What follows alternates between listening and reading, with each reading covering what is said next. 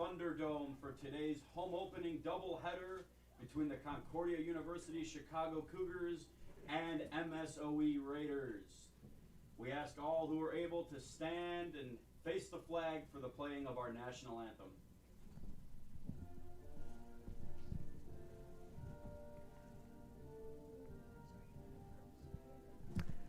And after this, turn it on for me.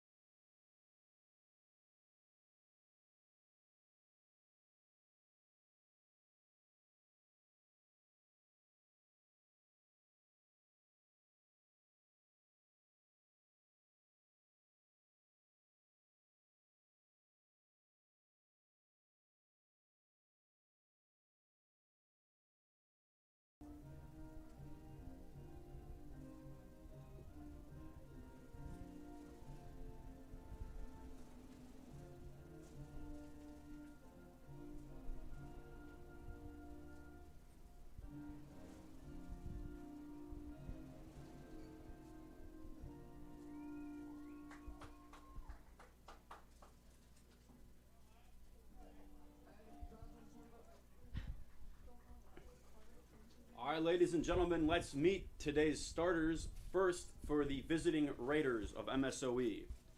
Leading off will be the second baseman at number 23, Brandon Beauchamp. Batting second, the third baseman, number 28, Micah Overly. Hitting third, number 24, the first baseman, Chris Barnes.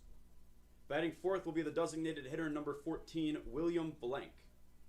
Batting fifth, the catcher, number 20, Noah Ernst. Batting sixth and playing right field, number 26, Blake Hall. Batting seventh, left fielder, number 10, Justin Bickman. Batting eighth, the center fielder, number 17, Adam Graham. And batting ninth, the shortstop, number 7, Josh Byer. Pitching today for the Raiders will be number 16, Noah Davison. The Raiders are managed by Steve Sanfilippo. And now let's meet the Cougars starters. Batting leadoff, left fielder, number 12, Howie Hatton. Batting second, the catcher, number 1, Michael Savali. Batting third and playing third base, number 17, Gary Maynard. Hitting cleanup and playing first base, number 8, Brody Mariotti. Batting fifth, the designated hitter, number 30, Colton Wallace. Batting sixth, the shortstop, number 6, Matthew Uba. Batting seventh, the second baseman, number 2, Christian Jacob. Hitting eighth and playing center field, number 9, Niles Gall. And batting ninth, the right fielder, number 5, Aiden Donovan. On the bump today for the Cougars is number 45, Cole Carman, and the Cougars are, of course, managed by Colin Connor. Let's play ball.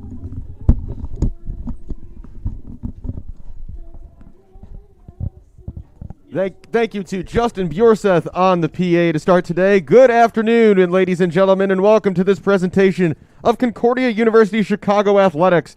The moment many of you have been waiting for, baseball is back at CUC. The Cougars return to the Thunderdome here in River Forest for their first home games of 2021 as they host the Milwaukee School of Engineering Raiders today for a doubleheader. Welcome to the first of our 2 broadcasts. I'm Alex Campbell. The Cougars began the season with 4 games away at DePaul before their last game at North Park. They bring in a 1-4 record, but on the brighter side, they are 29-4 all-time against the Raiders, who enter today's game 0-2. You just heard the starters over the PA from Justin. And a quick focus now on the Cougars' man on the bump today, the ace of this CUC pitching staff, number 45, Cole Carman, a 6'4 senior from Littleton, Colorado. Cole with 1 start this season. He went 6 innings, 4 strikeouts, 2 walks, and 2 earned runs.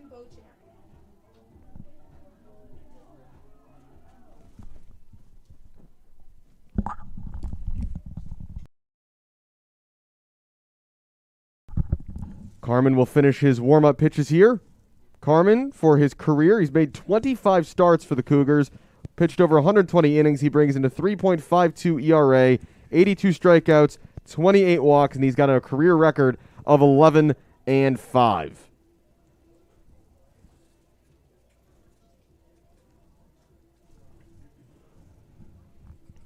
Going quickly around the diamond here, behind the plate today, Michael Zavoli. Third base, number 17, Gary Maynard. Shortstop is number 6, Matthew Uba. Second base, number 2, Christian Jacob. First base is number 8, Brody Mariotti. Left field, number 12, Howie Hatton. Center field is number 9, Niles Gall. And the right fielder is number 5, Aiden Donovan. Filling out the batting order will be the DH, number 30, Colton Wallace. A quick final meeting on the mound, and striding into the batter's box to start things out today for MSOE is number 23, Brandon Beauchamp.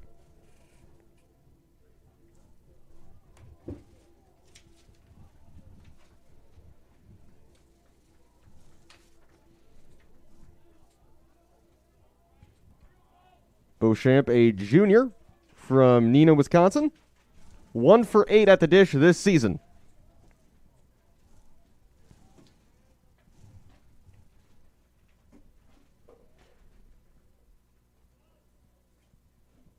And Carmen delivers the first pitch here of the season, and it's grounded to second base, and it skips off the glove there of the second baseman into center field.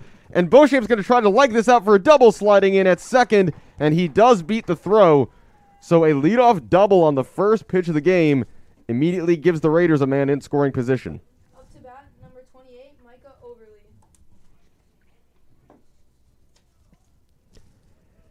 That one just went skipping off the top of the glove of Christian Jacob at second base. Looked like it might have gotten a tough hop there off the intersection of the infield grass and the dirt. So Beauchamp at second. Now up to bat, this is number 28 for MSOE, Micah Overly. Overly, who also pitches occasionally for this MSOE team. Making his 10th appearance for MSOE, the sophomore. Carmen will check the runner at second and deliver. And that is a called strike, 0-1.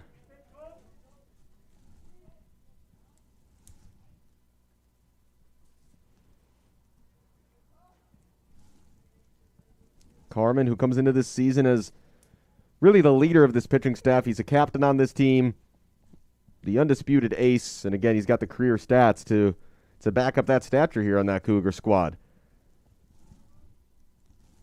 0-1 to Overly. Overly swings and misses, breaking ball down and in. 0-2.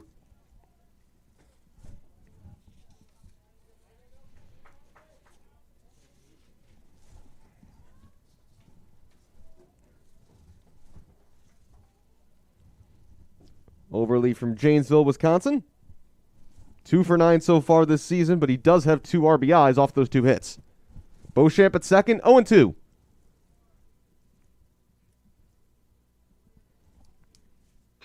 And that ball is driven high in the air into the right center field gap. Outfielders going back. They're looking up, and it is gone. And on an 0-2 count, Micah Overly takes Cole Carmen deep and gives MSOE an early 2-0 lead.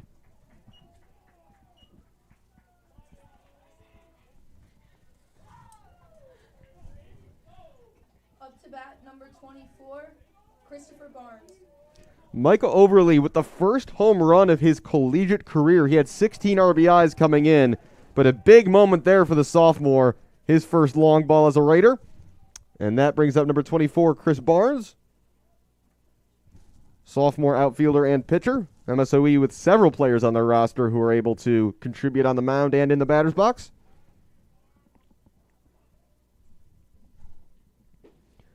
Barnes takes a strike. 0-1. Barnes from Menominee Falls, Wisconsin. 1 for 8 this year. And in 9 games as a Raider, he has a .364 career batting average. Base is empty, 2-0, nobody out here in the top of the first inning. Carmen to deliver again, and this one is again driven into the gap. That's going to get down and find some space. It will roll to the wall, and rounding first is Barnes. He'll head for 2, and that is where he will stop. And it is the second double and third hit in 3 batters for the Raiders to start things off today here at the Thunderdome. Up to bat, number 14, William Blank.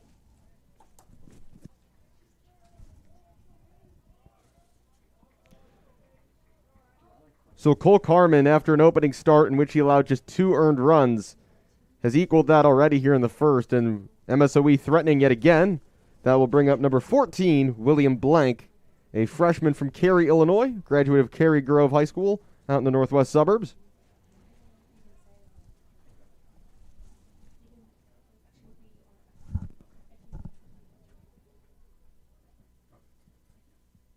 Carmen to deliver.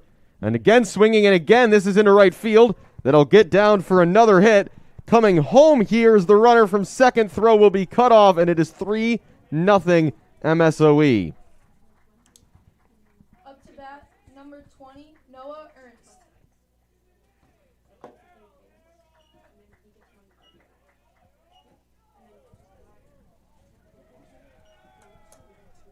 A difficult opening frame so far here for the Cougars, as that brings up number 20, Noah Ernst, junior from Naperville.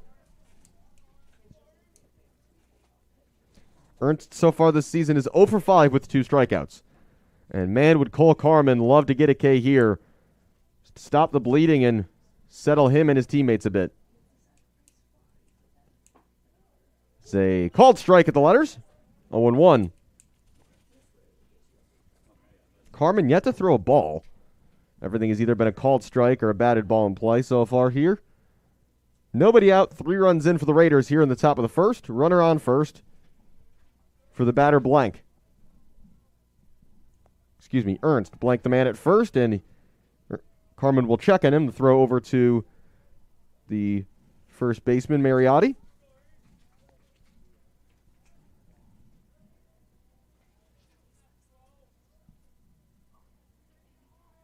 The 0-1 pitch from Carmen is just high, 1-1.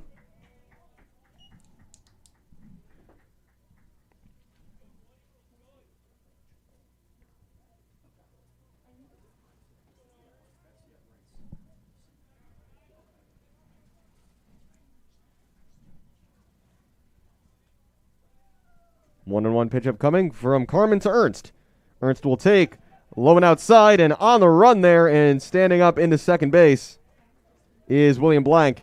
And once again, the Raiders have a man in scoring position.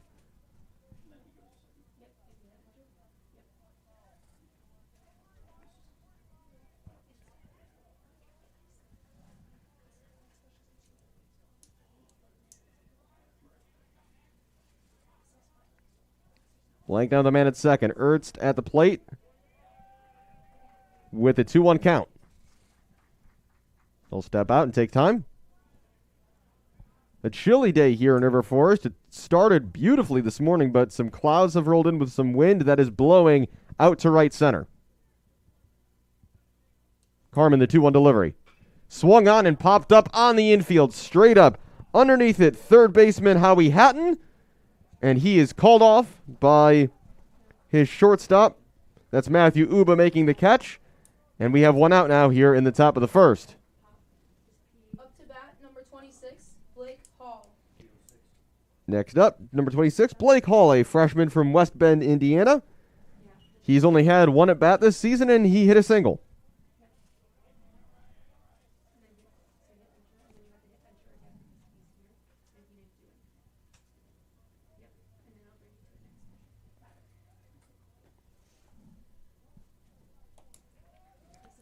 They'll step out and take time.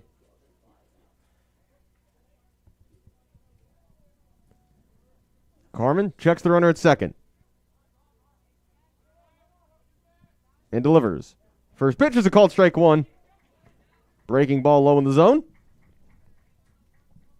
0-1 count. Again, a doubleheader today, so at the conclusion of this game later, we'll have more baseball on tap for you into the afternoon and early evening today here at Concordia.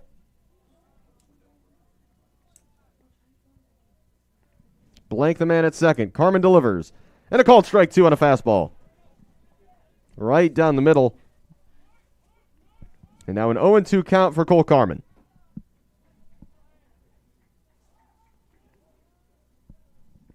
against the freshman Hall.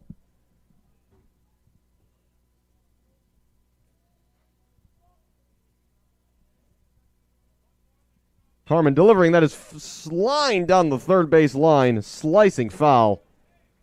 A few more inches to the right. It could have been another run for the Raiders.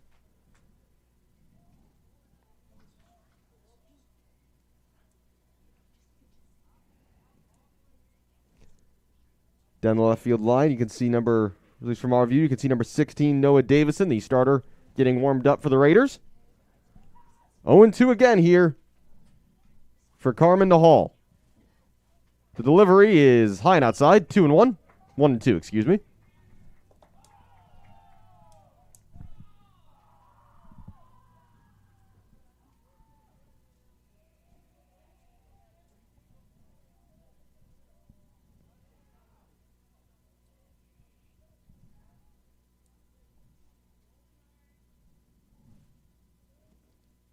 Carmen to deliver again. 1-2 count. Checks the runner. And that ball just outside. 2-2.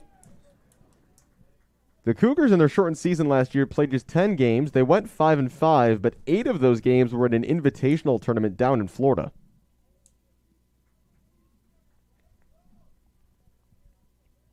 So it has been a long time since they've been able to consistently enjoy the comforts of home here at the Thunderdome.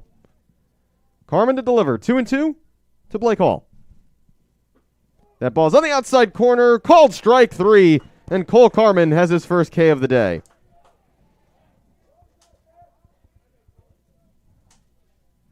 Batting next, number 10, Justin Bickman.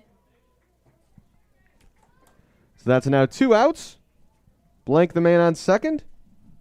And up to bat will come number 10, Justin Bickman, a senior from Sebring, Florida.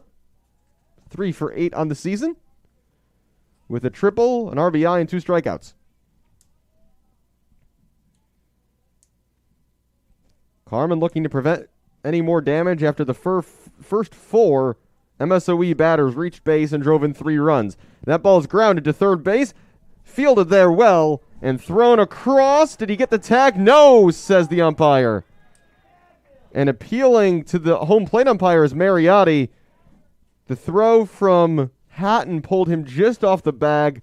Mariotti tried to swing his glove around and put the tag on. Concordia is insisting that it happened, and now we're going to have a discussion with one of the Cougars coaches coming out of the dugout. And the umpires will talk this over.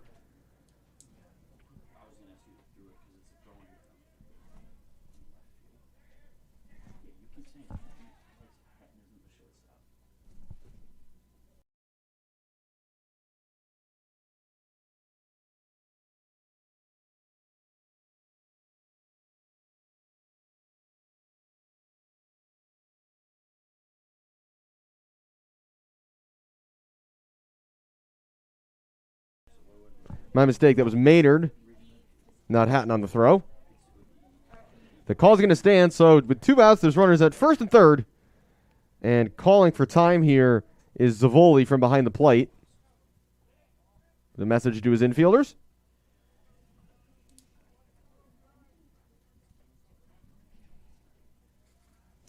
Adam Graham, a junior from Naperville, now in the box for the Raiders. Runners on the corners, 2 outs. Carmen with the delivery. Swing and miss. Strike 1. Way out in front of that one was Graham.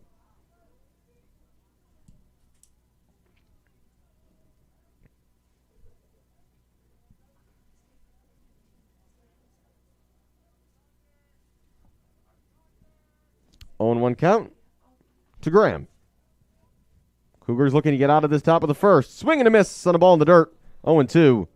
And another breaking ball that Graham got nowhere near from Cole Carmen.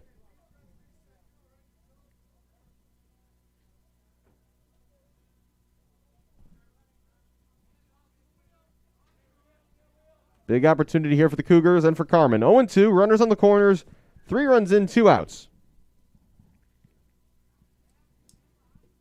And a swing and a miss. Strike 3, the tag applied. Carmen gets his second strikeout, and the Cougars are out of the top of the first. 4 hits, 3 runs, no errors, 2 men left stranded. We'll go to the bottom of the first. Cougars coming up with work to do, trailing 3-0.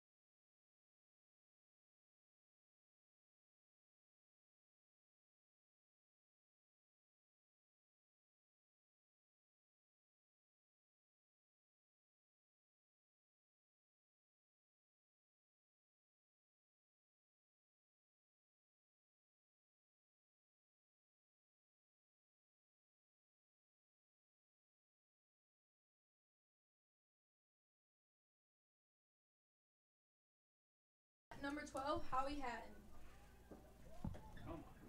Bottom of the first, Howie Hatton to lead things off here for the Cougars, and they will face number 16, Noah Davison, the senior making his first appearance and first start of the season. 25 career games, 4 starts. He brings in a 6.19 ERA, 37 strikeouts, 25 walks, and his opening delivery is a called fastball strike on the inside corner to number 12, Howie Hatton. The left fielder today, a junior from North Riverside. Hatton, who has started every game this season. He's got 3 RBIs and has scored 4 runs. 0-1. Pitch in the exact same spot, called a strike again, inside corner, 0-2. As Davison brings the heat to start things off.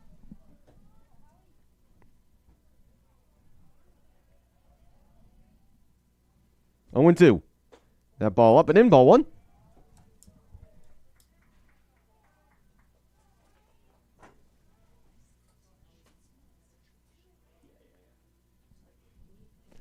Davison's 1-2 delivery. That is lined right at the shortstop.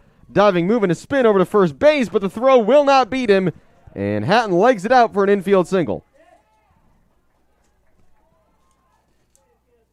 That was Josh Byer on the throw.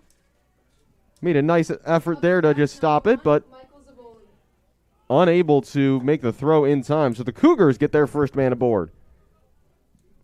Stepping in now, the catcher, number 1, Michael Zavoli, junior from Lake Barrington, Illinois. Making his 3rd start of the year. Been solid from the plate so far, hitting .364 with an .826 OPS. This is the 19th game of his Cougars career, and he's now ahead in the count 2-0.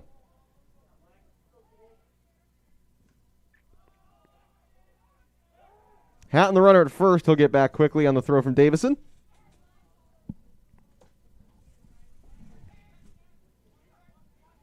Davidson back sets. Hatton dancing around at first a bunch. That's a called strike.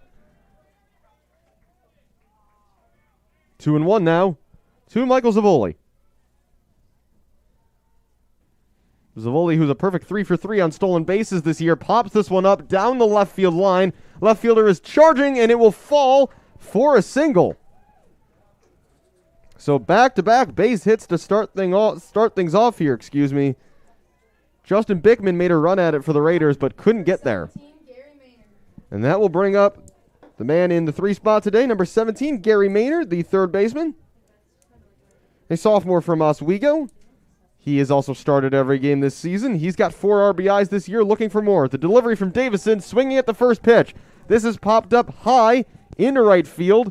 Tagging at second base and making a run for third is Hatton. He will stand up easily. So a fly ball out, but it moves the runner. Up to bat, number 8, Brody Mariotti. Brody Mariotti, the first baseman, the cleanup man for the Cougars today. He started every game this year. He's got 3 home runs already on the campaign. And if he could find another one here, that would tie this game up here in the first. Runners on first and third. Davison sets and delivers. And strike one. Low and outside. Davison going to work very quickly here on the mound for the Raiders. 0-1 is lined foul. And quickly, it's 0-2 to Mariotti. Runners on the corners. 1 out here in the bottom of the first. Cougars trail 3-0. But this is a man who they'd look to change things on the scoreboard. Runner goes, and now Davison's got to make a decision, and caught in between now is Zavoli. He goes down, and he's called out in between first and second. No runner advances, and Zavoli is picked off.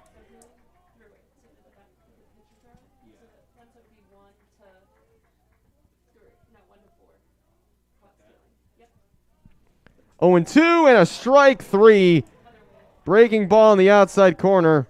Mariotti goes down swinging, and the Cougars come up empty here in the bottom of the first. 2 hits, no runs, 2 men left. We'll go to the second inning. Raiders lead 3-0.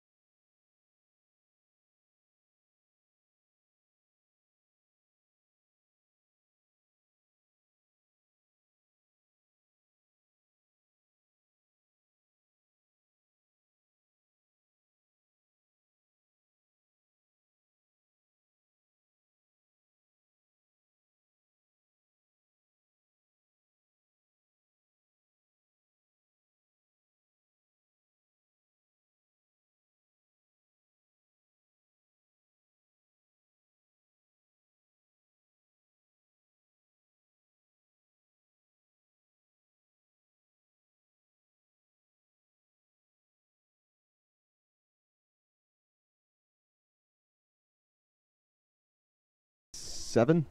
Up to bat, number 7, Josh Byer. Top of the second here at Concordia. The MSOE Raiders lead 3-0. On an early barrage, they scored all 3 of their runs before recording an out in the first. Leading off this inning will be number 7, the shortstop, Josh Byer. Junior from Mount Horeb, Wisconsin. 1 for 8 from the dish in 2 games this year. Both games for MSOE this year were against Dominican, losing both in close contests.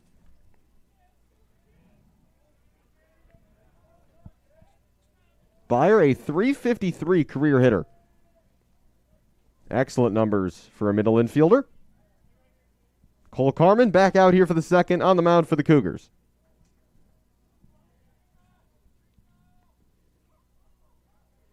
Carmen's delivery, called strike. Could sense he really reached back for that one a bit. Looking to put that first inning behind him.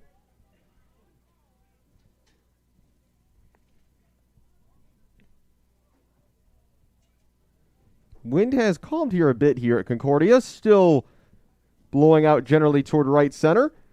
0-1 pitch is swung on and missed. Byer misjudged that one. I think he was sitting fastball and he got a breaker. It's 0-2.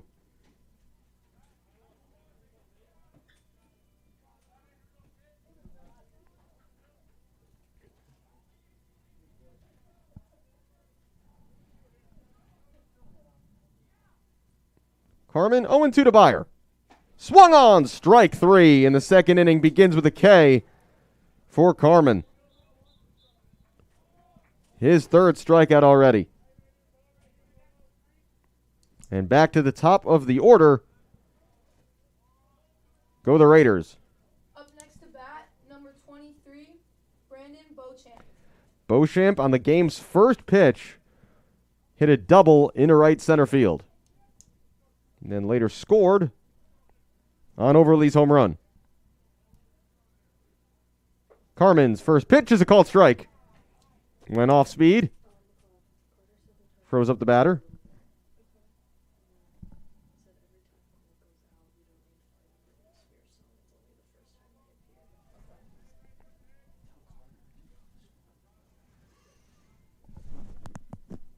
Carmen delivering. Strike 2 called.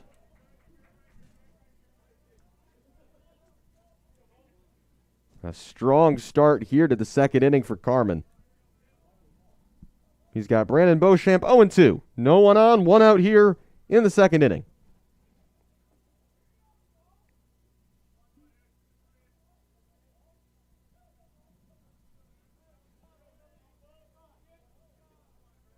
The 0-2. Down and in, ball 1.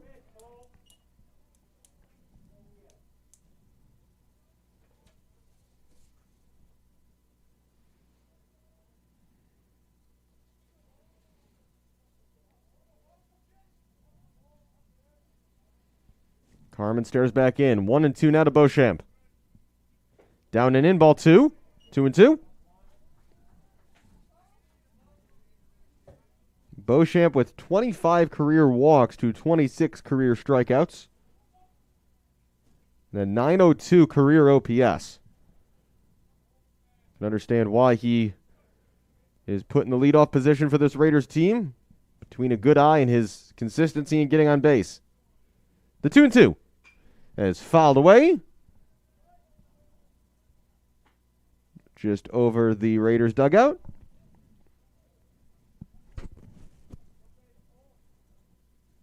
The longest at bat of this game so far.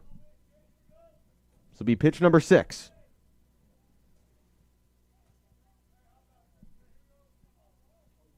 Again the 2-2. Chopped down toward third base. Charging in there on the run. Throwing across the diamond and getting the out. A nice defensive play by number 17, Gary Maynard. Up to bat, number 28, Micah Overly. And Overly, the man who did the most damage so far in this game, a 2-run homer in the top of the first. Back up here to bat in the second for round 2 against Cole Carmen.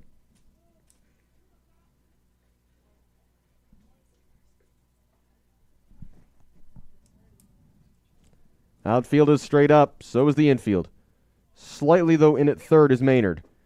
And strike 1 is taken. And once again, Cole Carmen jumps ahead in the count.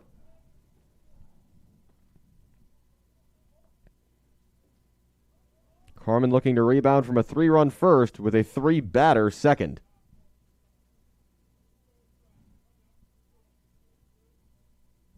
The 0-1 to Overly is fouled straight back, 0-2.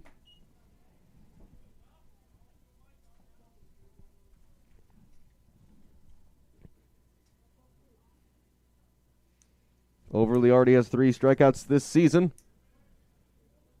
Can Carmen find his 4th of his season and his own 4th of the day?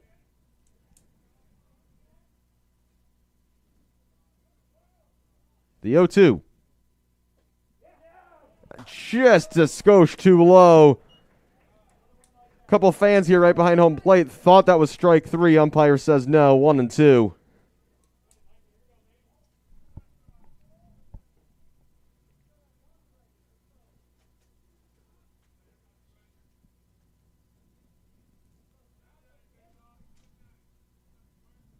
Carmen to deliver again. Chopped down the first base line. Foul. And the count stays at 1-2.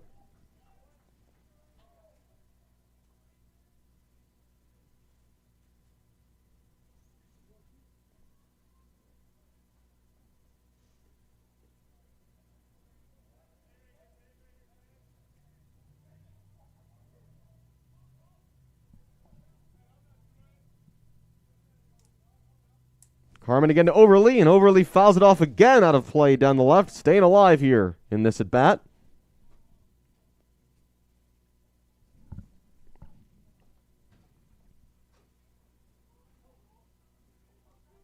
Carmen went 5 innings against DePaul in his first start of the year. You know the Cougars would love to get that much work out of him today. Again, the 1-2 coming. Is outside, 2-2. Carmen looking to get over lead to chase a fastball.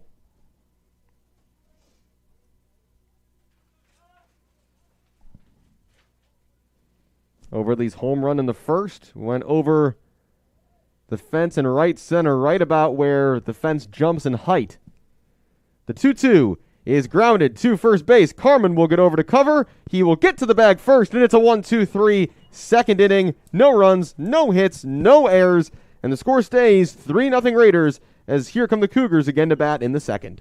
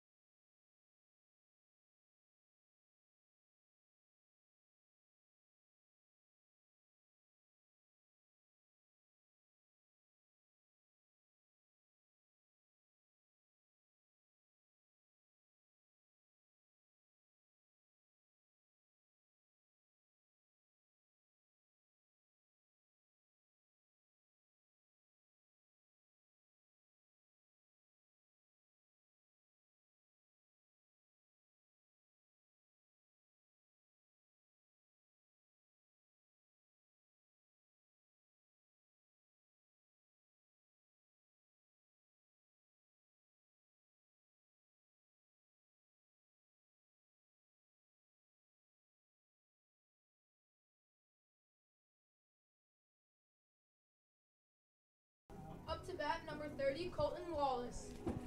Welcome back, and the sun peeking out here in River Forest. How about that after a few minutes at the start of this game where the weather looked like it might be taking a turn for the worse? We've got a little sunshine here at the Thunderdome, and up to bat to begin the second inning for the Cougars is number 30, Colton Wallace, the DH today.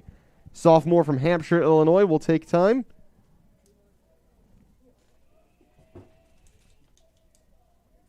Four Cougars came to the dish in the first inning, 2 singles, but a man picked off a fly out and a strikeout. This ball is bounced to third. Running hard is Wallace, and the throw sails over, but plenty of defensive backup there in anticipation for MSOE. They were ready, and that will hold the runner at first. So Wallace is aboard with an infield single. Up to bat, number 6, Matthew Uba. Although that could be an error.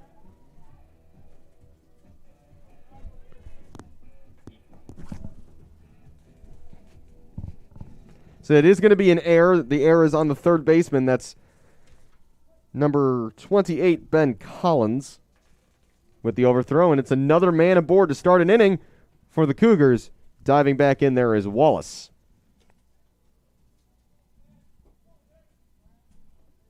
Now batting for the Cougars is number 6, Matthew Uba, the shortstop.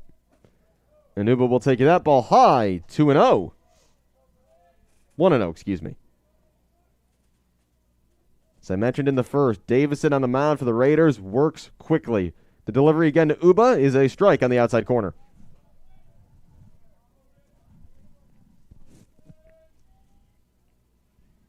The Cougars are on a 9-game winning streak against these Raiders,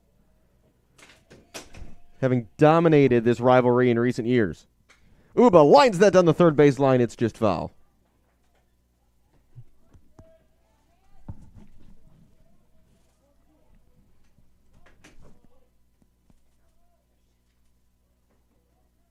One and two, the count now to Matthew Uba. Davison's delivery.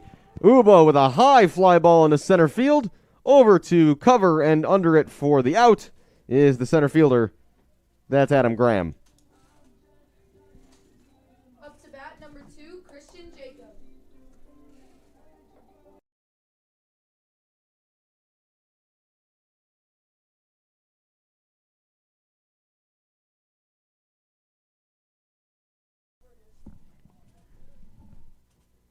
Now batting for the Cougars, number 2, Christian Jacob. Jacob swinging at the first pitch, flies this high in the air, shallow center field, right fielder and center fielder converge, and again, making the catch is Graham. So back-to-back flyouts to center for the Cougars. And with 2 outs, that'll bring up number 9, Niles Gall. Up to bat, number 9, Niles Gall. Gall, a junior from Oak Lawn. His second start of the season. He's right on top of the plate here to face Davison. Strike 1 on the inside corner. Well-placed pitch there by the Raiders pitcher, and maybe just trying to get Gall to back off just a smidge, which it looks like he has. 0-1. And laying down the bunt unexpectedly is Gall. He's flying down the first base line. There will be no play. An aggressive move by Gall and the Cougars, but it pays off. And the bunt single for Niles Gall. Up to bat, number 5, Aiden Donovan. Even if Davison got there, the speed that Gall was flying down the line with, I don't think a throw would have beaten him. And with 2 outs, for the first time today, they'll bring up the 9-hitter, Aiden Donovan. Donovan swinging at the first pitch, slices that out of play, 0-1. Donovan, a freshman who has started every game. He's got an OPS over 1,000 so far this year. He has been excellent at the plate to start his Cougars career.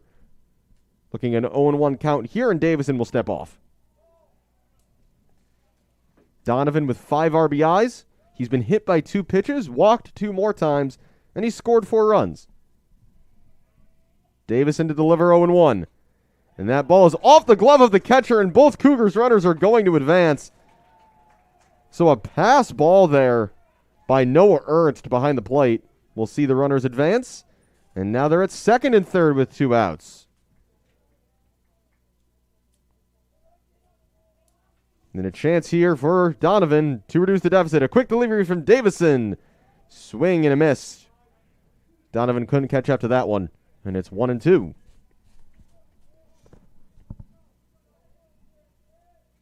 Davison ended the first inning with a strikeout. Delivering here, and the breaking ball is high.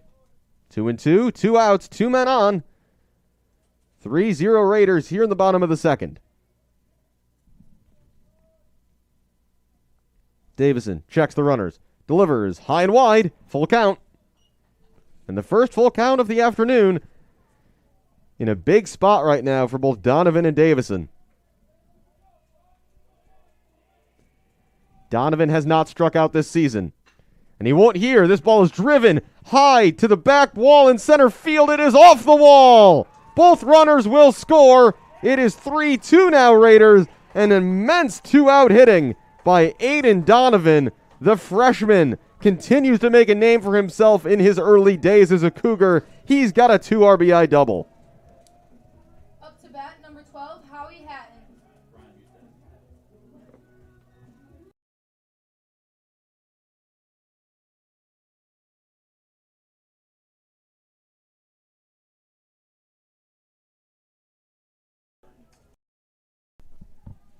So now a man at second is Donovan, and we're back to the top of the order, and that is high and tight. Ball 1 to Howie Hatton. That was quite a drive to center field, the wind helping out as well as that ball went off the base of the wall to reduce it to a 1-run game. And this is out to deep right center, but tracking is the right fielder, and on the run to make the catch for out number 3 is Blake Hall. That'll do it in the inning, though. 2 runs, 2 hits, 1 error, and the Cougars are back within 1 as we head to the third.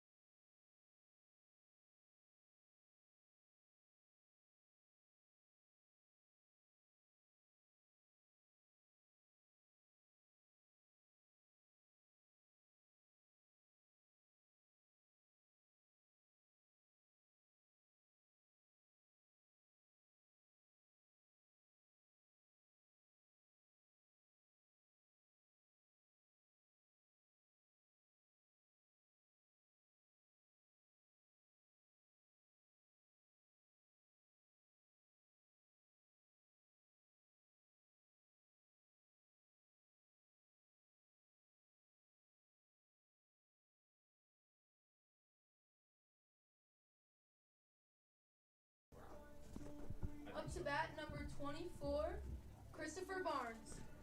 Top of the third here at the Thunderdome. Alex Campbell with you here for Cougars Baseball, the home opener, as CUC takes on MSOE.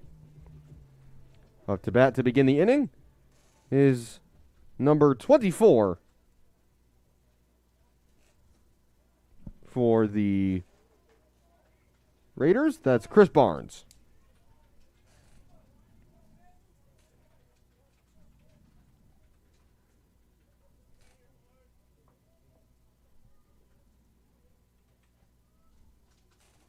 Cole Carmen on the bump again here to start the third. Delivering, that's low and outside. The first pitch to Barnes.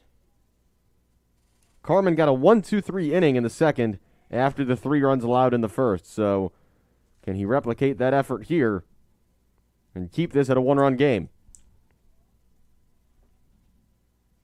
The 1-0. Called. Strike, 1-1.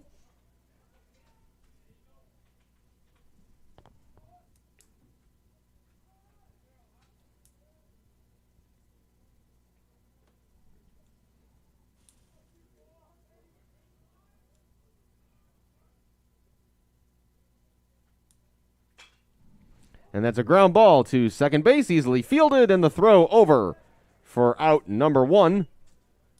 Christian Jacob with the put out there from second base. Up to bat, number 14, William Blank. That'll bring up Will Blake. Blake, who his first time up had an RBI single.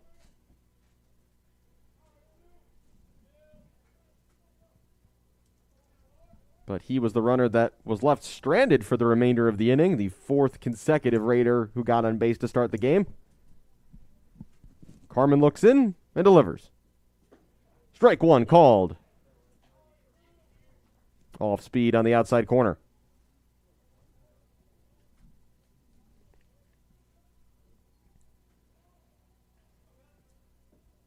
It was impressive how settled Carmen looked coming out onto the mound for the second inning despite the first, and he looks to have that same composure here in the third. The 0-1. Called, strike 2.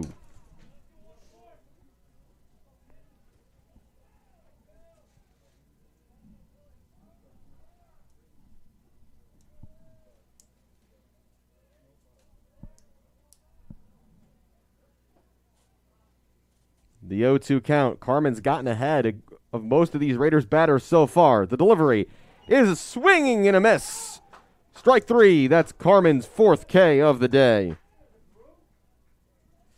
Up to bat, number 20, Noah Ernst.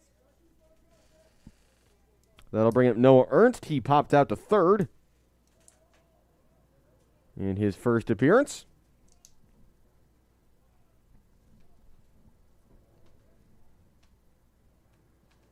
Cole Carmen looking for back-to-back 1-2-3 innings.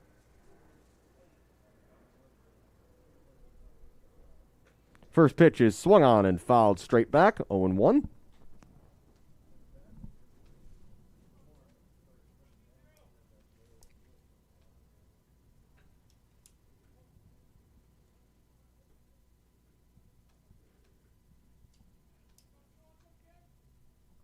Outfield playing straight up, infield as well. 0-1. Thought about it, but checked up, and it's 1-1.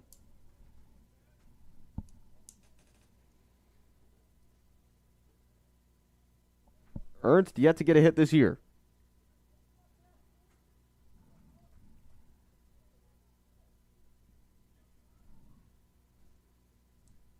Carmen's 1-1. Swung on a pitch in the dirt, low and outside. And immediately you could see Ernst regretted that swing. 1-2.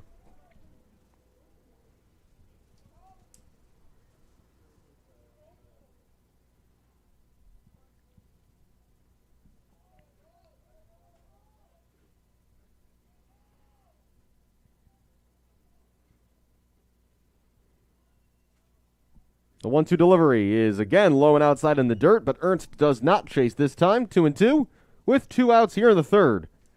3-2 Raiders.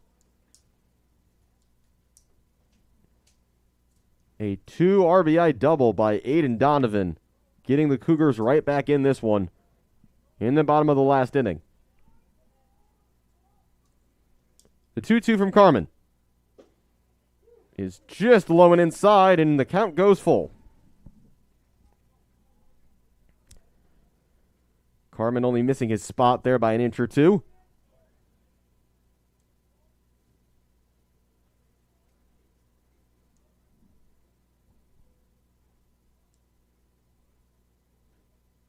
And the 3-2 pitch is low and outside for the first walk issued by Carmen today. So with 2 outs, the Raiders get a man aboard. Up to bat, number 26, Blake Hall. And that will bring up Blake Hall. Hall, who struck out looking in the first.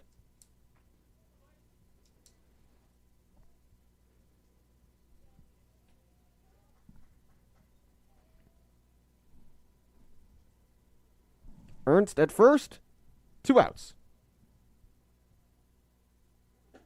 Strike one called on a fastball from Cole Carmen.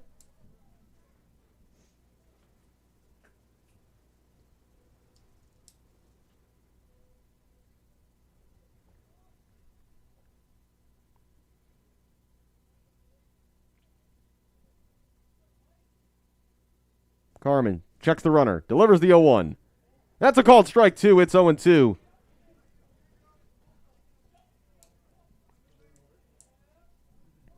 Carmen looking to come straight back from that walk with a K. 0-2 here to Blake Hall.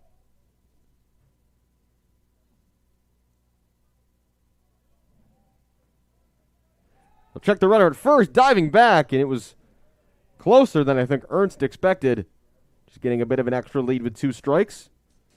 Throw not quite in time.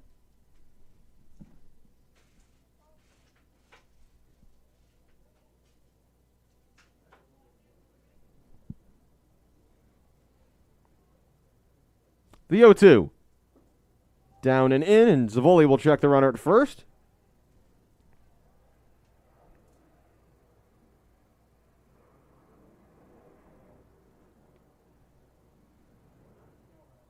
Carmen was ahead of Ernst in the last at-bat. Won't want to let Hall get away from him here. 1-2 count. A couple checks on Ernst at first. And the delivery is fouled off down the third baseline.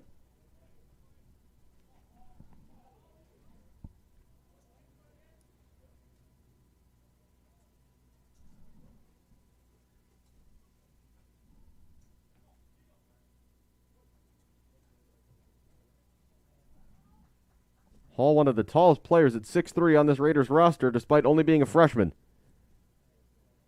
Carmen's delivery is pulled fouled on the first base line.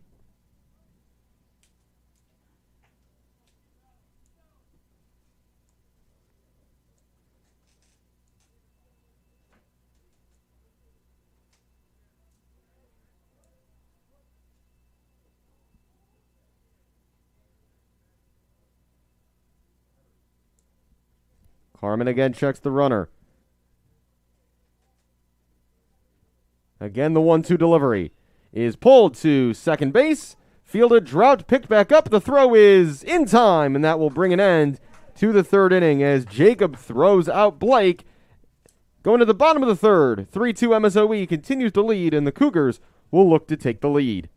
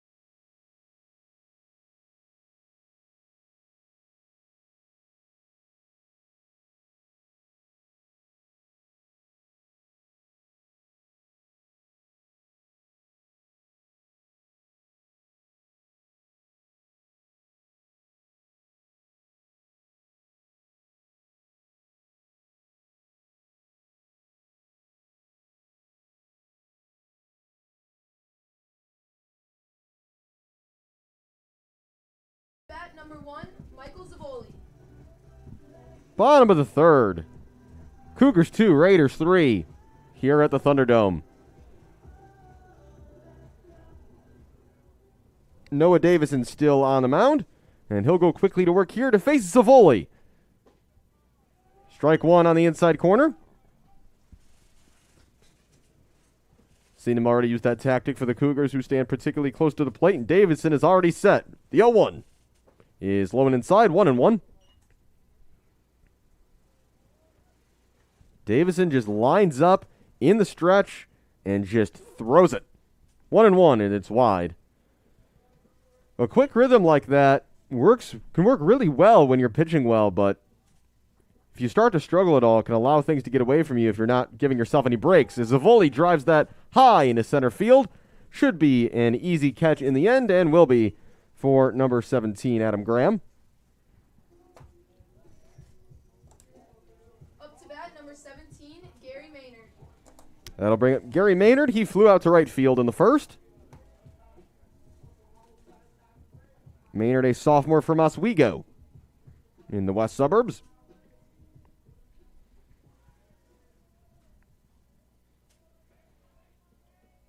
Davidson delivers, and it's just inside. That almost caught Maynard, but it's 1-0.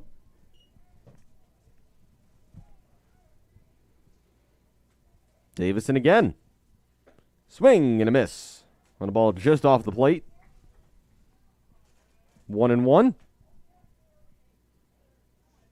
Cougars can't take any time getting set in the batter's box. Pitch is already coming from Davison, and he blew that one right by Maynard. 1-2. Davison, in addition to working fast, has shown he can throw pretty darn fast too. And he changes speeds there. Called strike 3. Maynard frozen by the off-speed pitch. And that's out number 2. Up to bat, number 8, Brody Mariotti. That'll bring up Brody Mariotti. He struck out in the first. But a man who's been a career power bat with an OPS over 1,000. Davidson delivers. Strike 1.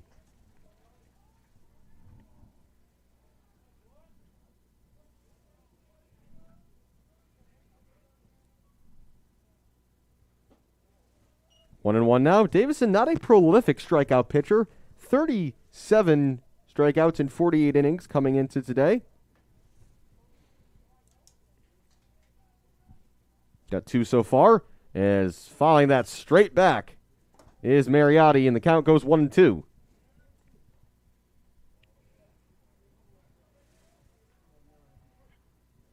Davison already set to throw. The 1-2 is grounded to shortstop. It's off the glove of the shortstop. He's going to have to work quickly. He gets the throw all the way across the diamond. That's a nice regather and defensive play by Josh Beyer. The Cougars go in order here in the third. 3-2 MSO leads as we head to the fourth.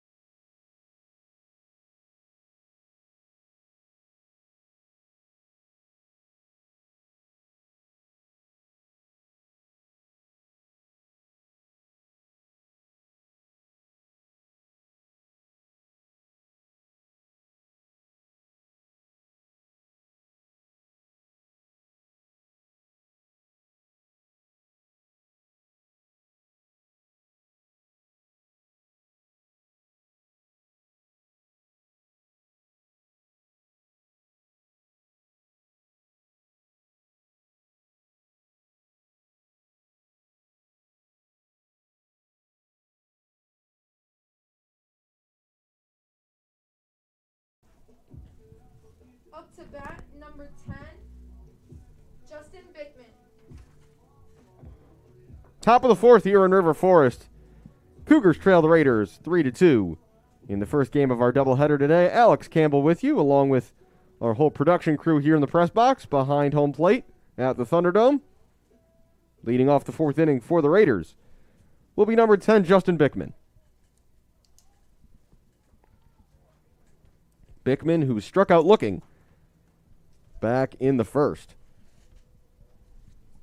Cole Carmen still in the game for the Cougars. Strike one on the outside corner. Chuck swing did not matter. Wind picking up again here at Concordia. And blowing more out toward left field now, rather than right center where it was going earlier. Carmen, the 0-1. He's in the dirt, 1-1.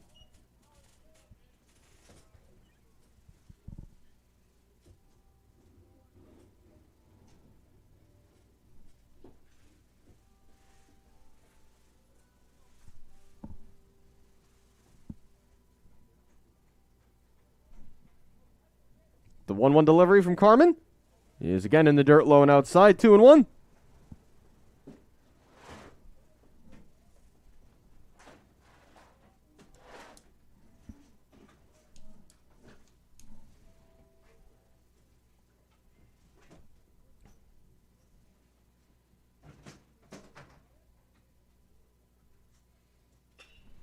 And that ball is popped up into right center field. Two players converging, but over to make the catch is number 9, Niles Gall. Up to bat, number 17, Adam Graham.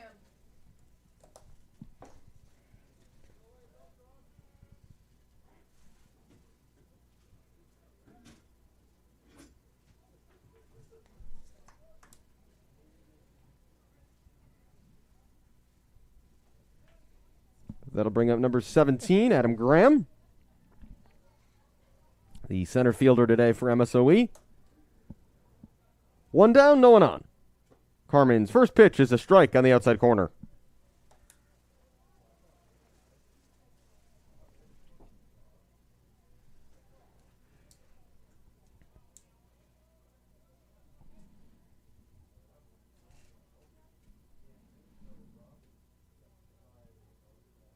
The 0-1 is popped up down the first base line. In play for Mariotti to make the catch for out number 2.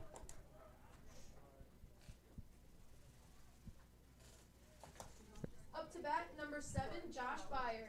And after 2 flyouts, that'll bring up Byer, the shortstop. Byer struck out to lead off the second.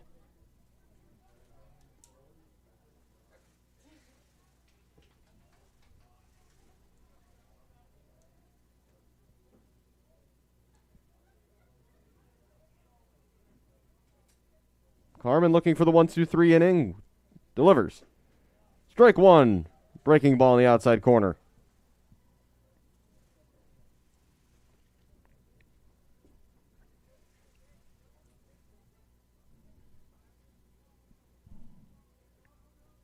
Carmen, standing 6'4", can get a lot of leverage on his pitches. Not only speed on the fastballs, but break on pitches like that. 0-2. Another breaker. On a swing and a miss by Byer.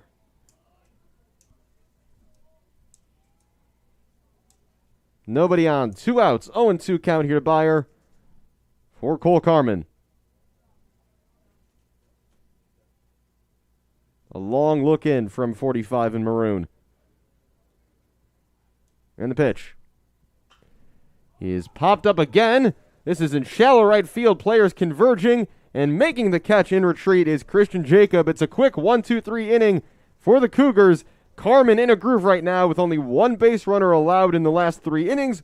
We'll go to the bottom of the 4th. Cougars still trail by 1.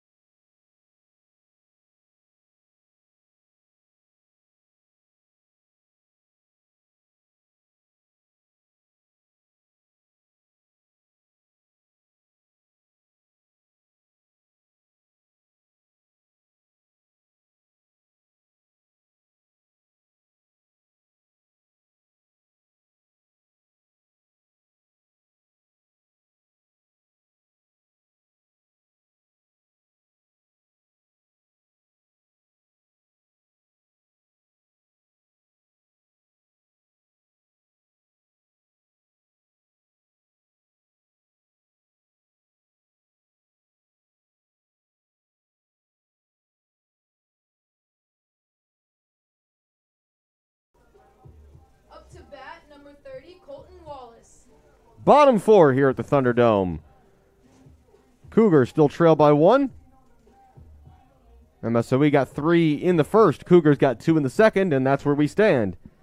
As now at the plate is number 30, Colton Wallace. Wallace, who reached first on an error back in the second inning. Takes strike 1 from Noah Davison, who, as we've gotten used to so far today, is quickly back to work, but the umpire says he's going to have to wait a few more seconds. Davison resets and now delivers. And that's pulled straight to third base, fielded and thrown across for the out by number 28. It's Ben Collins, the third baseman. Up to bat, number 6, Matthew Uba.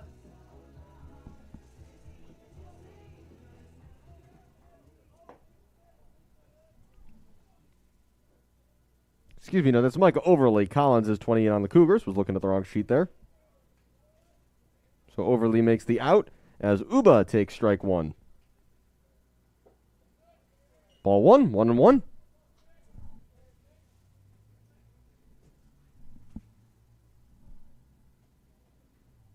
Davison again. As Uba lines this one into straightaway center, tracking it and making the catch is Adam Graham.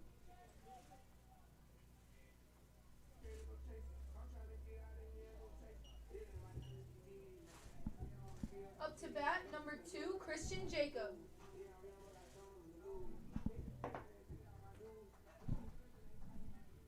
Christian Jacob, the man now up for the Cougars. Nobody on, 2 outs, and ball 1 outside.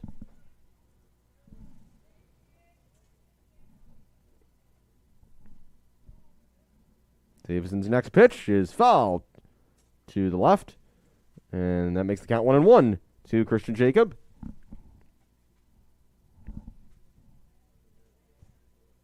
The 1-1 from Davison. Swung on and missed on the heat. Jacob, a sophomore from Scottsdale, Arizona. Making his first plate appearances of the season today and takes ball 2.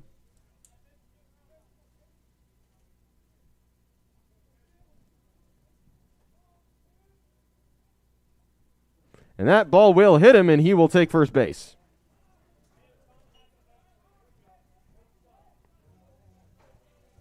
The first hit by pitch of the day.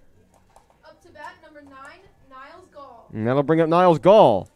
Gall, who singled back in that second inning and scored.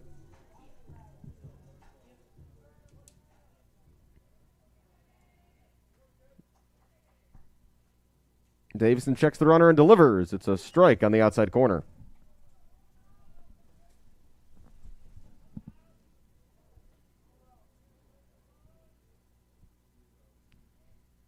The 0-1 now. Gall fouls that off left, and the count quickly 0-2, here with 2 outs in the fourth.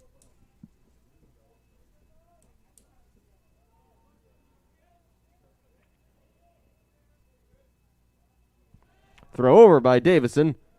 Back sliding is Jacob.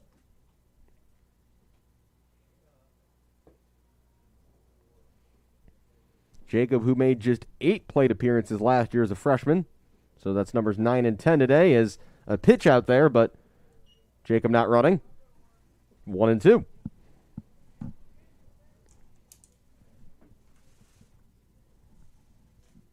Davison's delivery. That is scooped into center field. Will the ball drop fast enough? It will. Oh, my goodness. It was straight in and out of the glove of Graham, and Jacob is around third. He's going to try to score the plate. The plate, Jacob is safe. We've got a tie game at 3. A defensive error by the center fielder for the Raiders, and the Cougars have tied the game.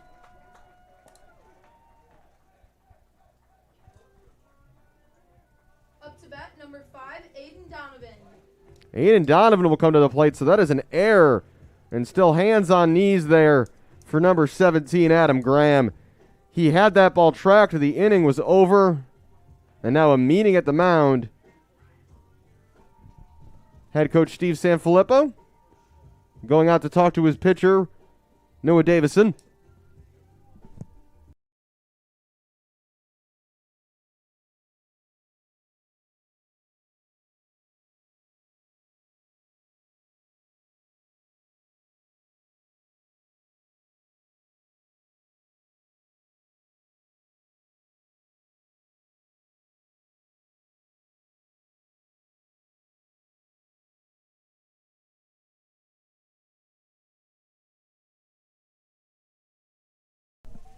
So a tie game now at 3 after the error by the center fielder Graham. That'll bring Donovan to the plate. Donovan, who had that 2 RBI double back in the second to get the Cougars on the board. Gall is the man at second, having batted in that run. Despite reaching on an error, Donovan takes ball 2 in the dirt, and the meeting at the mound does not seem to have settled down Davison.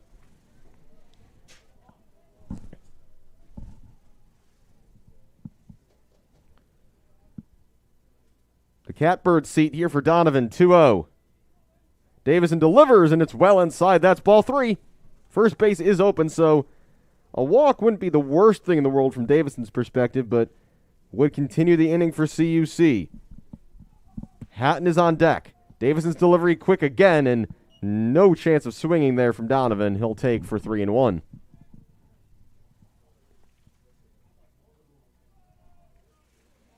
Davison checks the runner, who goes. Donovan swinging. It's a hit and run, but it's a ground ball to second. That will end the inning. But the Cougars have tied things up at 3. An error by the center fielder Graham brings home Christian Jacob, and we'll go to the 5th, tied at 3 apiece here in River Forest.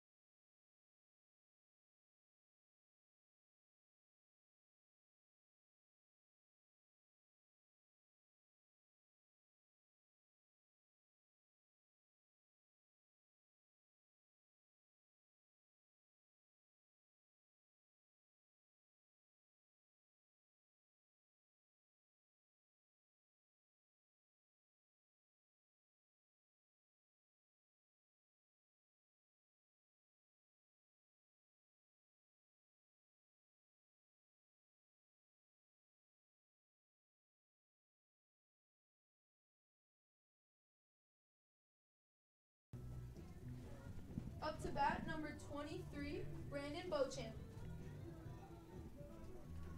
Top of the 5th inning here at Concordia, 3 apiece between the Cougars and the Raiders in the first game of our doubleheader this afternoon. And both teams will be at the top of their respective orders here in the 5th inning. And that will bring up Brandon Beauchamp for the Raiders. Beauchamp with a double and a ground out.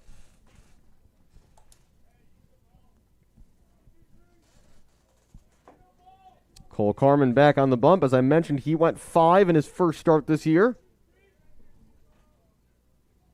But that was a 7-inning doubleheader, so the calculus might be a little bit different here.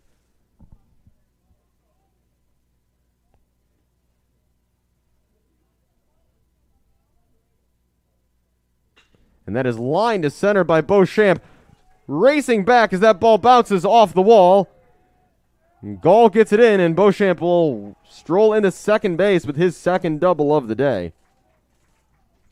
Up to bat, number 28, Micah Overly.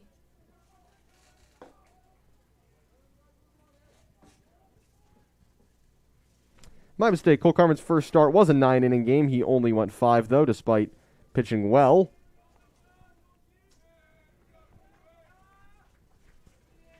And that will bring up Overly, who homered in the first with Beauchamp on second.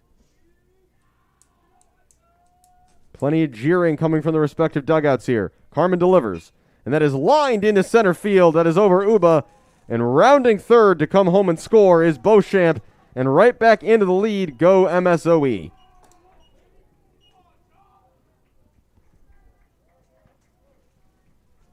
Up to bat, number 24, Christopher Barnes. Shades of the first inning here now in the 5th. As Christopher Barnes is up, he's got a double and a ground out today. And Carmen will check over to the dugout, and we're going to get a meeting at the mound now for the Cougars.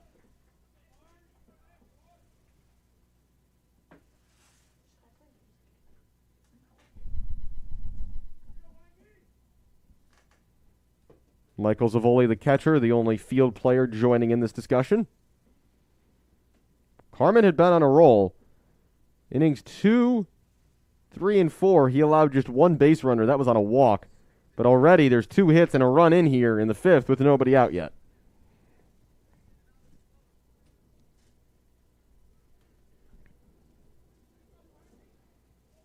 Ump is out from behind home plate to break up the meeting.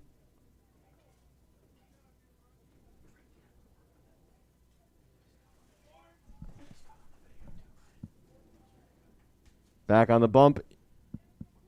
Now Carmen. Runner at first is Overly. Carmen checks. And now delivers to Barnes. Ball 1, down and in. Nice block there by Zavoli.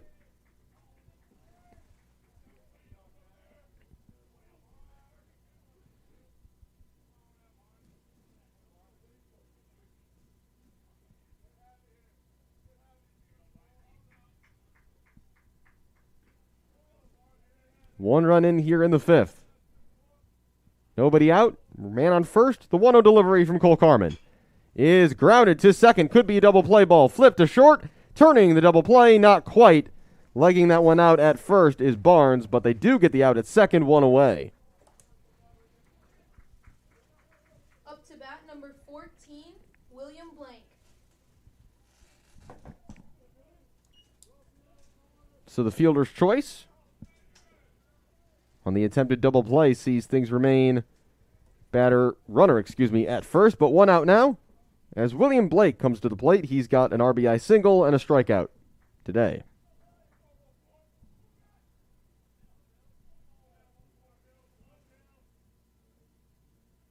Swing and a miss, strike 1 for Cole Carmen.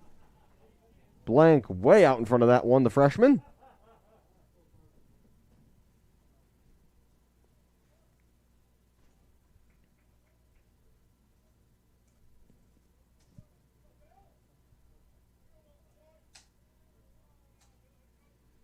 Carmen on 0-1. Big curveball. 0-2. Froze Blank on that one. He's got him right where he wants him. 0-2. 1 out here. Overly the man on first.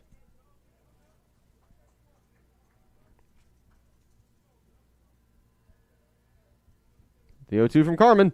Swung on and missed on a fastball just off the plate. That's Cole Carmen's 5th K of the day. Up to bat, number 20, Noah Ernst. 5 strikeouts now for Carmen.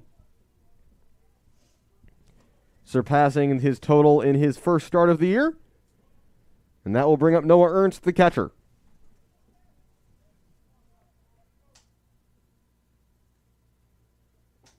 Ball blocked in the dirt, and a pickoff opportunity, and caught in between here is the runner, and he is out at second. A nice heads-up play by Zavoli as Mariotti throws out Overly to end the first inning. 1 run in, though, for the Raiders. They retake the lead 4-3 as we're halfway home heading to the bottom of the 5th.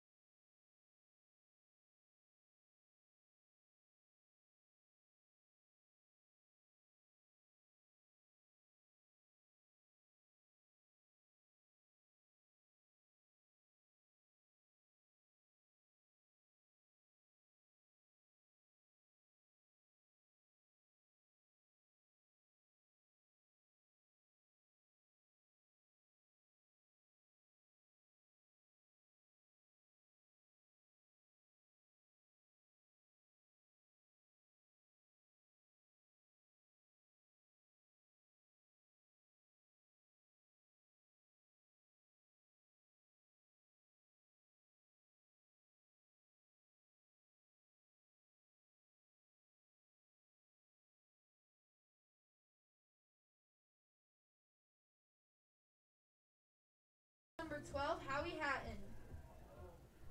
I don't know if that's perfect. 5, back to the top of the order for the Cougars. Howie Hatton in to face Davison, who remains in the game. Swing and miss for strike one.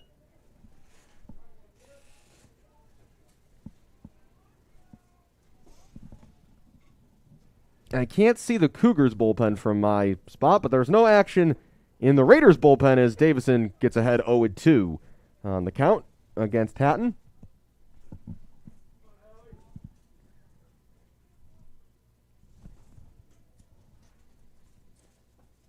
And that is a called strike 3. The off-speed pitch catches Hatton unaware. That is the third strikeout of the day for Davison. Up to bat number 1, Michael Zavoli. Michael Zavoli steps in. A single and a fly out to center today so far for the catcher. The delivery from Davison is taken for strike 1.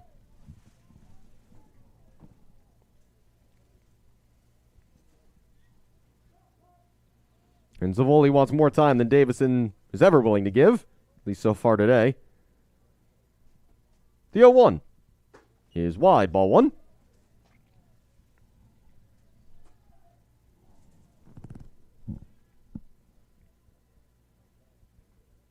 Davison delivers. Again, it's wide. 2-1.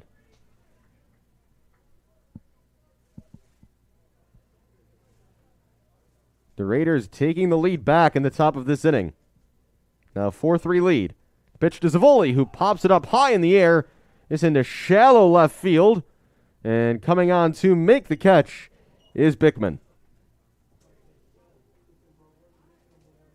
Up to bat number 17, Gary Maynard. That'll bring in Gary Maynard. A flyout and a strikeout so far today for the sophomore.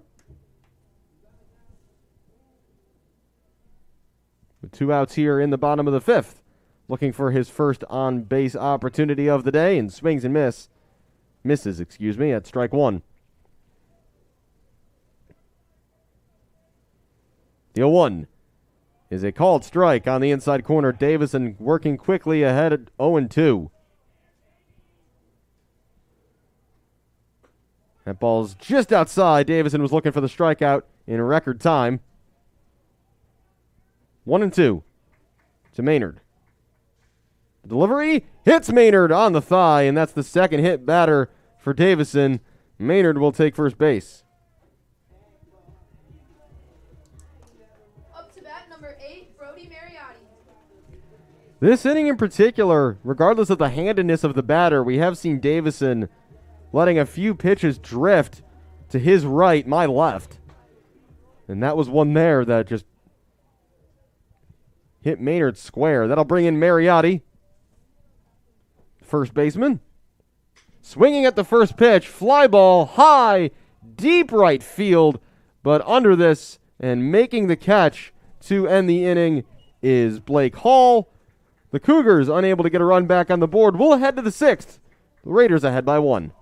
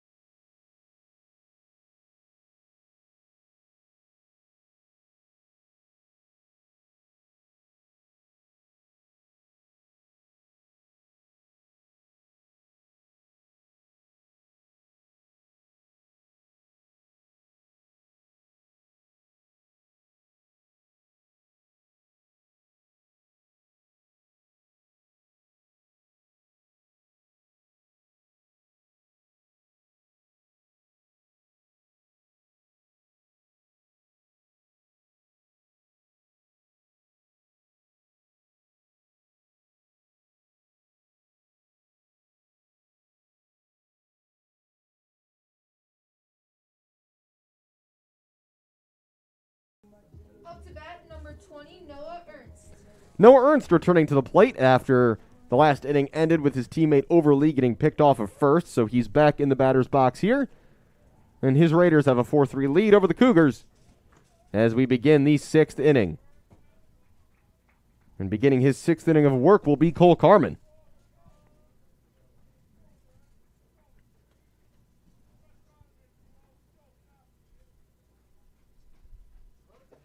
That's a called strike one.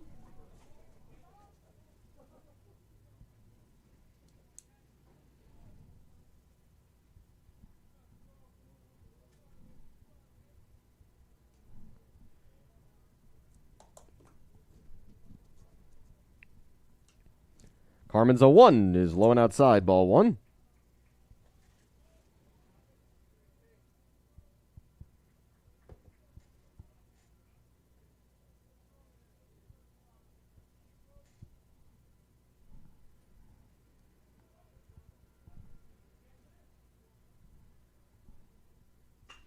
And that is driven into center field, charging in but unable to make a play on it is Gall, and that is a leadoff single to begin the 6th inning here for Noah Ernst.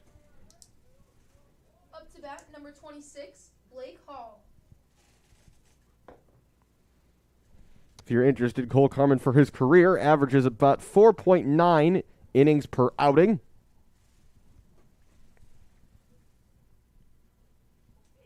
So if he gets through 6 here, that would be solidly above average. Ernst at first, nobody out.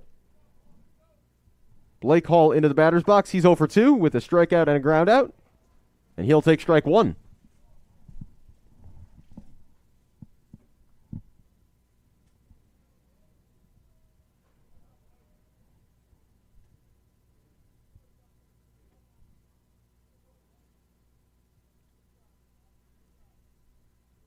The 0-1.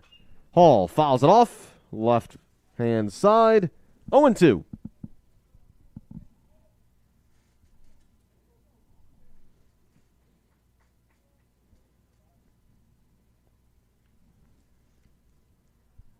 Carmen also averages about 3.5 strikeouts per start, and he's got 5 so far today. Looking for a 6th here. The 0-2 count. Ernst, the runner at first. The pitch, just low, 1-2. A reminder again, this is the first game of a doubleheader today at Concordia. And we'll have game 2 coming up later this afternoon. And it'll be Chandler Kerr on the bump to start for the Cougars in that one. Cole Carmen delivers here. Line to first base, and it's through for a base hit. Ernst will round second, but be held there. So runners at first and second to begin the inning here for MSOE. Up to bat, number 10, Justin Bickman. It'll bring up the left fielder, Justin Bickman. Bickman today has a single and a fly out to center.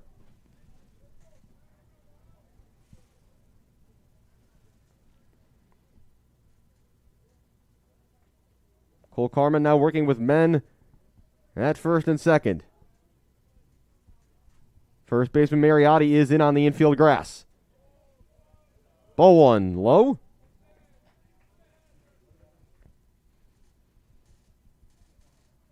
Middle infielders are at double play depth. Maynard on the edge of the grass at third.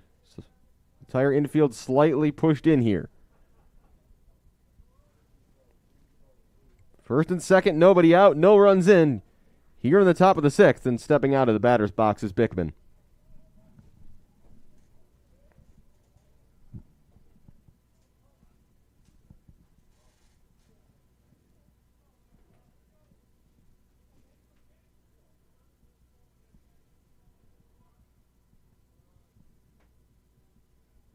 The 1-0 from Carmen is swung on and missed on the breaking ball. 1-1.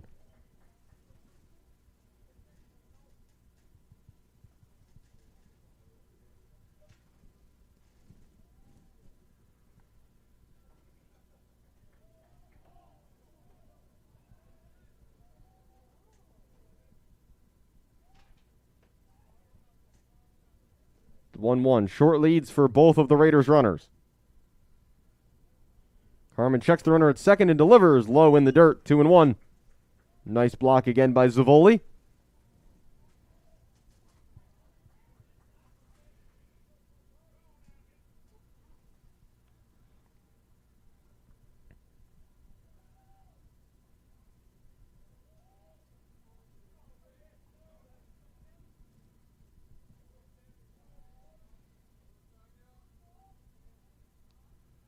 The 2-1.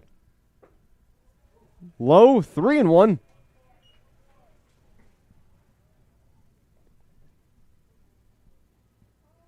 The Raiders scored one early in the fifth, but Carmen shut them down after that. But MSOE threatening again here to begin the sixth.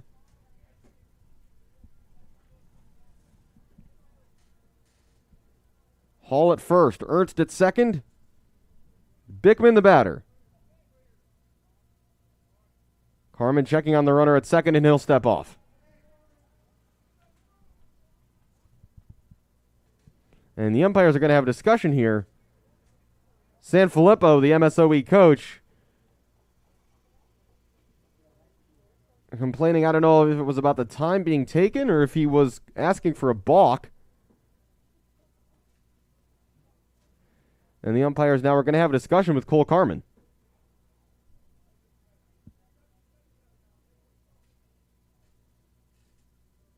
Umpires now going over to the CUC bench as well. And Carmen and the second base umpire continuing to talk. But Steve Sanfilippo, who's in his 8th season at the helm of MSOE, was clearly animated about something there.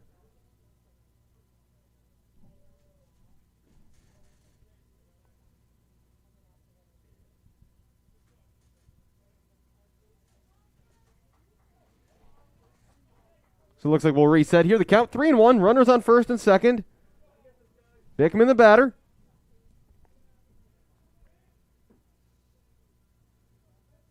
Carmen checks the runner once, twice. Still staring down. Now we'll throw. Swung on a miss. Strike two. Runners are going. The throw goes to second base. And both runners are safe.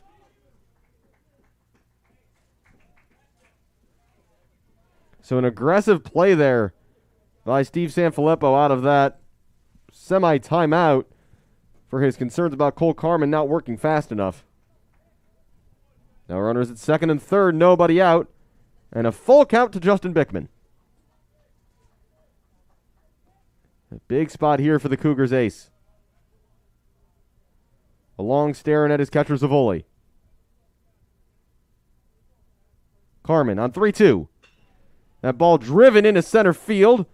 Backing up is Niles Gall, and he'll make the catch. Both runners will tag. And in to score and extend the MSOE lead is Ernst. Safe at third is Hall. It is 5-3 Raiders.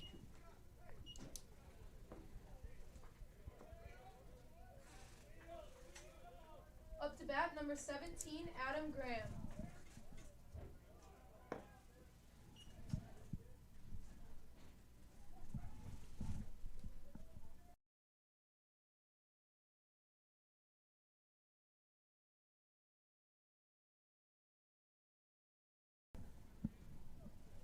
So just the runner on third now. That's Hall. Still and only one out now on that sac fly by Bickman. Delivery from Carmen is swung on and missed on a ball in the dirt by Adam Graham. 0-1.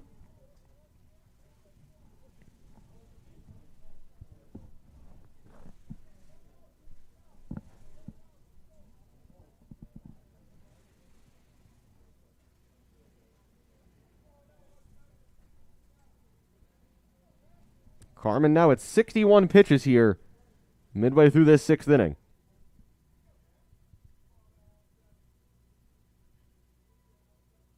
The 0-1. Popped up on the infield.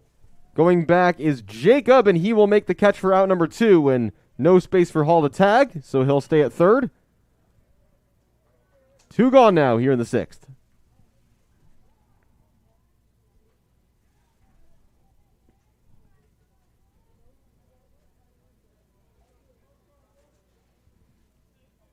Up to to bat, number 7, Josh Byer. Josh Byer, the shortstop. Back into the batter's box. He's 0 for 2 today. He's got a strikeout and a pop out to first base. The pitch from Carmen. Byer shows bunt. It's foul. So the suicide squeeze was on there.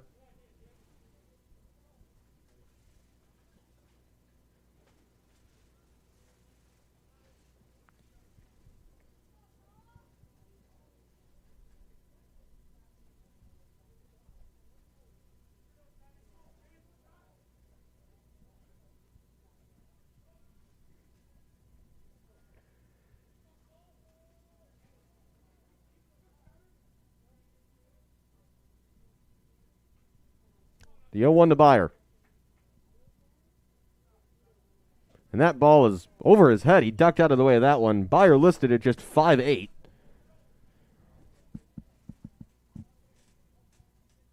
So an 8-inch height difference here between pitcher and batter, exacerbated by the height of the mound. Byer staring down Cole Carmen. 1-1 count. That is flied into center field. Drifting back is Niles Gall. He'll have plenty of room to make the catch, and that will end the 6th inning. But it's another run on the board on 2 hits for the Raiders. The Cougars, bats coming back up here in the bottom of the 6th. They trail by 2.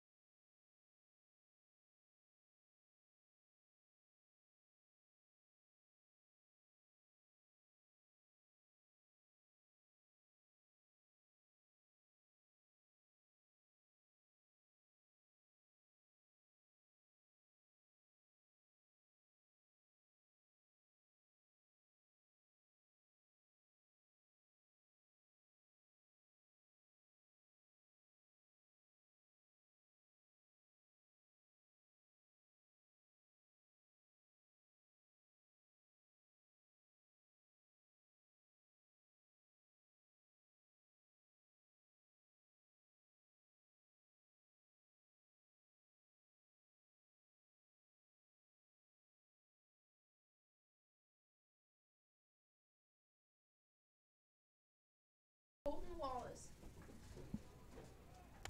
Pitch inside, still on the mound, is Noah Davison.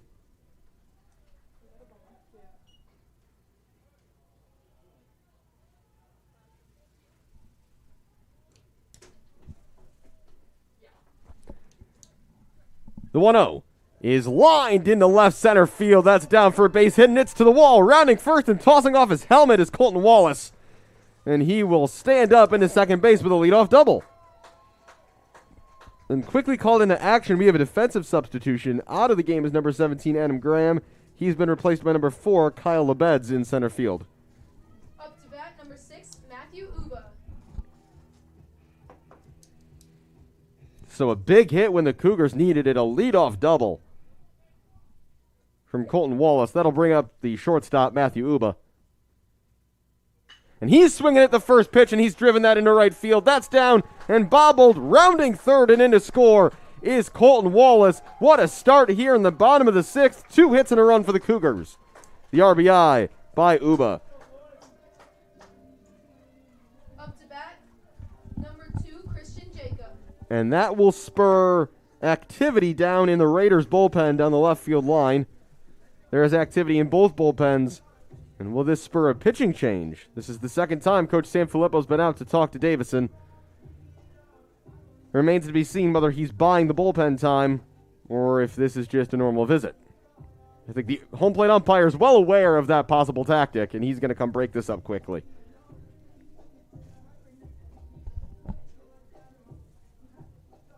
So a leadoff double by Wallace and a smoked single to right by Uba. And the Cougars are back within one. It's 5-4 here in the bottom of the sixth. And that'll bring up the second baseman, Christian Jacob.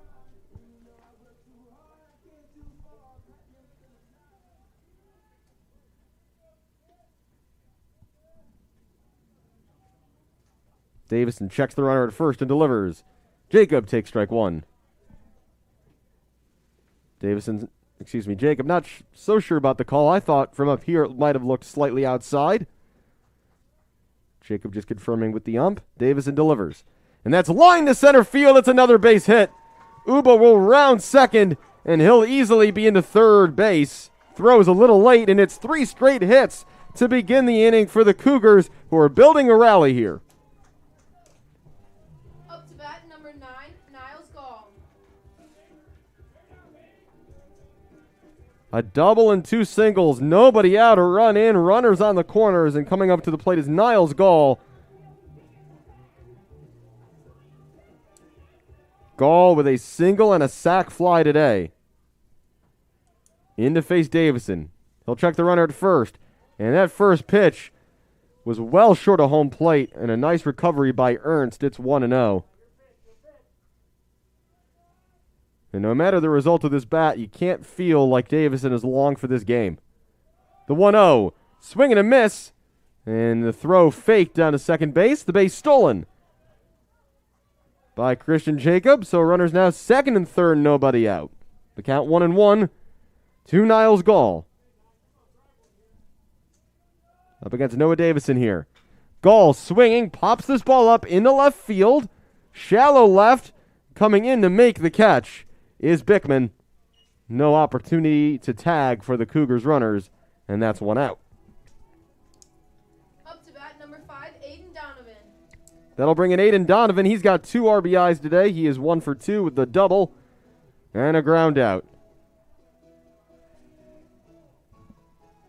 And another meeting at the mound. This is Ernst going out to talk to Davison. And Donovan will get some thoughts from his own bench in the process. And the umpire is going to go break this up again. This is now the 3rd time there's been a meeting with Davison at the mound of some sort. And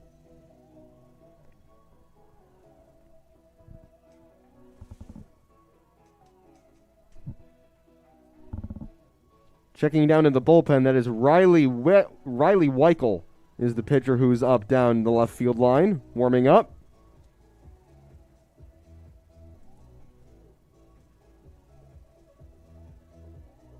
And we're going to see a further change here.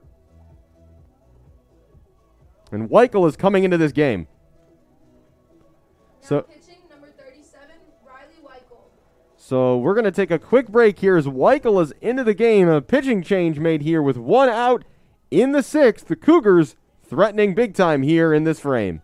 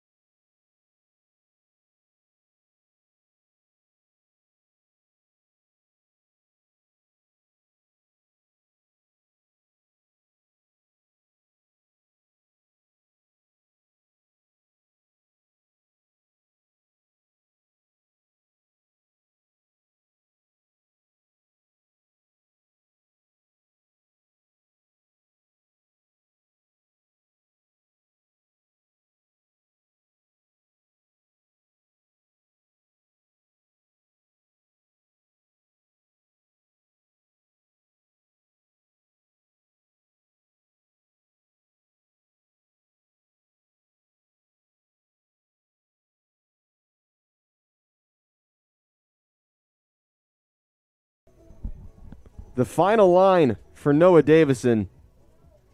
He goes 5 1/3, 4 runs, 2 of them earned on 7 hits, 3 strikeouts, no walks. Riley Weichel is the first reliever in the game, and he will now face Aiden Donovan, who takes ball 1.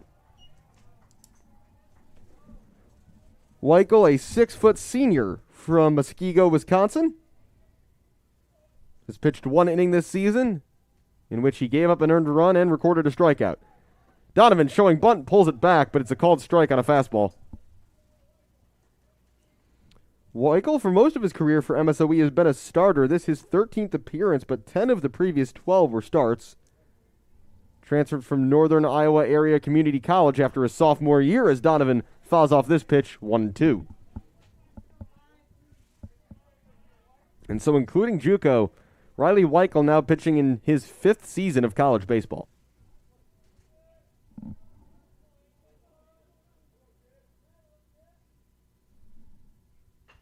And that's a chopper down the third base line. It's going to be a tough play for the third baseman. Barehanded, he won't make it. And scoring is Uba. We are tied at 5 on the 2-out infield dribbler by Donovan.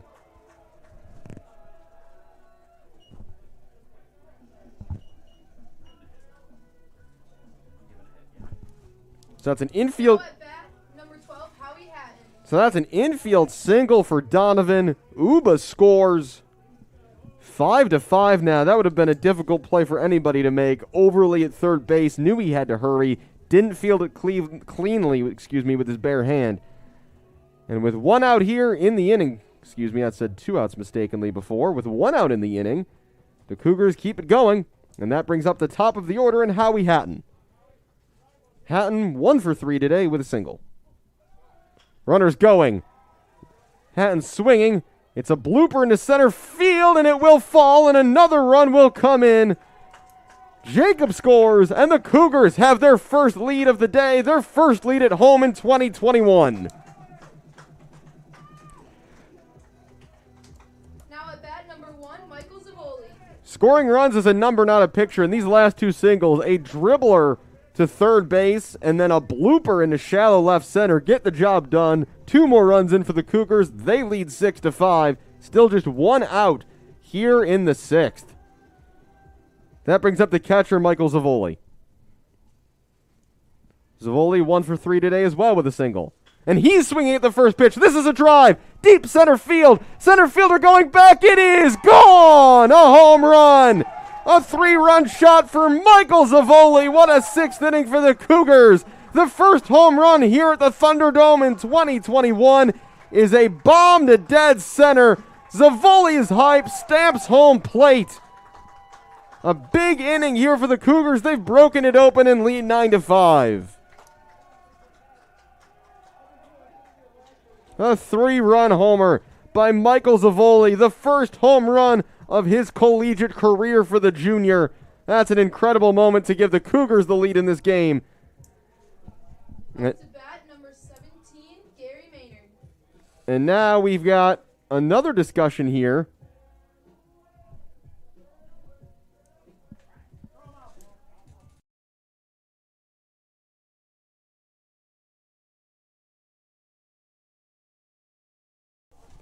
There were some questions about whether that ball went over the fence. They're going to throw to second base, and the ump's going to call an out.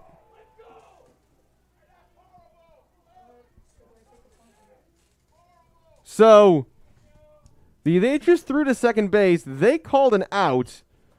But on a home run, that doesn't matter. It doesn't matter if someone tagged. You can't go back to the batter before and claim a force out. They just called an out at second base, but they're going to have to come up to the score box here and explain what the ruling here is going to be, because if you missed it on an earlier pitch, once the next pitch is thrown, it doesn't matter.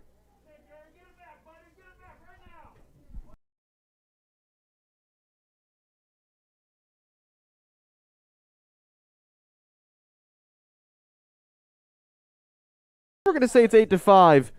Hold on. Are we muted?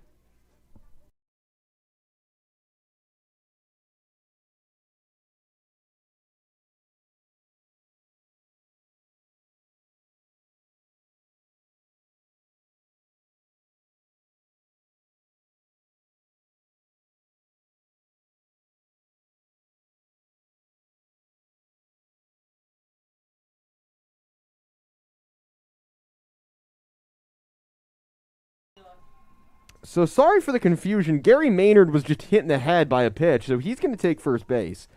Up to bat, number 8, Brody Mariotti. We don't know what the score is because somehow they called a force out at second base after a home run, a thing that I didn't even believe was possible. Even if you had mistakenly... I'm really confused. I honestly, folks, have no idea what that call is as Mariotti takes strike one. We're working to figure it out right now. But the 3-run homer might have been reduced to 2? We'll get you clarity as soon as we have it. That's strike 2 swinging for Mariotti. 0-2 now, so there are 2 outs. Shout out to one of our production assistants today, Kate Johnson, for running down to the dugout and getting some information. The score is correct now, 8-5. Check swing. And the runner's going down to second. The throw is high and into center field. But staying at second will be Maynard. So we know now that the score is correct at 8-5. We will try to get you an explanation for how in the world that is as soon as we possibly can.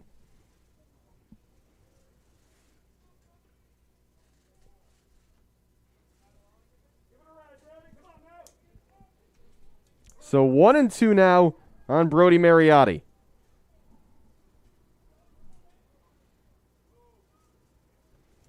Weichel, the delivery.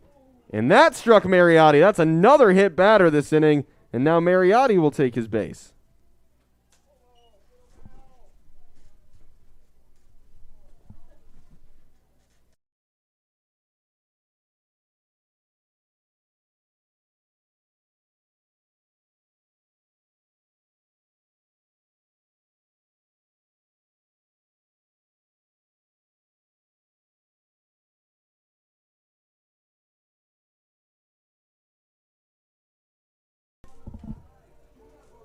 So 2 outs, back-to-back hit batters after a 3-run homer that, as far as we know, is only going to count for 2. It's been quite an inning.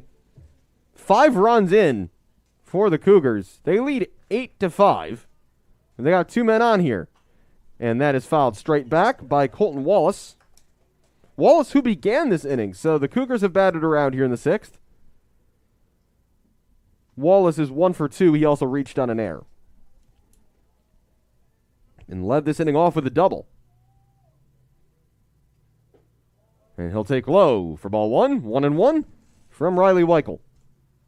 More activity now in the MSOE bullpen, and we understand there's also someone up in the Cougars pen.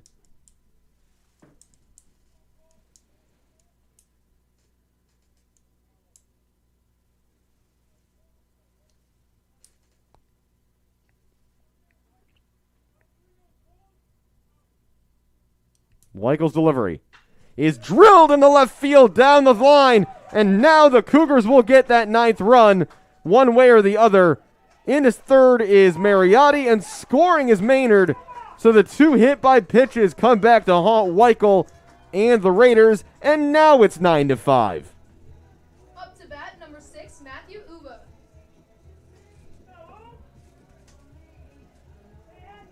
So the second double of the inning for Colton Wallace, and we're going to get another pitching change here for MSOE.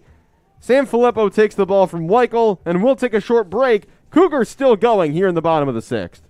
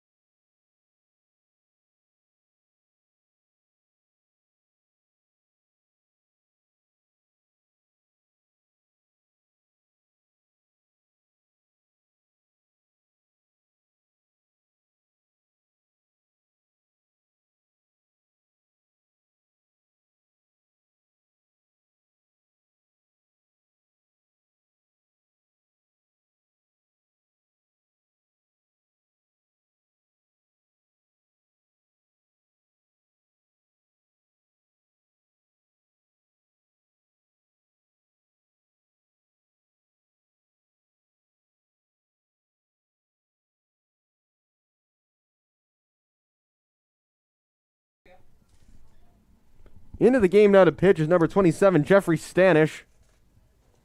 Weichel starts the inning. He does not get out of it. Excuse me, Weichel came in this inning, my apologies, and doesn't get out of it. This is a high drive, deep center field. Center fielder going back at the wall, jumps, doesn't get there, it's off the wall. Coming in to score for the second time in the inning is Wallace, and digging for third and sliding in with a triple is Matt Uba.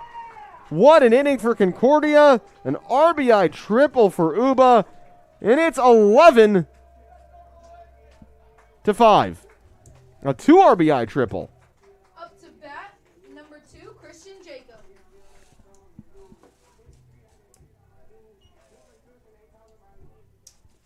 So both batters who are hit by a pitch coming to score. Swinging on the first pitch is Jacob. Pop up on the infield. It will be caught by Beauchamp, and at long last, the Raiders get out of the inning, but not before the Cougars put up 8 runs. Maybe it should have been 9, but either way, the scoreboard now reads Cougars 11, Raiders 5.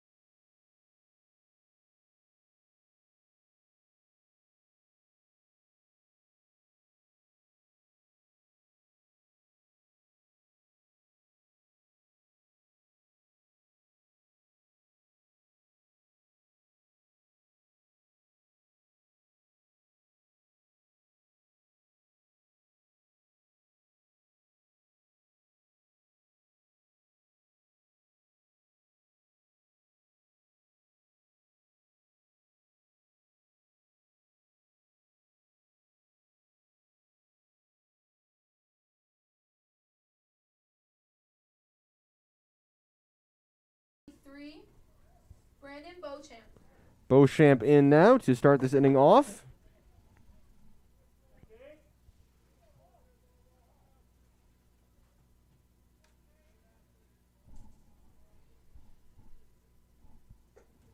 And the first pitch from a new pitcher in for the Cougars. Out of the bullpen, number 44, Cade Laudenschlager, a senior from Cave Creek, Arizona. His 4th appearance of the season. Has made 1 start. And he faces Beauchamp to start things off. And now there's a bright sunshine here in River Forest.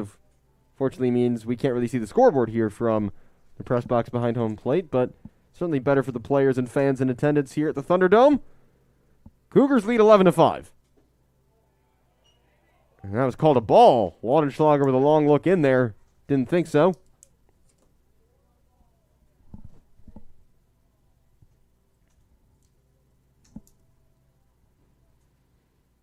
Pitch, and there's a called strike. 3-1.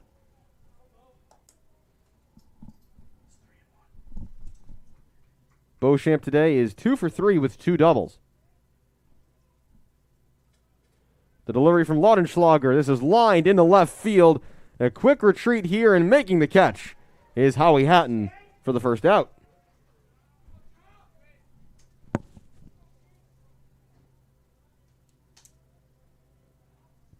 Up to bat, number 28, Micah Overly. Micah Overly up now. He's 2 for 3 today as well. A home run and a single. And he's got 3 RBIs on the 5 MSOE runs.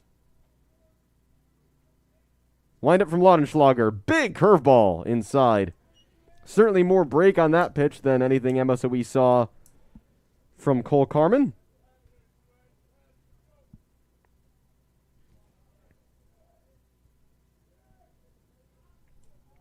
The 1-0. Swung on and missed. 1-1. Speaking of Cole Carmen, his final line: 6 innings pitched, 5 earned runs allowed, 5 strikeouts, 8 hits allowed, 1 walk. And it will be a no decision for him.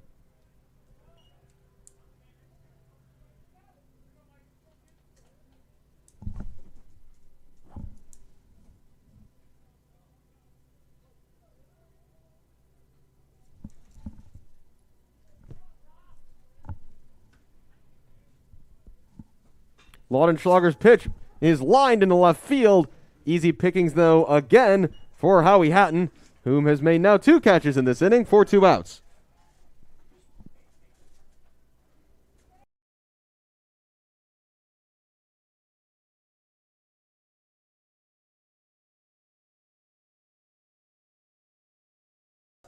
That's my mistake, because Cole Carmen would be in line for the win. He was taken out at the inning, so not a mid-inning switch of any sort. So he was still technically the pitcher in the game for the Cougars when they scored all those runs. So that big outburst in the bottom of the 6th could get Cole Carmen his first win of 2021. Strike 1. Taken there by Chris Barnes. Now strike 2. Excuse me, strike 1. It's 1-1. That's my mistake. Thought I saw the ump signal on the first strike. First pitch, excuse me, and he did not. 1-1 now. From Laudenschlager to Barnes. Barnes lining this one to second base. An easy catch and a very quick 1-2-3 inning. Down goes MSOE, and right back come the Cougar Bats as we're at the 7th inning stretch here in River Forest.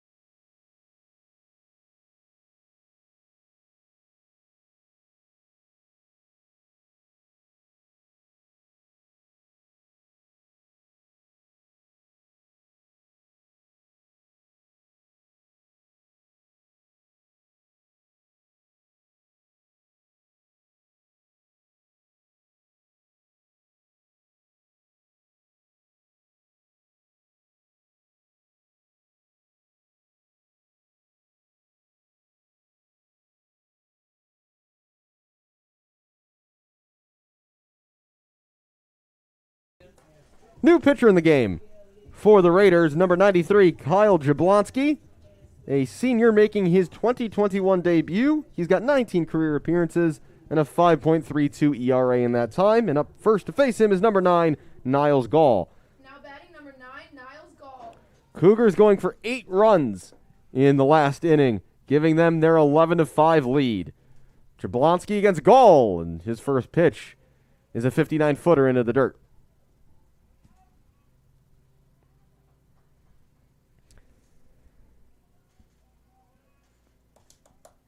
Niles has singled, hit a sac fly, and flown out to left. 1-1 now. Jablonski to Gall. That's high. 2-1.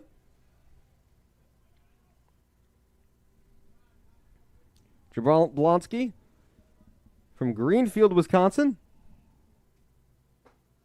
Another big off-speed curver there. 3-1. And Kyle's older brother Nick played baseball for the Raiders from 2013 to 2016. The 3-1 delivery. Gall takes outside, ball 4, and it's a leadoff walk here in the 7th for the Cougars.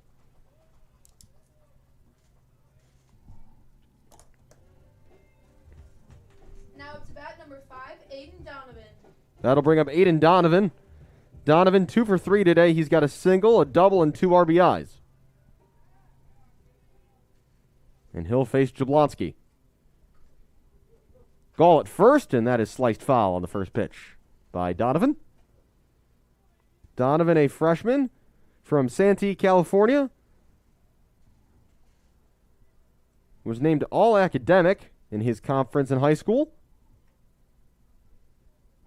Throw over to first. Diving back in safely is Gall. So far, 11-5 Cougars. They lead 12-8 in hits.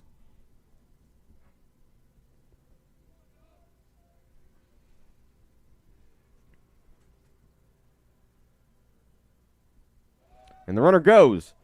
Throw down to second is behind and late, and a stolen base for Niles Gall. His second of the season. Gall, who though he's a junior, did not play in any games for CUC until this season, but has stepped in and been a consistent contributor so far, and he's nabbed a stolen base there. That bounces inside and away from the catcher. Gall is down to third. That almost hit Donovan on the foot. And that's a wild pitch by Jablonski, who is having not the easiest go of things here to begin this outing. His 2021 debut here in the bottom of the 7th, as the Cougars have a man on third with nobody out. And a 2-1 count to Aiden Donovan.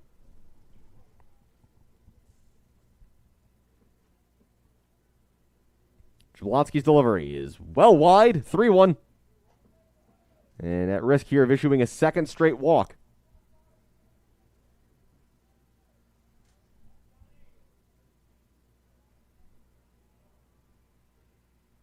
And that is ball 4 outside, so back-to-back walks to begin the 7th for the Cougars. Men on the corners and nobody out. Up to bat number 12, Howie Hatton. That'll bring up the leadoff man, Howie Hatton. Howie is 2 for 4 today. He's got 2 singles, a strikeout, and a fly out to right.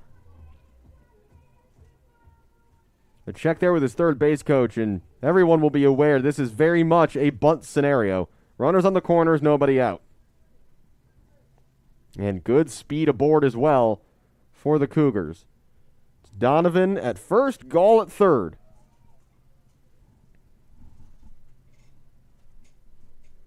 Jablonski checks the runner at first and will throw over there. That's a dangerous play with a runner on third.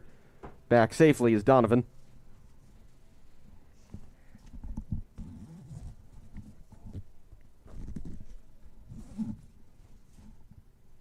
And now Donovan will go, and that pitch is fouled off by Hatton. Hatton, a junior from North Riverside, playing in his 21st game as a Cougar. Got 7 RBIs coming into today, and would love 1 or 2 more right here. The 0-1, or not, another throw over to first.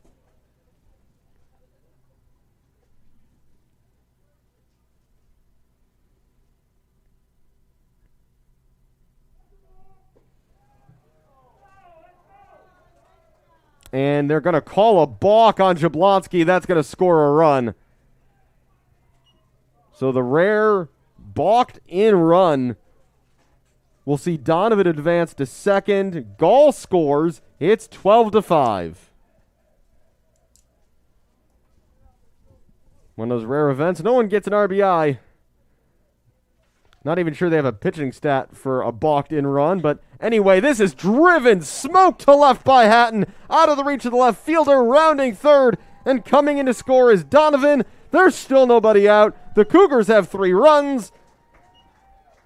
2 runs in the inning on 3 hits already. It's a stand-up double for Howie Hatton. 13-5 now the lead, and it is all Cougars here as this game goes on. Up to bat number 1, Michael Zavoli.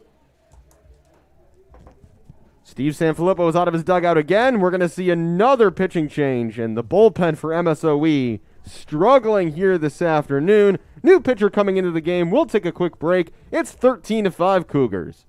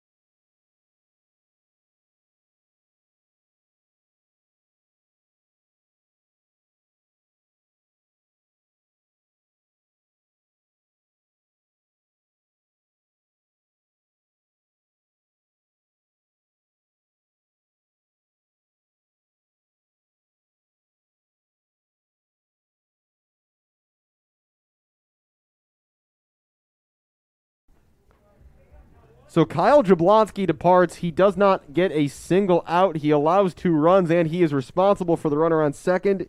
In for his college debut out of the bullpen is number 29, Alex Eschenbacher. And his first pitch is a fastball right down the middle for a strike, facing Michael Zavoli, the catcher.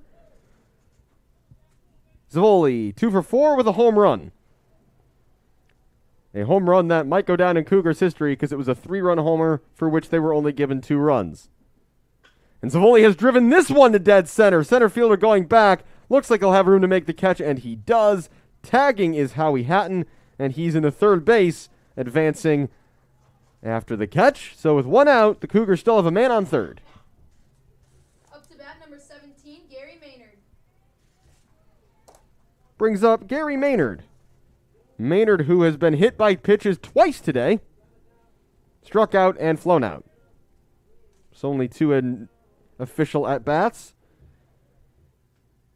He will be hoping to actually get a hit on this at-bat rather than having the ball hit him. That's strike 1 from Eschenbacher. Alex Eschenbacher, a freshman from Wonder Lake, Illinois. The 0-1 is fouled out of play on the first base side, 0-2. A reminder, this is the first game of a doubleheader today. Stay tuned with us for the second game. Cougars looking to get a win here in this first one. We'll look for a second then. And Chandler Kerr on the hill for the Cougars.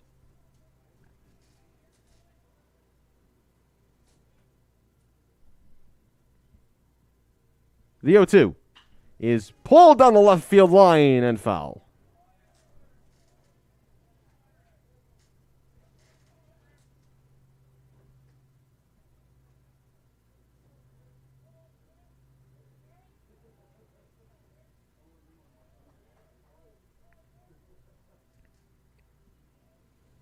And it's a third time today. It's like a magnet. Gary Maynard has been hit by 3 pitches by 3 different pitchers.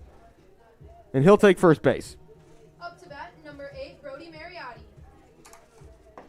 Not sure if there's some sort of record in that, but it's been a fortunate day or a very unfortunate day for Gary Maynard, depending on how you look at it. He's been given first base for free 3 different times, but he's paid the price, as this brings up Brody Mariotti, who takes a pitch high for ball 1.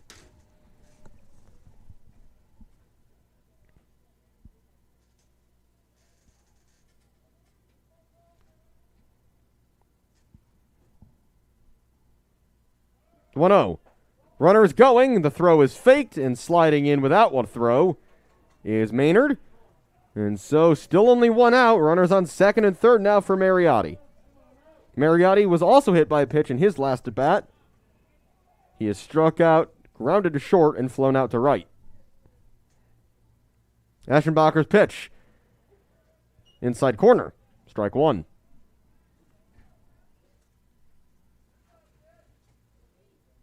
Maynard at second, Hatton at third. Cougars threatening another big inning here in the seventh after they scored 8 runs in the sixth. That ball's in the dirt, well blocked by Ernst. 3-1. Could we see the bases be loaded for the first time this afternoon?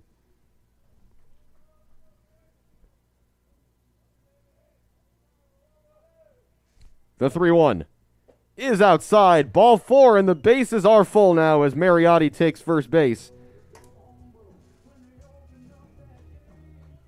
Up to bat, number 30, Colton Wallace. That'll bring up Colton Wallace. Wallace 2 for 3 with 2 doubles and an RBI. He also reached on an error. And he's got the bases full of Cougars right now. Here in the bottom of the seventh, 2 runs in, 3 men on with 1 out to face Aschenbacher. Swinging on the first pitch, and this is popped straight in the air on the infield. Wind swirling around a bit, making it difficult, but in the end, it is caught by Beauchamp for the second out of the inning. Up to bat, number 6, Matthew Uba. Matthew Uba steps in. He's 2 for 4 with a triple, a single, and 3 RBIs today. He'd love 3 more RBIs right here to clear the bases. Uba pulls this down the first base line. In the end, it is fielded by the first baseman Barnes. He tosses to Aschenbacher, and that will end the seventh. But the Cougars do get 2 more runs. They lead 13-5 as we head to the eighth here in River Forest.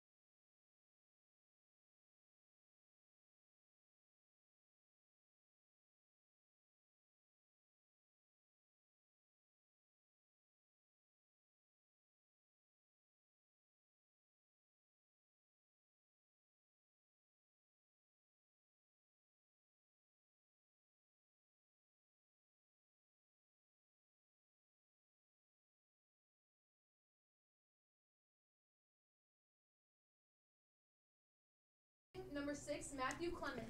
We've got our first pinch hitter for MSOE. Matthew Clement is into the lineup in place of William Blank.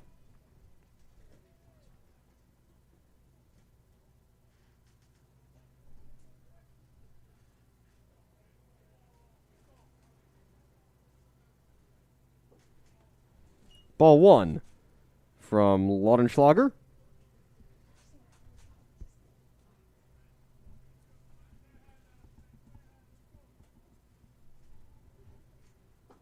Ball 2.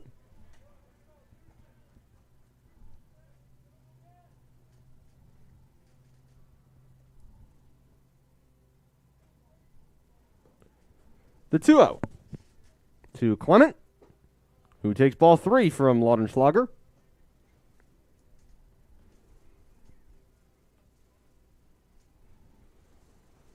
Laudenschlager, who worked a very quick last inning.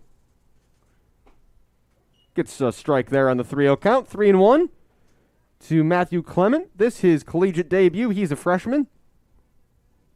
And that's literally all I know about him. No height, no weight, no town listed on his bio online. But he's lined a ball up the middle into center field for the first hit of his college career.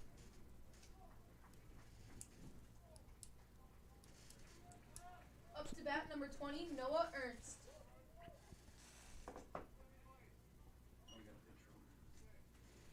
And we're going to see another change. So as soon as Clement comes in the game, he's replaced as a pinch runner by number 13, John Cruz Barcenas.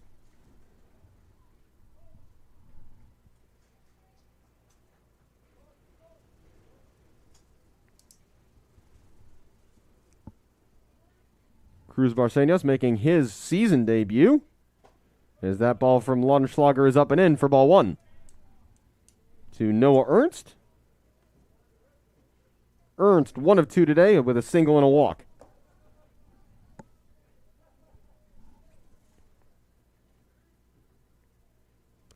Laudenschlager checks the runner at first. And that is outside. Ball 2. Nice block by Zavoli.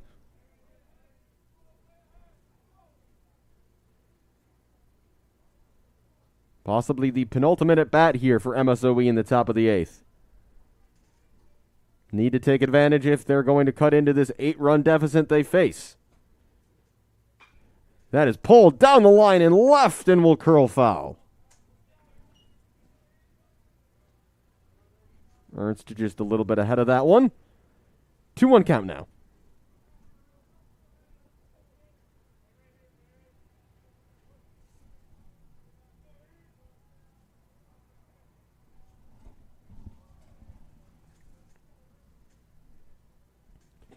Is blown away from Laudenschlager.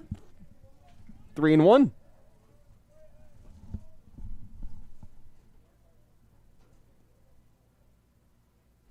Cruz Barcenas at first. Ernst the batter. That's a called strike 2, full count. Laudenschlager, a career 4.6 ERA in 45 innings pitched. He's allowed 14 runs this year, but only 9 of them were earned. 3-2. Is that off the bat or off the batter? Umpire is going to say it's off the knob of the bat. No real complaint there from Ernst. And the count stays 3-2.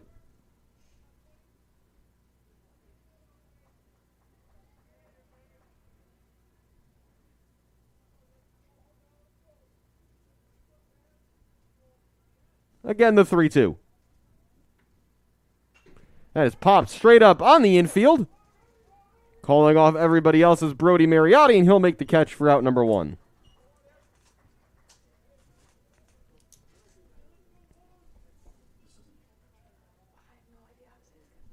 Three. Wojciechowski. Now batting number 3, Nolan Wojciechowski. Sorry for you. You're getting a little look behind the scenes there at home as we're discussing pronunciations here in the press box for the pinch hitter, Nolan Wojciechowski.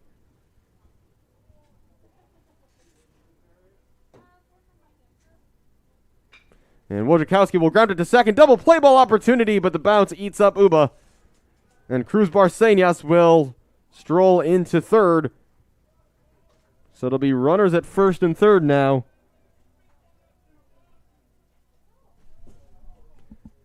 And that's just a tough bounce for Uba. Not even sure he made any contact with it. Looks like that might have been another one of those skipping off the grass where it meets the dirt. Batting number 10, Justin Bickman. And they'll bring up Bickman with runners on the corners and 1 out.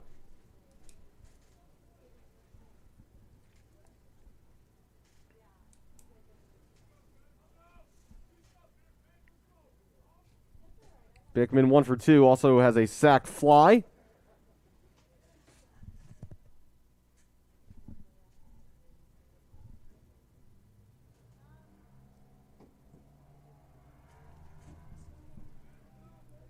Laudenschlager 1-0 to Bickman. And it's strike 1 on the inside corner.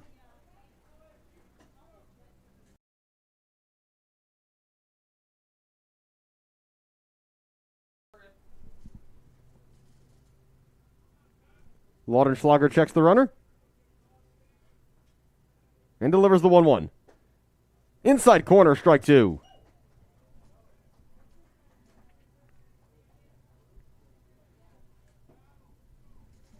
Runners on the corners, 1 out. No runs in at the moment for the Raiders. Laudenschlager looking to keep it that way.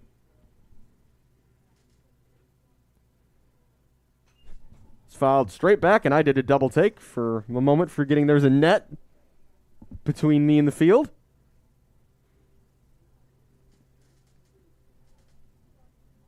Still 1-2.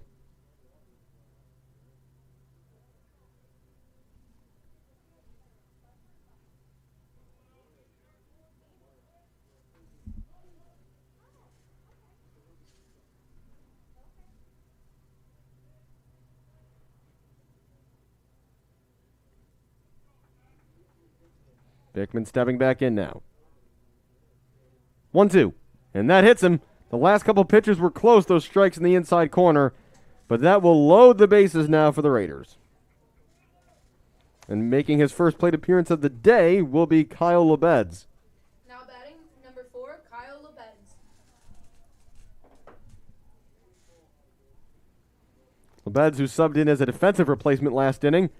And the Cougars are now going to have a mound visit as Laudenschlager's in a bit of a tough spot here. Bases loaded, 1 out. Again, no runs in yet. Cruz, Barsenias at third. Wojciechowski at second. Bickman at first. Lebeds 0 for 3 at the plate this season. 6 career games, has 7 RBIs. He's also listed as a potential pitcher on the roster, but he has never pitched for MSOE. We've got a long meeting on the mound here. Laudenschlager still in the game. But there is activity down in the Cougars' pen.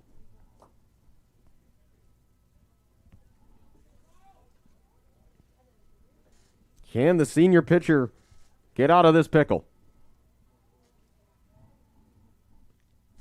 Lebeds steps in. Long look in from Laudenschlager. Still he waits, and Lebeds will step back out.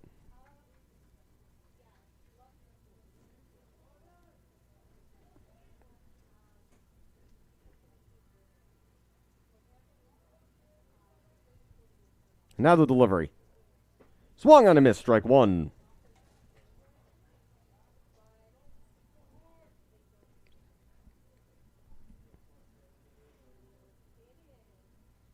Again, the weather just trying to get nicer here in the near west suburbs of Chicago this afternoon. The 0-1. Swung on a miss, strike 2.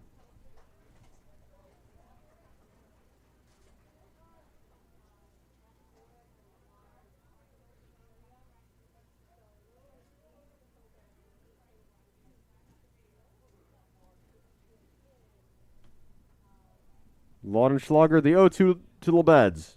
He'll step off the rubber. Quick reset. Outfield playing straight up. Infield as well, bases loaded. 1 out here in the 8th. The 0-2. Grounded up the middle, double play opportunity, tossed to short, one-handed to first, and he got him. What a play, what a turn. Jacob to Uba to Mariotti. 4-6-3 double play out of the inning are the Cougars. No runs allowed. They still lead 13-5 as we head to the bottom of the 8th.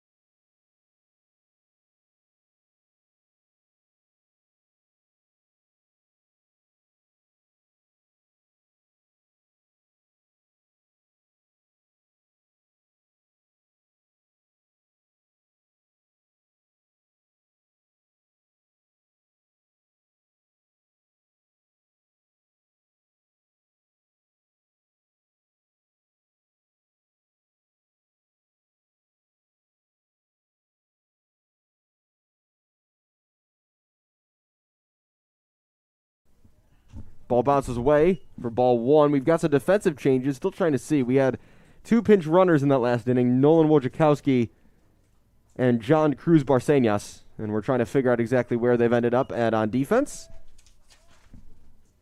I believe it is Wojciechowski who is now in right field. As this is lined on a bounce into left field for a leadoff single for Christian Jacob. Jacob with his 3rd hit of the day.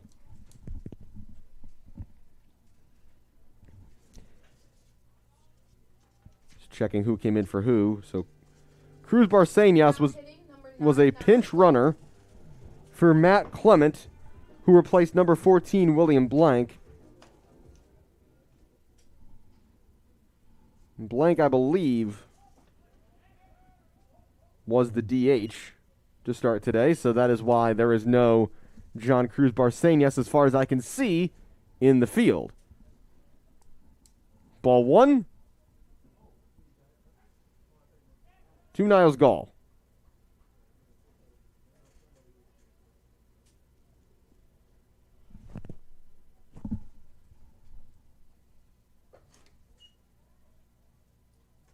So yeah, just confirmation that it is Wojciechowski who is in right field, thanks to Justin Bjorseth, another one of our crew here in the press box today behind home plate.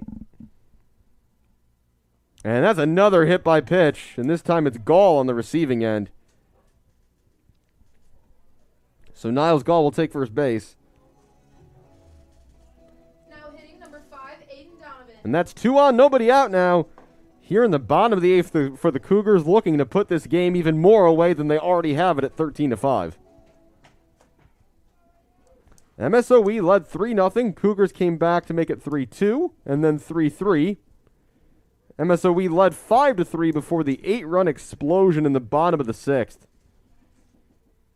That's strike 1 swinging for Aiden Donovan, as Eschenbacher is still in the game.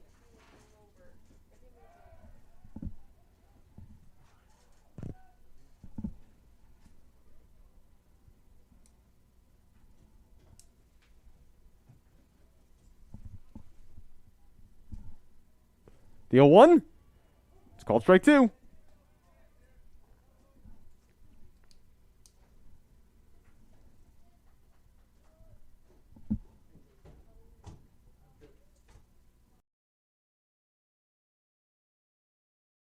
The 0-2.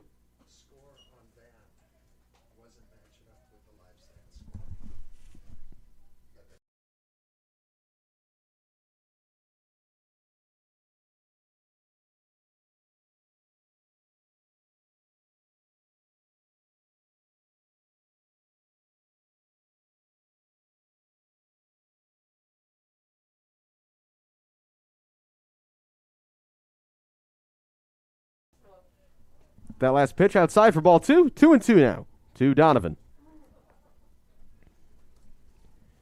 Eschenbacher's delivery is swung on and missed for strike 3.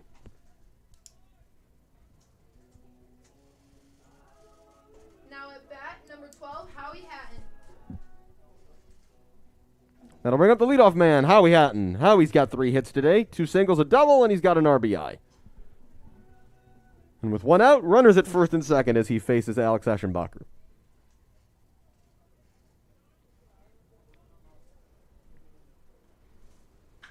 And first pitch is driven. Deep left field, high fly ball, and it is out of here. On to Division Street it goes. It's a 3-run homer for Howie Hatton. No doubt about that one. Beware to the drivers on Division. That was a bomb.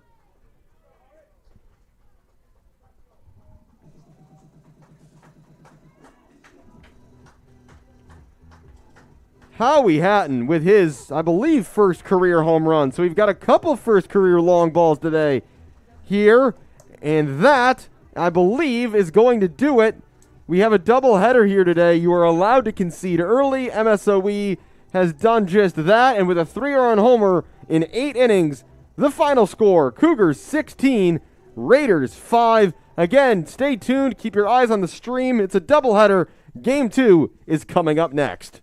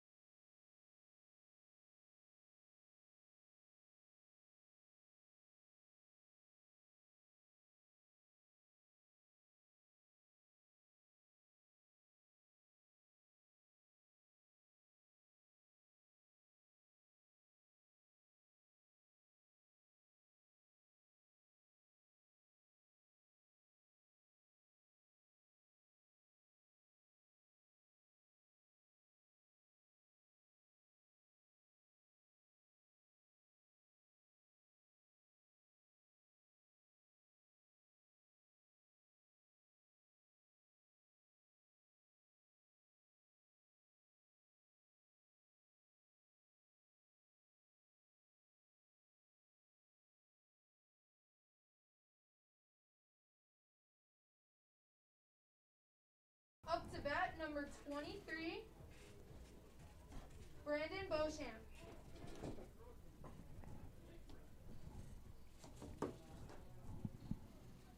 Brandon Beauchamp to lead things off here in game number 2. A big win for the Cougars in the first. It's Chandler Kerr on the bump here to start game 2, and his first pitch is fouled off by Brandon Beauchamp, who again bats leadoff here to begin game 2. Cougars with an exclamation point to end the first game. A 3-run blast by Howie Hatton. And MSOE conceded there in the bottom of the 8th. A 13-5 victory for the Cougars. Their second of the year, so now 1-0 officially at home. Looking to make it 2-0. Alex Campbell with you here from the Thunderdome, Cougar Stadium, on the campus of Concordia University, Chicago. The 0-1 from Kerr. He went around, and that's 0-2.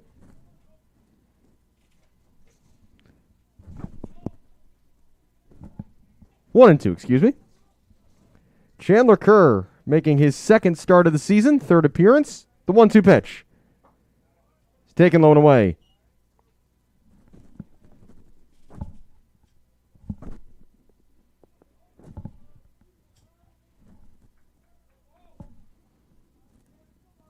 The 2-2 from Kerr to Beauchamp is fouled off. We'll do it again.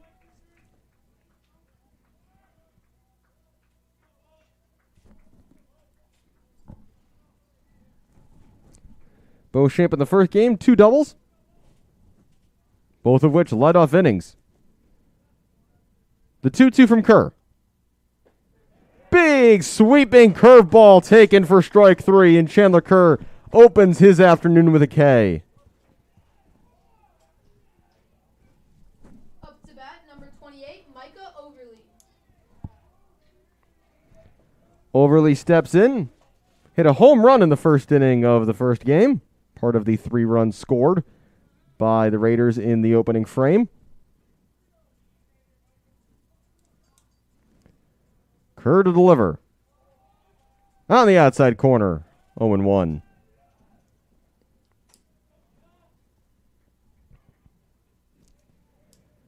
Kerr so far this season a 5.40 ERA, but a 3.86 for his career as a Cougar.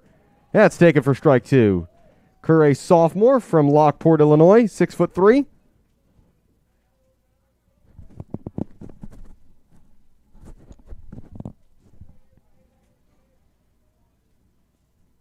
The 0-2 to Overly. Fouled straight back. First game today really turned. It was MSOE keeping their noses in front. It was competitive, low scoring, and then the 6th inning happened. And the Cougars broke the game open. They went for 8 runs in the 6th. They added 4 more in the 8th before the game was called, and that's strike 3 on a fastball up and away. Swung on and missed. 2 batters, 2 strikeouts for Chandler Kerr.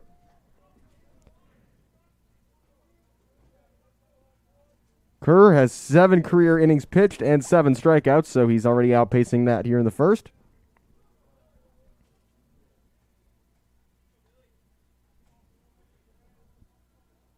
That'll bring up William Blank.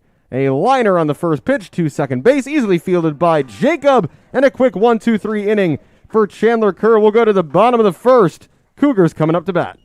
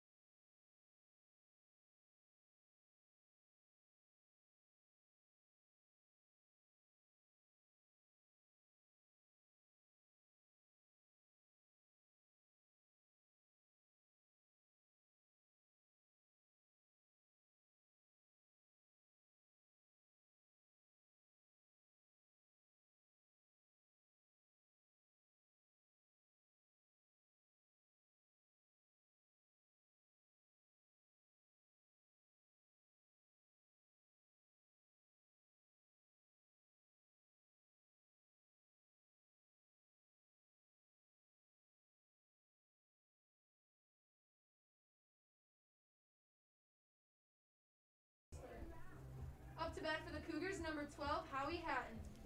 So Howie Hatton, who ended the last game with an absolute bomb of a 3-run blast over the left field wall onto Division Street, will start this game leading it off.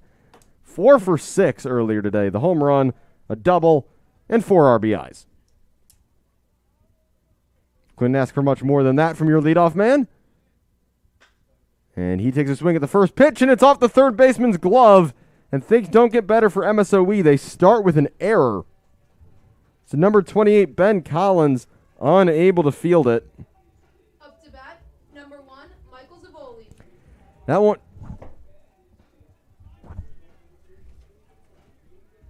Michael Overly. I did this to start the first game, too. I confused the two 28s on my slightly different shades of red call sheets. So that is Michael Overly who makes the error. It's an E5. And on the mound is the first baseman from the earlier game, number 24, Chris Barnes. And that's swung on and missed by Micah Zavoli, switch hitting catcher, who will flip it around and bat right to start this game. Runner goes. And on the pitch, swung on and fouled off down the third base line. Chris Barnes, a sophomore from Menominee Falls, Wisconsin, 6'3". His 10th career pitching appearance and just his second career start. Excuse me, his second ever pitching appearance. Both of them starts, and that's a pickoff of first base. The lefty with a nice move, and he nabs Howie Hatton for the first out. So an error and a pickoff. Now an 0-2 count facing Michael Zavoli. Barnes, in his one previous start, went 5 innings, struck out 5, and walked 4.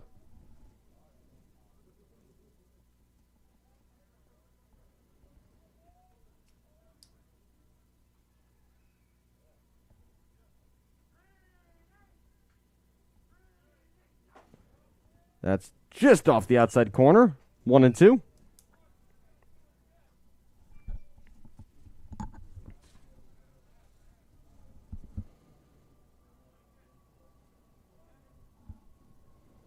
The 1-2.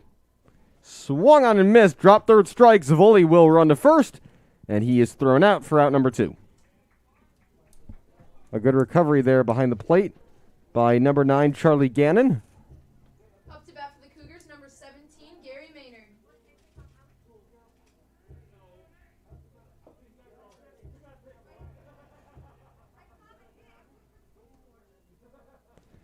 Gary Maynard strides to the plate. He was hit by 3 pitches by 3 different pitchers in the earlier game, so hoping there's no more of that for him today, as that ball well short of home plate for ball 1.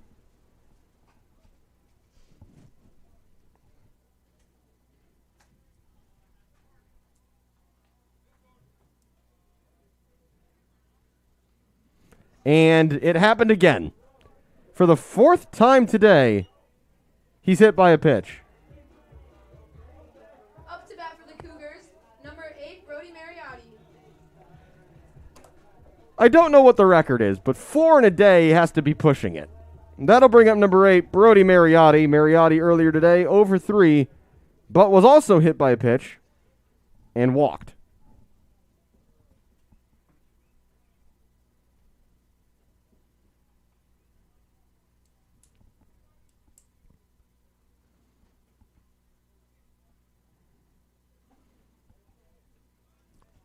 First pitch to Mariotti is high for ball 1. Gary Maynard maybe knowing a bit how Chicago Cubs catcher Wilson Contreras feels. Contreras, who led Major League Baseball last year in getting plunked. Cubs first baseman Anthony Rizzo not far behind in that category. The 1-0. It's taken for strike 1.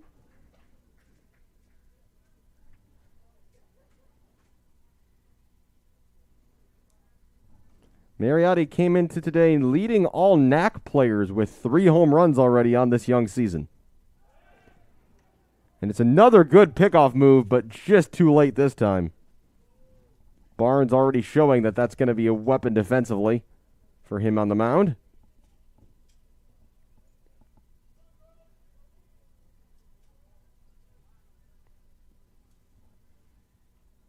The 1-1. Taken low for ball 2.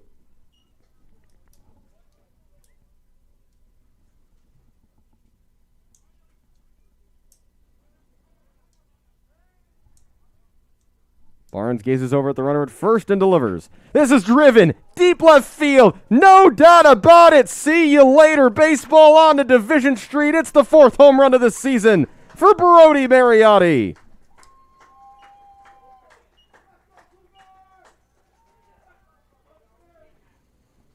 A 2-run bomb for Brody Mariotti.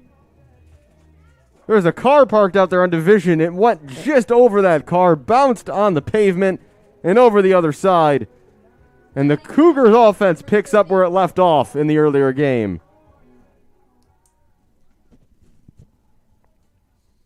That'll bring up Colton Wallace. First pitch high, ball 1. So Brody Mariotti hits his 4th home run of the season, the 17th of his career, RBIs number 59 and 60 in his time as a Cougar. And this one is drilled on the left field line, but it curls foul.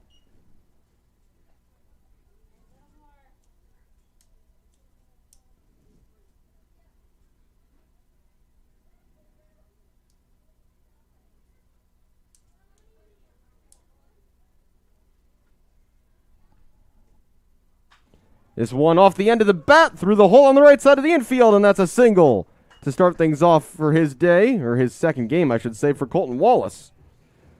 Wallace, who had 2 doubles and an RBI earlier, back on base here, and that'll bring up Matthew Uba, the shortstop. Up to bat, number 6, Matthew Uba.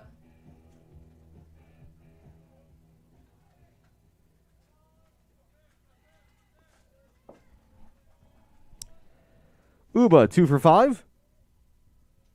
3 RBIs in the first game. Takes strike 1. Uba, who had a triple in that game earlier. Cougars lead 2-0 here in the first. That's a chopper up the middle, and the siren from, I believe, football practice behind us in the middle of that pitch. In any case, it's a ground out to second base. That'll end the bottom of the first, but not before the Cougars get on the board on a big blast from Brody Mariotti. We'll go to the second.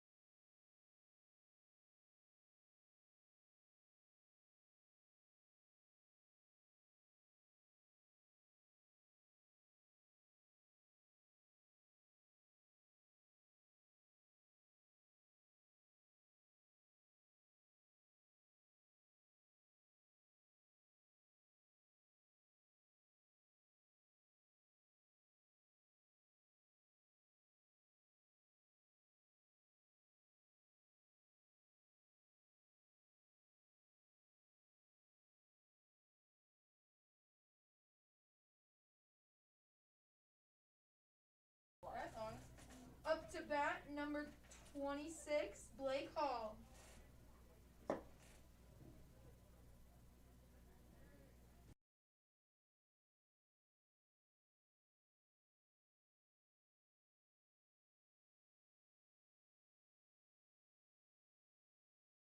Things off here is Blake Hall in the in the top of the second inning.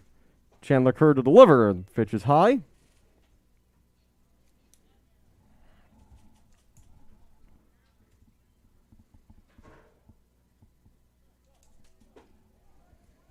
In for strike 1.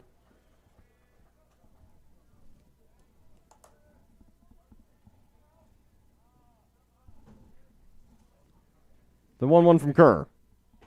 Swung on and missed. Strike 2.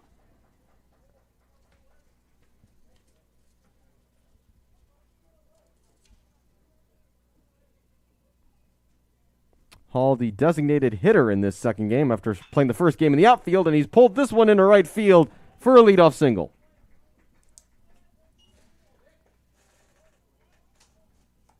Up to bat, number 10, Justin Bickman. That'll bring in Justin Bickman playing right field in this second game. Bickman, who was in the outfield as well in the first game.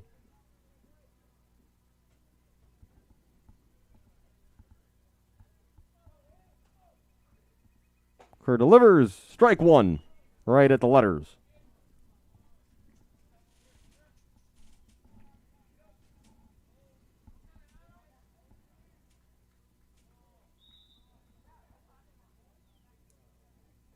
The 0-1.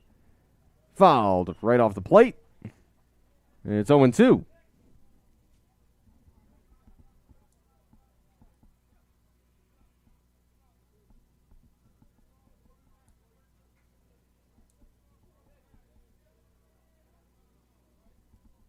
Kerr checks the runner Hall at first. The 0-2 pitch. Swung out and missed. Strike three. And Chandler Kurz has got his third strikeout of the day here in the second inning. Up to bat, number 9, Charlie Gannon. That'll bring up Charlie Gannon, who's doing the catching here in the second game. Gannon, a freshman who in his only appearance went 0 for 3 with 2 strikeouts. He's from DeKalb, Illinois.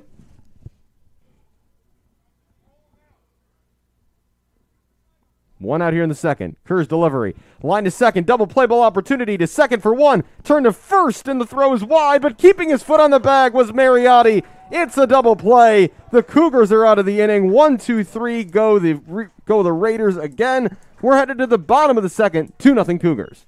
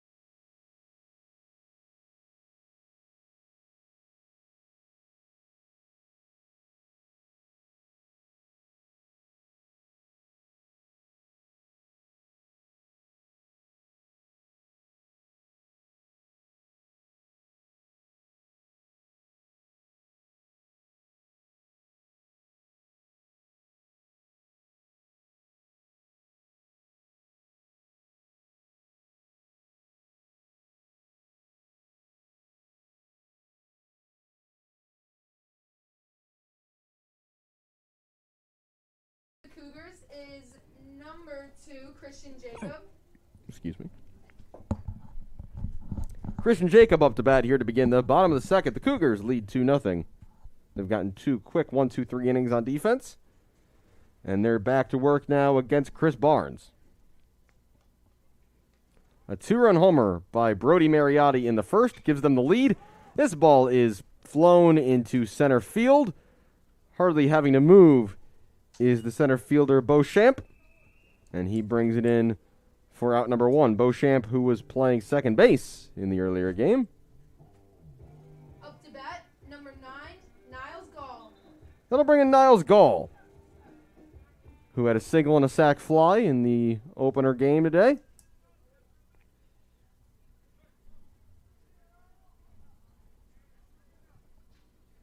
And he was looking to show bunt there, but a wild pitch from Barnes.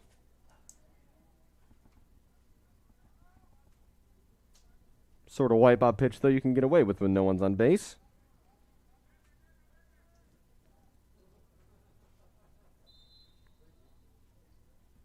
The 1-0.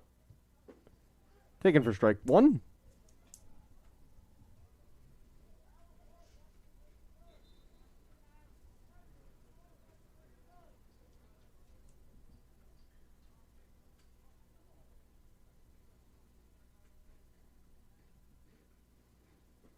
Again, was choking up on the bat, almost as if he was going to show bunt. Gall, who had that bunt single earlier today, so we know he's capable of it. The 2-1. Swung on, pulled down the line. If it stays fair, it could be gone to the back corner, and it's out of here. No! It's a foul ball. Based on the initial reaction of the dugout, I thought it was gone. Just foul at the end. That's my bad. Getting my hopes up there. Can't quite see down into the corner as that ball went just foul at the last moment.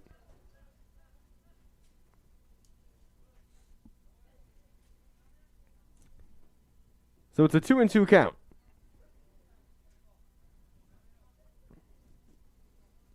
Gall just scoops this one into center field, and it's down for a single. Some excellent two-strike hitting there from Niles Gall. Up to bat, number 5, Aiden Donovan. That'll bring up Aiden Donovan. A single, a double, and 2 RBIs earlier today.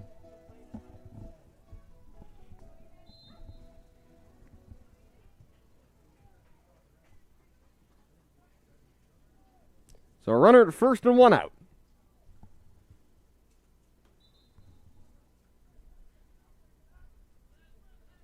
Barnes from the stretch, almost threw it away.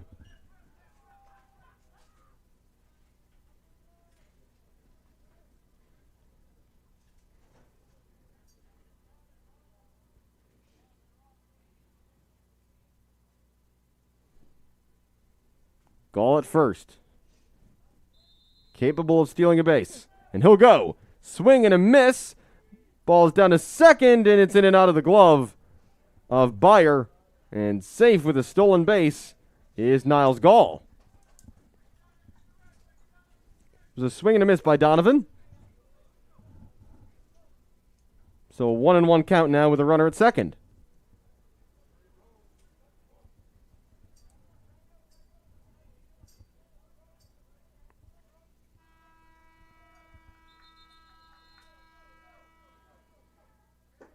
Blown away, ball 2.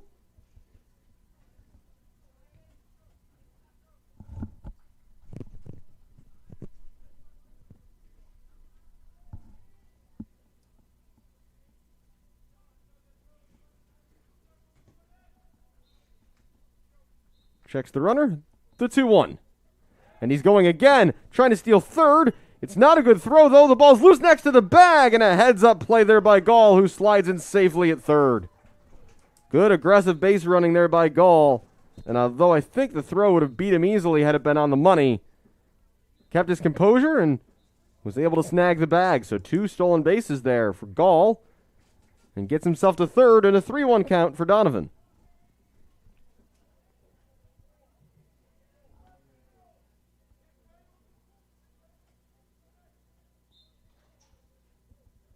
The 3-1 is a strike in the top corner of the zone. Donovan looked like he was taking his first couple steps toward first. But it's a 3-2 count now. Barnes against Donovan. Gall the man at third. Swung on and missed. Strike 3. It's a drop third strike, though, in decision time here. The throw was wide of the bag, a late recovery. They do get him at first. The runner stays at third, so it is a strikeout for Barnes. Up to bat, number 12, Howie Hatton. That'll bring up Howie Hatton, who reached on an error to begin this game. And, of course, had the fireworks earlier. The 3-run homer to end the first game. Another RBI opportunity here as he steps out of the box. And the wind picking back up here in River Forest.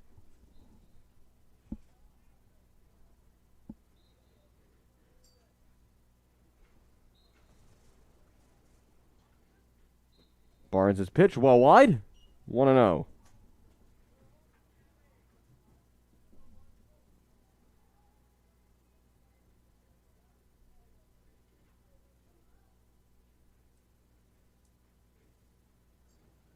The 1-0.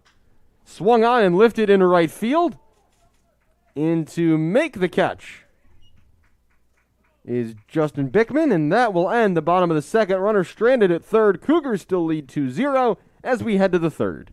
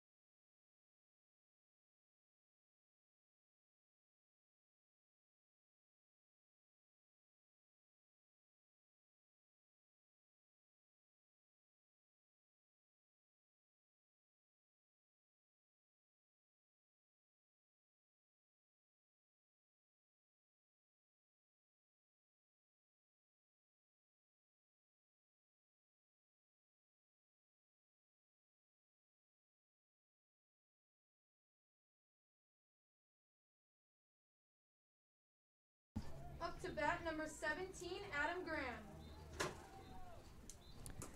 Adam Graham steps into the batter's box here for MSOE.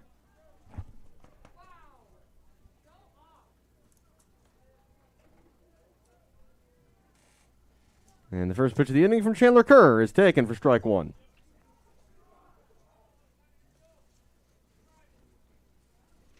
Graham, who's playing left field in game number 2 here. The 0-1.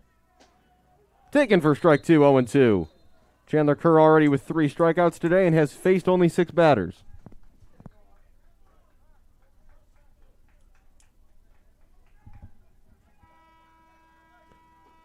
That is a called strike 3 on the outside corner, a 3-pitch strikeout to begin the third for Kerr. His 4th K of the day. Up to bat number 1, Luke Schroffnagel. That'll bring up Luke Schroffnagel, the second baseman in game number 2 from Heartland, Wisconsin, a sophomore. This is his season debut, so his first at-bat of 2021. And the first pitch from Kerr is high. Schroffnagel playing in his 7th career game. He has pitched an inning and 2/3, and he's 3 of 15 from the plate. This takes just high here, ball 2.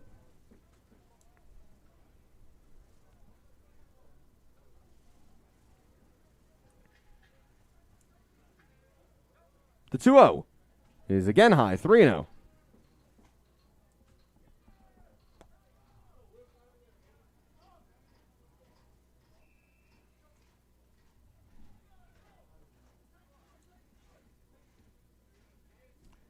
Will it just be a take situation here? It's high, ball 4, so 4 straight pitches up and out of the zone from Chandler Kerr. It's a 4-pitch walk after a 3-pitch strikeout. Up to bat number 7, Josh Byer.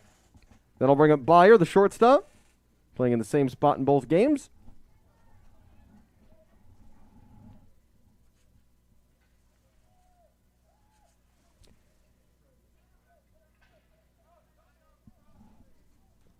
And he'll show bunt and go down the first base line. No play there for Chandler Kerr.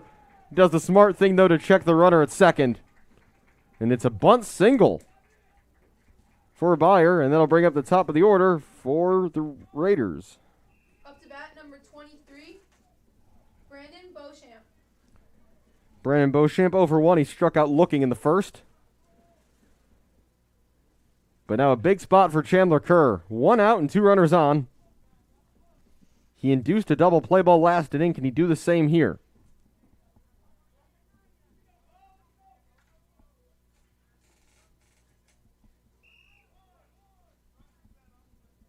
Kerr checks the runners and delivers. Outside corner, strike one.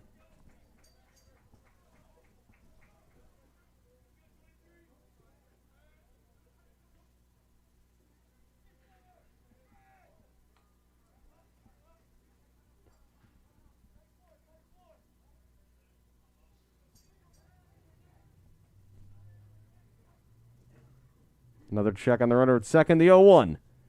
Big arcing curveball, could be two again. To second for one, back to first for two. Not quite. The throw might have been a second late, and Mariotti's foot slipped off the bag, but that was what the Cougars were looking for. Beauchamp just too speedy down to first. Up to bat, number 28, Micah Overly.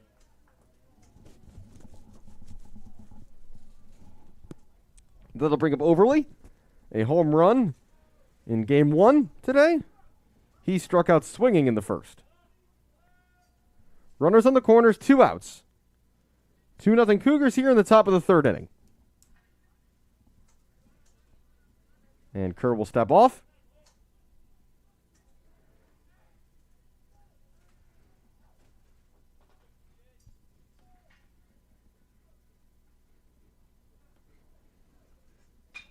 And that's a ground ball. Second base will flip to second for the third out. And Easy does it again. Kerr shuts down the Raiders. And it's 2-0 Cougars headed to the bottom of the third. Bats coming back up for CUC.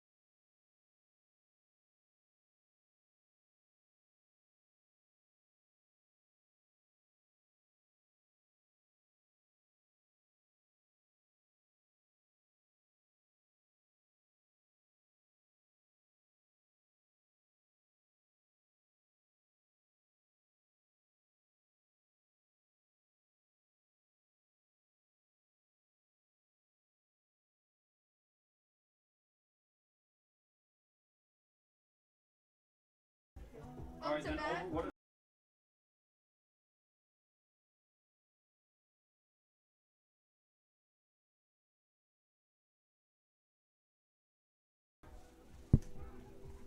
Bottom three.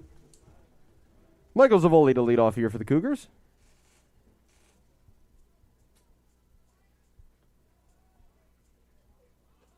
And he lays down the bunt, foul ball.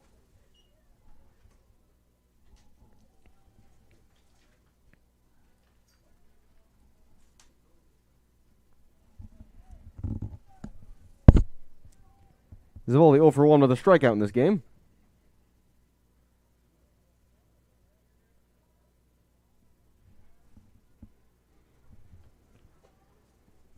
And that's high, 1-1. As I mentioned, wind swirling again here at the Thunderdome. Cougar Stadium.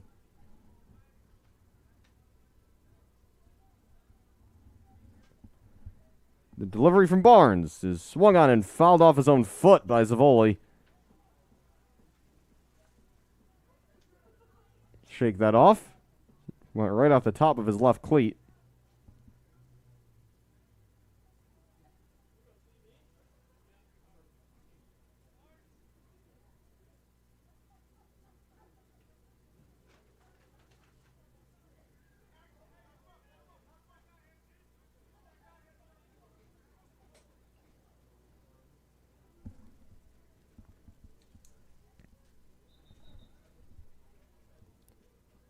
One and two now. To Zavoli.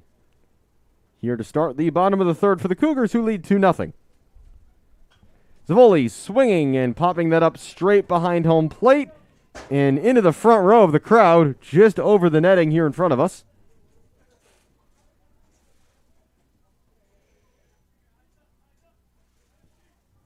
And a nice throw by an MSOE player in the front row. Over the net, back to his dugout. 1-2 yet again.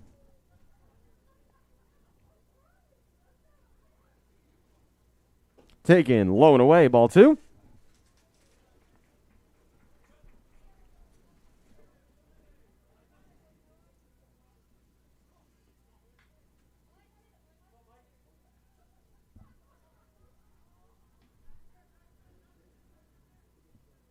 Zavoli swinging, pops this one up on the infield.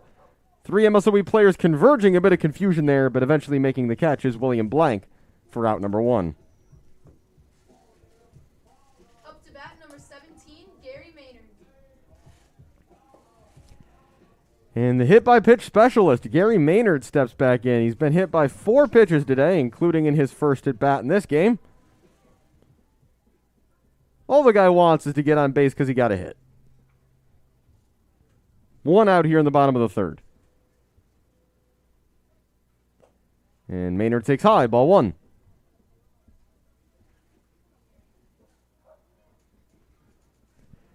Maynard, who coming into today in 5 games had 4 walks, already has 4 via hit by pitch today, and this is a swing into left field, and that'll be a single. There we go. Gary Maynard gets on base, and it didn't involve any pain to do so. Up to bat, number 8, Brody Mariotti. So Brody Mariotti, who cranked a 2-run homer in the first inning back at the plate, looking to get the better of Chris Barnes yet again. Runner on first and 1 out. Barnes delivers. Mariotti takes wide, a throw down to first. Close play as Maynard was cheating off a bit. Count 1-0.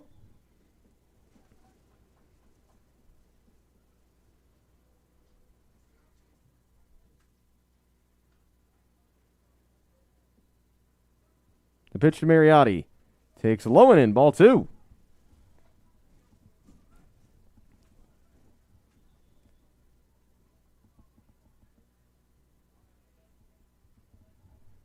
Barnes with an eye on Maynard at first. The 2-0 count. Mariotti swinging, and it's a ground ball through the left side, base hit. Back-to-back singles to left. Have 2 runners on with 1 out for the Cougars.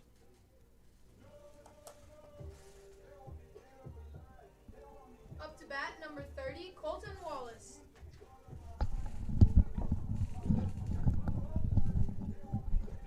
That'll bring up Colton Wallace. A single in his first at bat.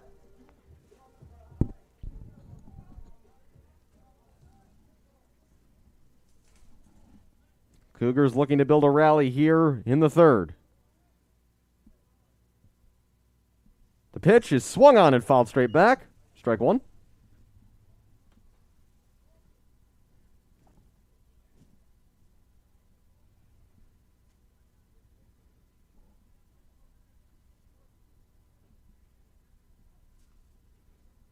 Barnes now at 30 pitches, here with 1 out in the 3rd. And the Cougars threatening. Swung on and popped up. Shallow center field. Back and making the catch is Schroffnagel. Up to bat, number 6, Matthew Uba. That'll bring up Matthew Uba.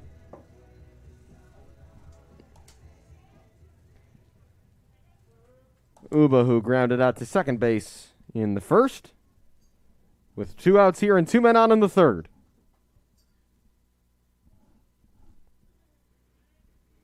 The pitch from Barnes.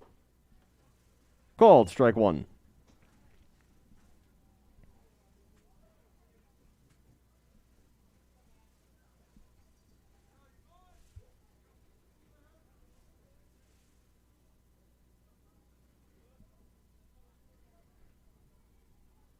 Barnes continuing to be mindful of the runners, even with the 2 outs. The pitch is fouled back by Uba. 0-2.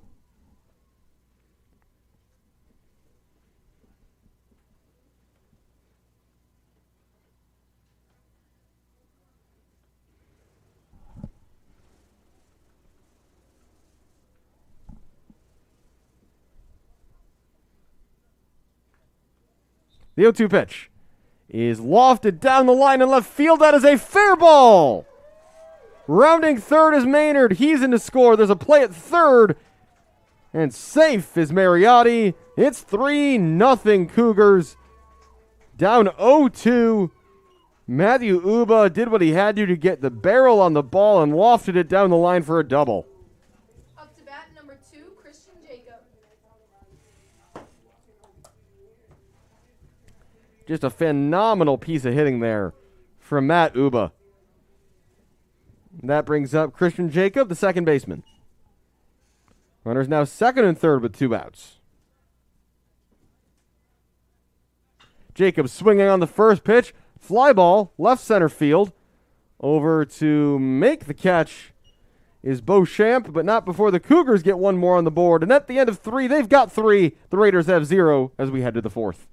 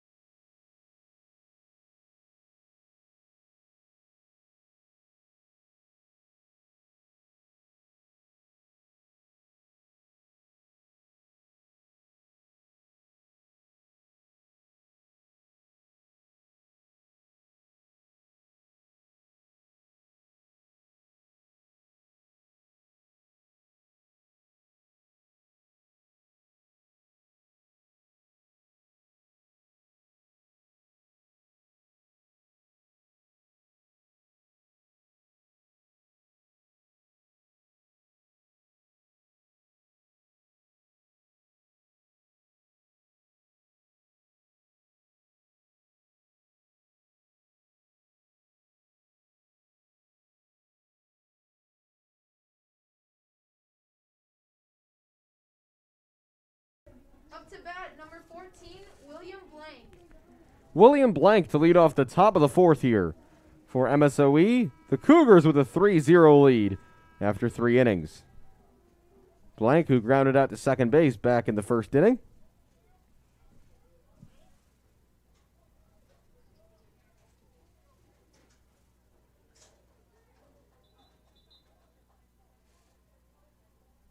Chandler Kerr back to work. First pitch, breaking ball, called strike 1.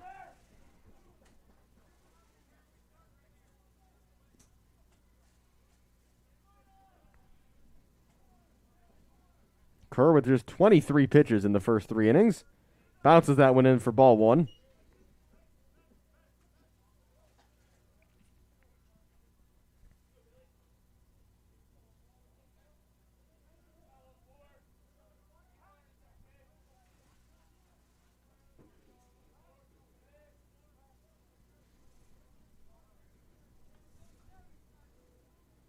The 1-1 is up and in for ball 2.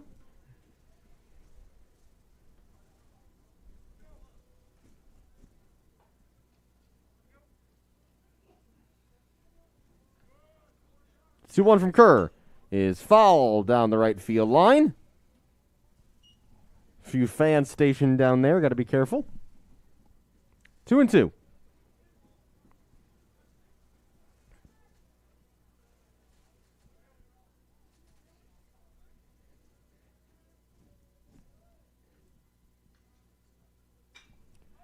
This is a fly ball, right center field, right between the 2 outfielders and over to make the catch is Aiden Donovan for out number 1. Up to bat, number 26, Blake Hall. I'll bring up Blake Hall, the DH in this game.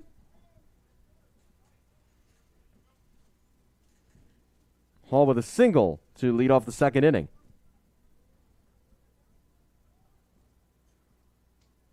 Eventually was thrown out on a double play to end of that inning as this pitch is up and away from Kerr for ball 1.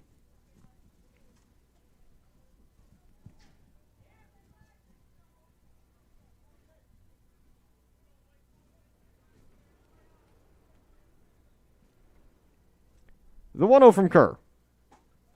Called strike for strike 1.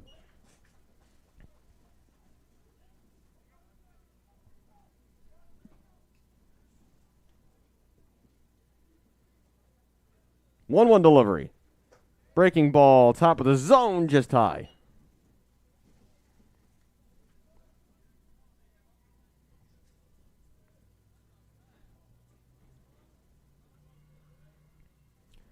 Kerr winds and delivers. Swing and a miss. Strike 2.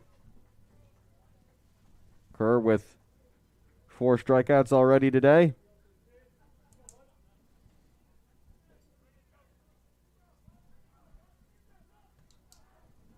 The 2-2. It's a bit of a squibber to third base. Caught Maynard by surprise. No throw. And an infield single for Blake Hall. Up to bat, number 10, Justin Bickman. As I mentioned, though, last time Hall was on base, the inning was ended in a double play. Can Chandler Kerr induce another one of those? As Justin Bickman is up to bat, he struck out in the second.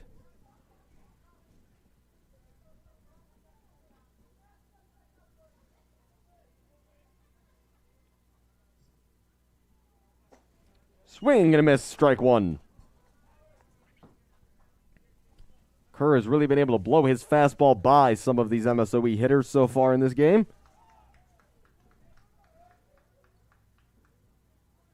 Here's some sound in the background. We've got football practicing next door to the baseball field. Of course, they're in season as well right now, preparing for a trip to Aurora this weekend.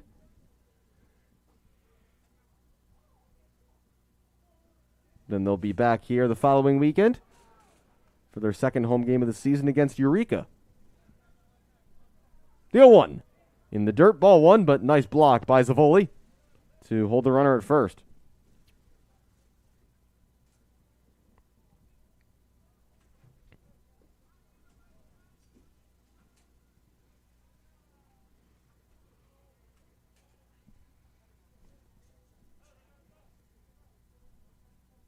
A long look in here from Chandler Kerr. And now the batter Bickman will step out. Bickman playing in game 51 as a Raider. Kerr delivers. It's another swing and a miss. Strike 2. Blew it by him again.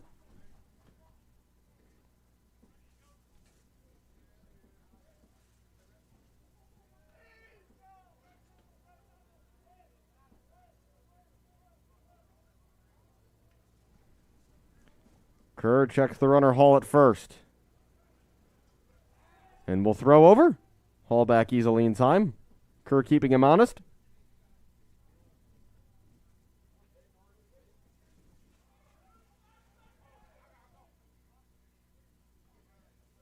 The 1-2. Just low, 2-2.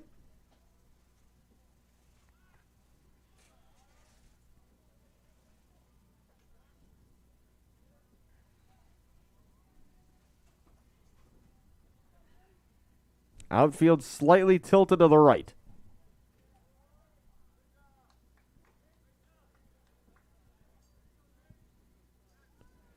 Kerr's delivery. High fly ball, center field.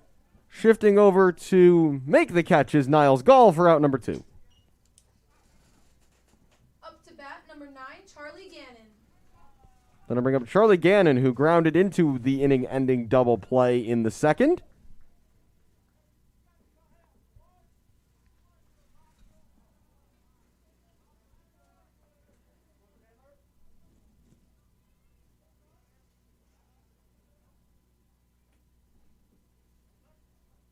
Long look in here from Kerr.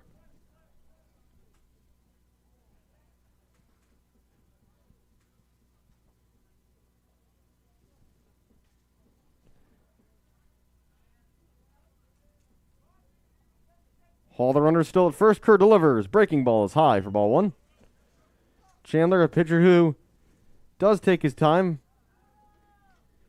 is a very pensive, contemplative sort of attitude on the mound. Always very calm, though. It's low for ball 2.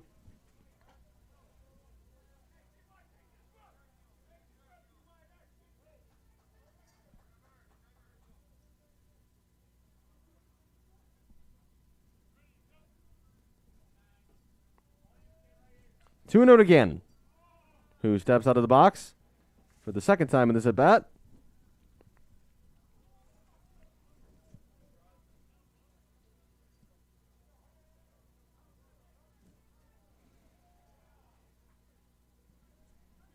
The 2-0. Swung on and fouled off for strike one. Not surprising to see Gannon going for it on a hitter's count.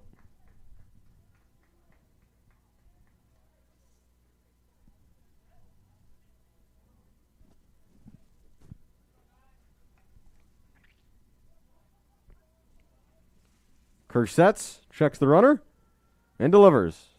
Inside, 3-1.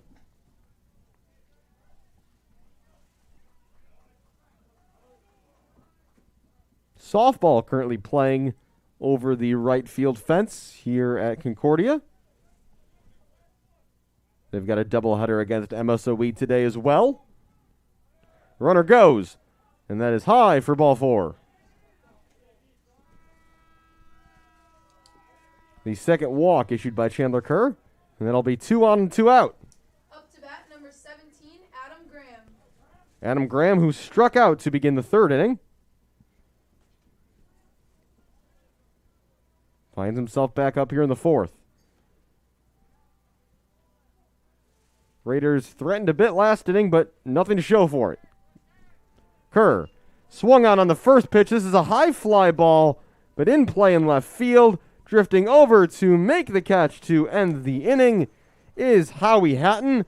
And through 4, no runs on the board for the bats for the Raiders. We'll go to the bottom of the fourth. Cougars lead 3-0.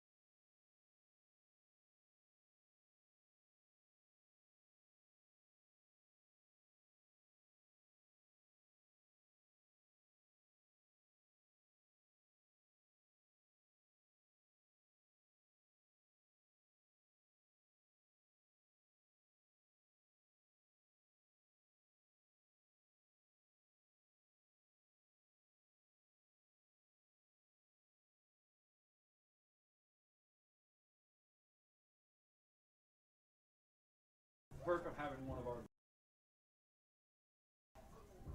Up to bat, number 9, Niles Gall. Bottom 4 here at the Thunderdome Cougar Stadium on the campus of Concordia University, Chicago. Alex Campbell with you here for the second game of our doubleheader today.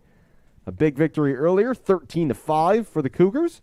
They lead 3-0 in this one, as Niles Gall will lead off the bottom of the fourth. Takes the first pitch, a breaking ball on the inside corner for strike one.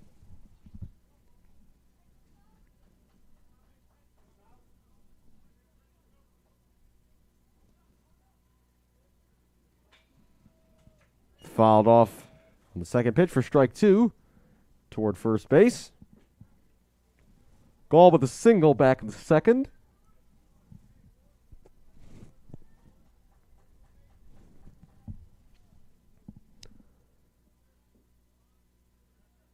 Looking in, Chris Barnes. Low and away for ball one.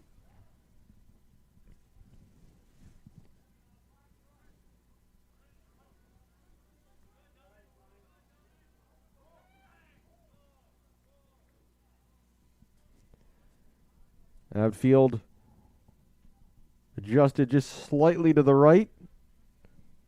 Barnes takes his time and now delivers. This is fouled off behind home plate. Count remains 1-2.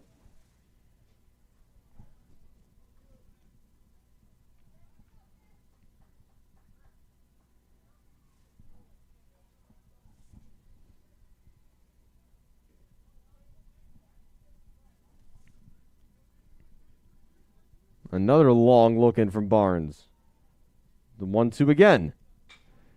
Chopper to second base, collected and thrown out. The play made by Luke Schroffnagel.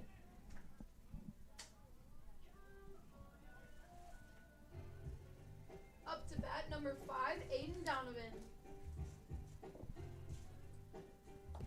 That'll bring up Aiden Donovan, who struck out in his first plate appearance today.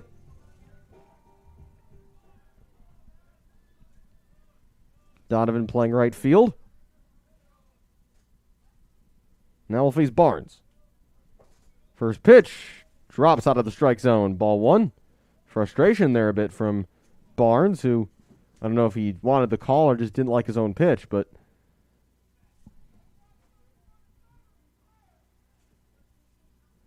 the 1-0 is low again, 2-0.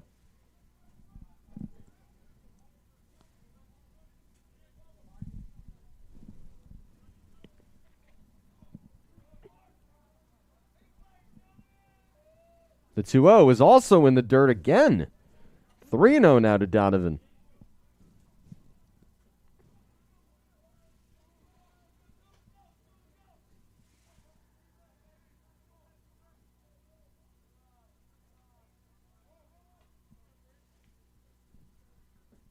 To Donovan. Taken straight down the middle for strike 1.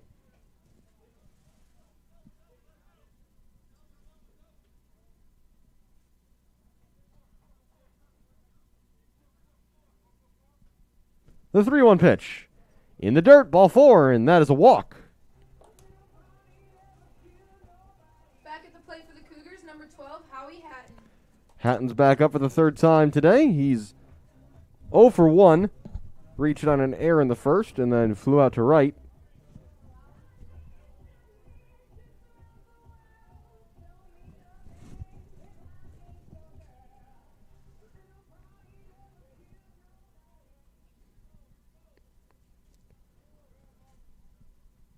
So Donovan at first following the walk with 1 out. And a bit of a delayed and hitchy throw over there from Barnes.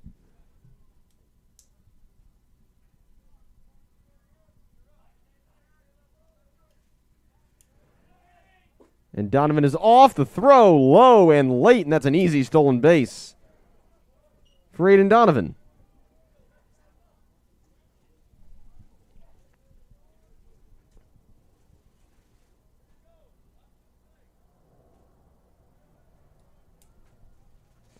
So 1-0 count, Donovan at second.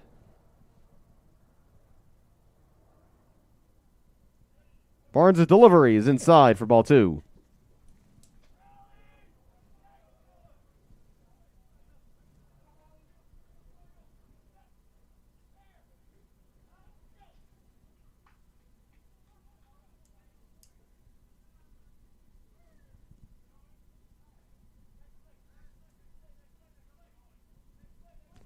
Plenty of concern over the runner at second. The 2-0 pitch is outside, 3-0.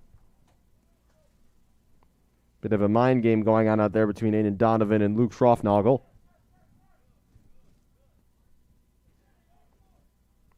Schroffnagel, the second baseman, sneaking up to the base if Barnes wants to attempt a pickoff move. The 3-0 pitch is low and outside, ball 4. And back-to-back walks. Have runners on now for the Cougars. Batting for the Cougars, number 1, Michael Zavoli.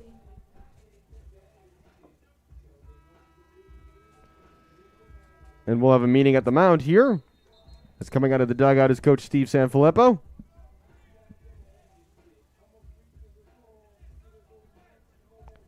Michael Zavoli will be the batter. Zavoli 0 for 2 so far today, with a strikeout and a flyout.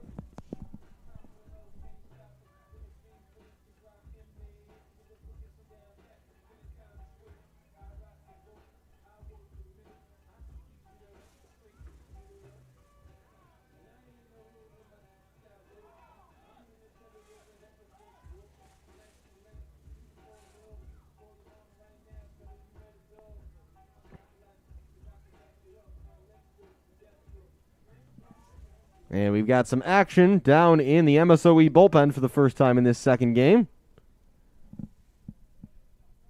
With 1 out, 2 runners on for the Cougars. Zavoli at the dish. Barnes delivers. Zavoli takes strike 1.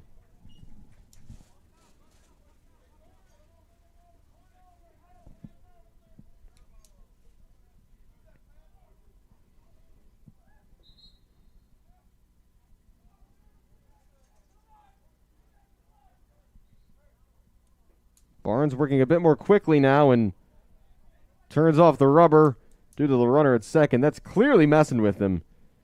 He's not comfortable with Aiden Donovan being on second base right now.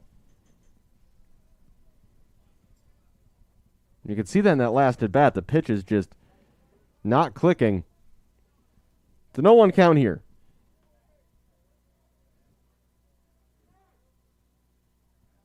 And time taken again. Sure, Aiden Donovan's got to be enjoying it out there on second base. Havoc he's causing without doing much of anything. Pitch is high for ball 1.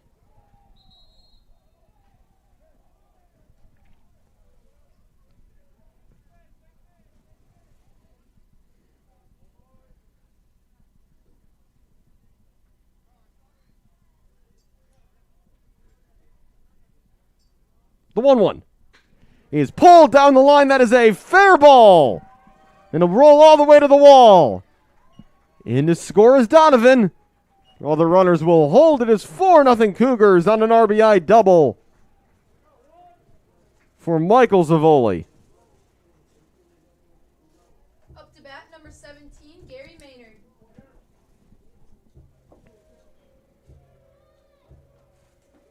Maynard up now. He's been on base twice. Once via a hit by pitch and once via his single.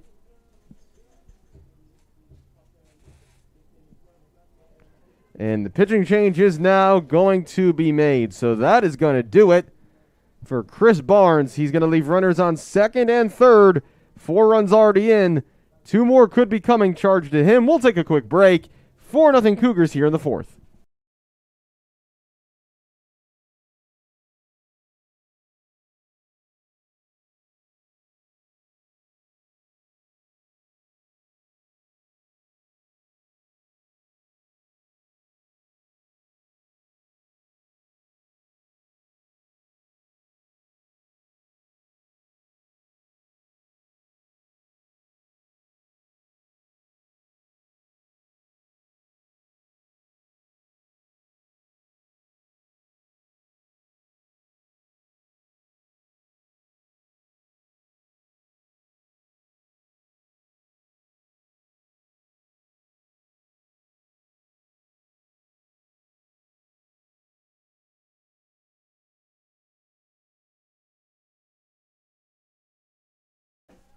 Pitching change. It's number 22, Joey Teschke, into the game for the Raiders. 0-1 on the season. He pitched 2/3 of an inning and gave up a run to take the loss. This is now 4th career appearance. The sophomore from South Elgin, Illinois.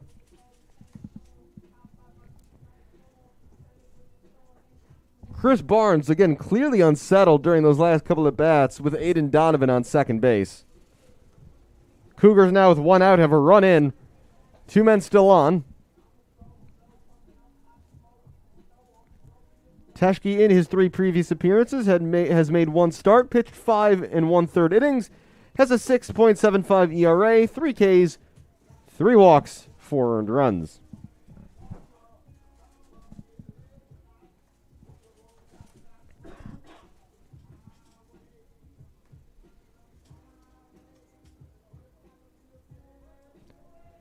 Up to bat now, it will be Gary Maynard.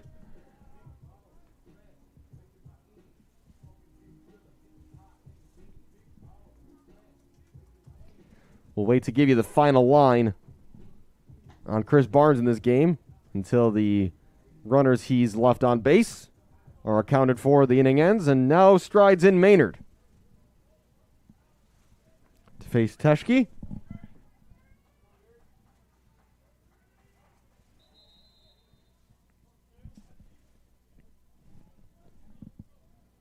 Runners on second and third here with one out.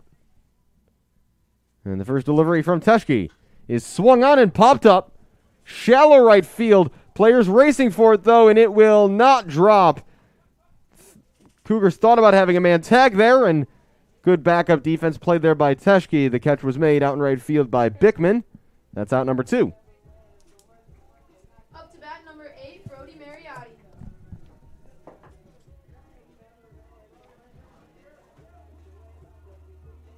And they will intentionally walk Brody Mariotti. I can't say I blame them.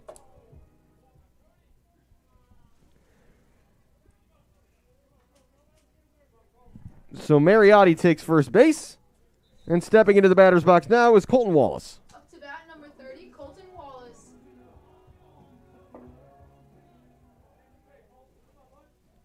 Bases loaded, 2 outs for Wallace. He's 1 for 2 today with a single. Teschke's first pitch on the outside corner for strike 1.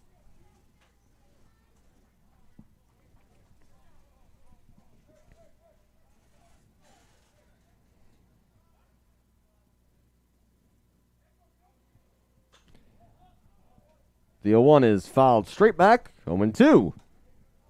Teschke looking to come into this inning. A messy inning to inherit, but looking to get immediately out of it.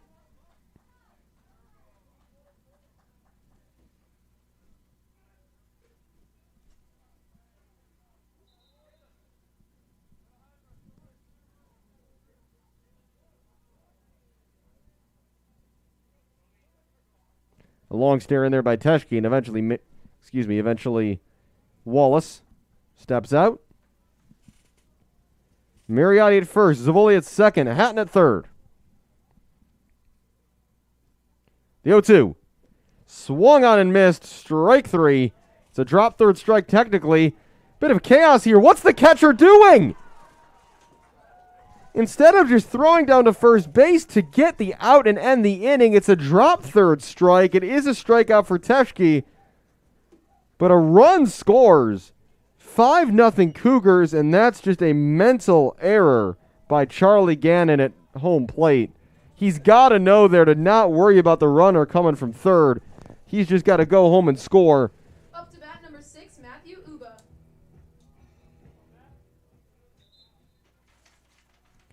So a drop third strike keeps the inning going, and Matthew Uba now with the bases loaded.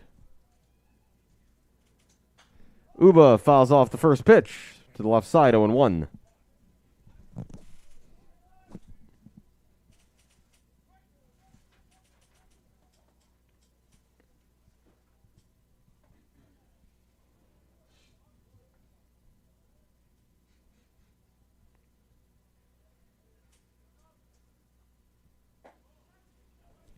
It's taken for strike 2.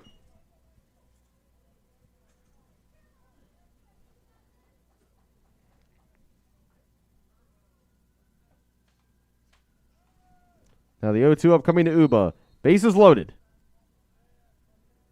Teschke, high and inside, ball 1.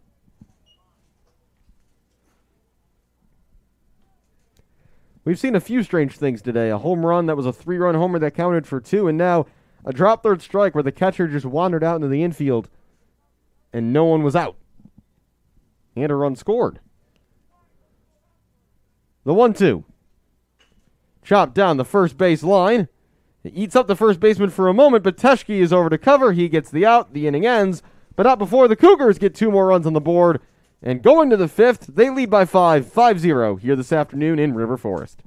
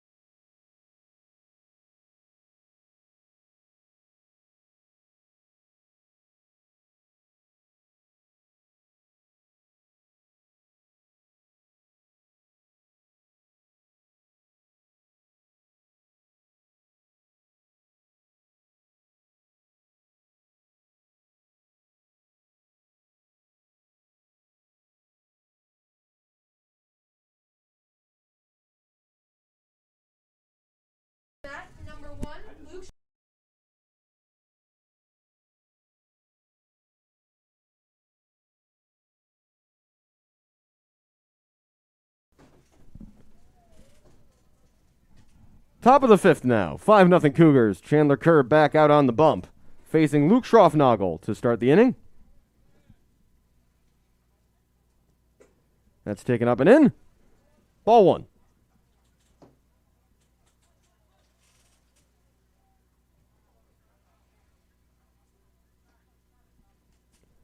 The 1-0 is up and in again, 2-0. And when Kerr has missed today, it's been missing high, usually with fastballs. But he's made it through 4 innings without allowing a run. And has gotten himself out of a couple of jams. The 2-0 is up and in as well, 3-0.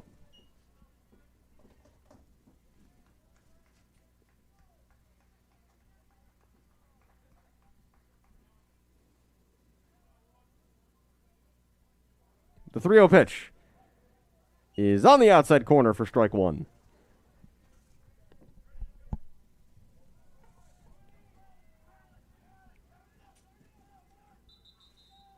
The 3-1. Appeals to first base. Not a swing, and it's a walk to begin the away half of the fifth.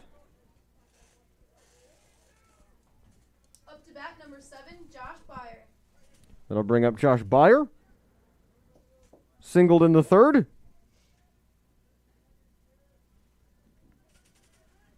And then was thrown out on a fielder's choice. First pitch from Kerr, way high.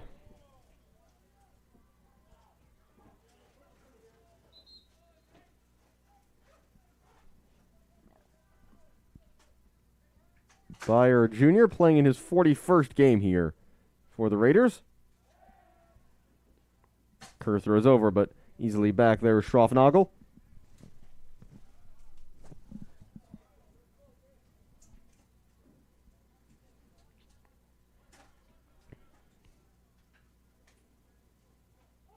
Showing bunt and taking a strike there is Byer.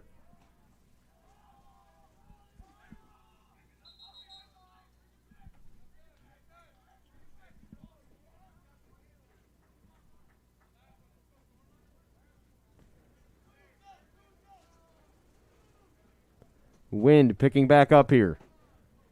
The 1-1 is low for ball two. Well blocked by Zavoli.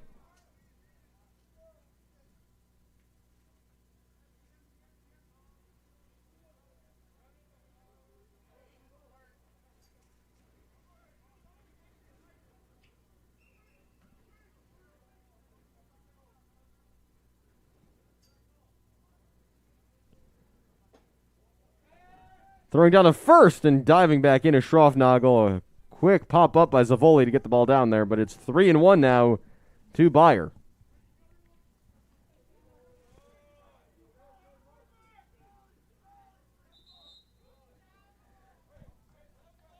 And a danger here of starting this inning with back-to-back walks. The 3-1 is up and in, and it's ball four. So 2 walks to begin the inning, issued by Chandler Kerr. And the top of the order coming up now for the Raiders. Up to bat, number 23, Brandon Beauchamp.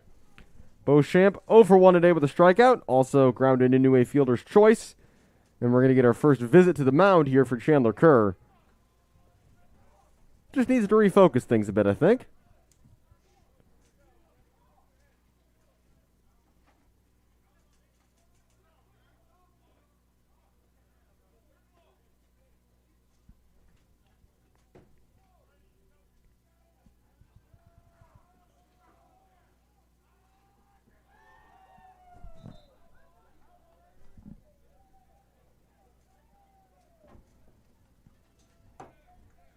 So 2 on here via the walk. Nobody out. In the top of the fifth, Cougars lead 5-0. Looking to take both games of today's doubleheader.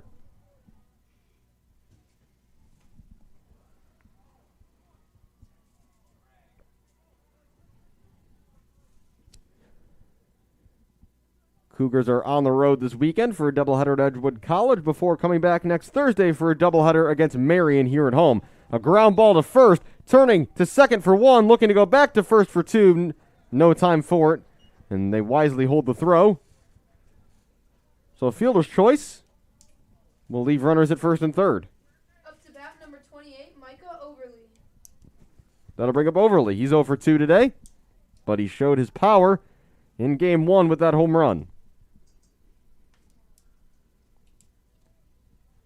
Chandler Kerr induced a double play to get out of a jam earlier in the game. Can he do so again right here? Lefty on lefty, runners on the corners. Just high for ball 1.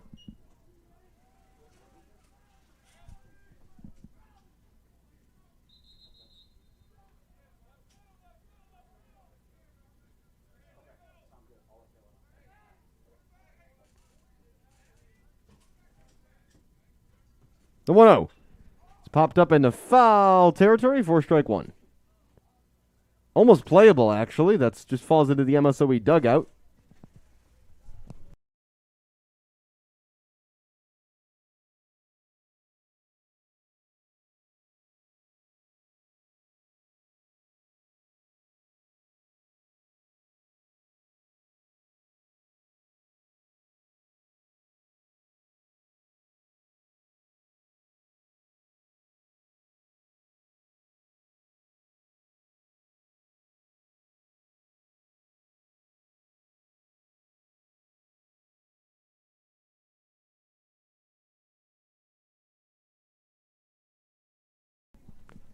A 1-2 count here to Micah Overly.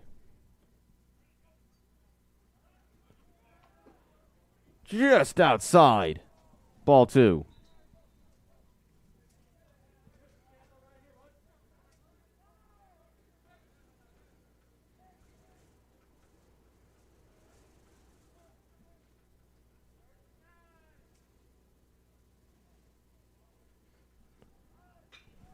This is popped up into shallow left. On the charge comes Hatton. He's under it. He makes the catch. He comes up throwing. We're going to have a plate. The plate throw is there, but sliding in safely is Schroffnagel. Sacrifice fly gets the first run of the day for the Raiders, of the game, I should say.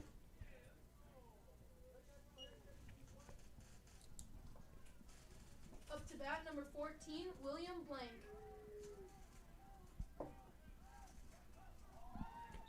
William Blank to the plate here, so 1 run in, 5-1 with 2 outs and a run around first in the top of the 5th.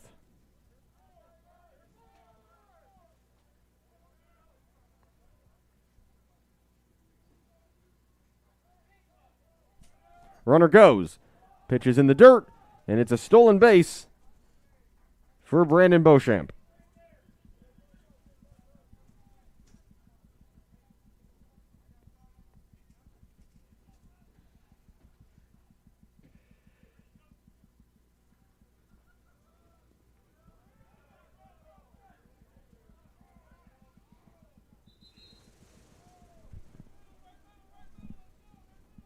One and 0 now. Kerr delivering to Blank. Pitch in the dirt again. And after a few batters where he was missing high, Chandler Kerr now missing low.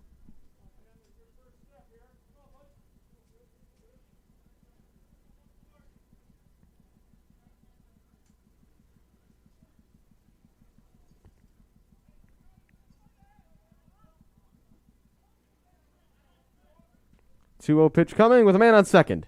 It's high and outside, ball 3.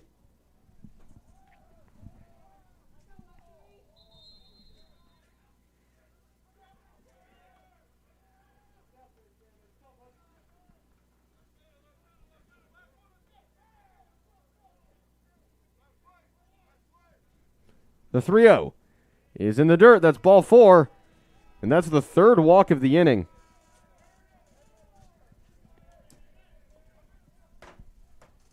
Up to bat, number 26, Blake Hall.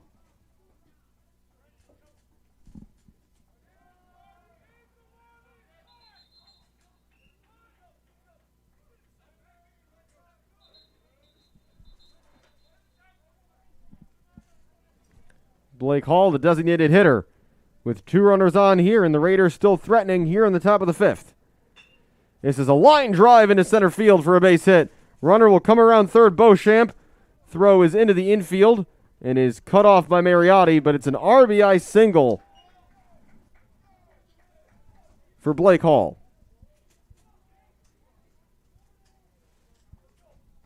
And the inning continues here for the Raiders. It's now a 5-2 Cougars lead.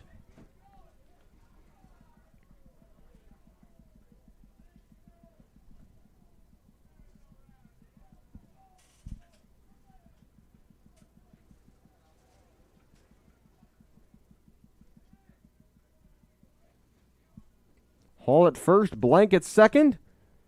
Chandler Kerr facing Bickman. And that's ball one, low and outside. Justin Bickman, 0 for 2 today with a strikeout.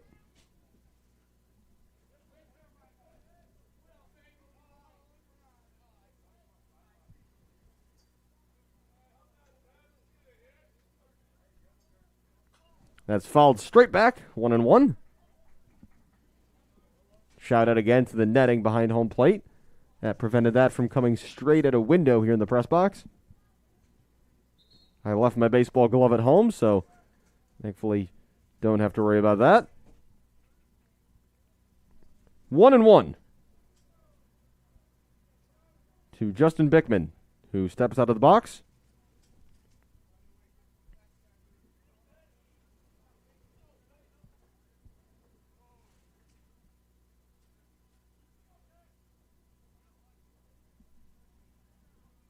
Kerr sets, checks the runners, and delivers.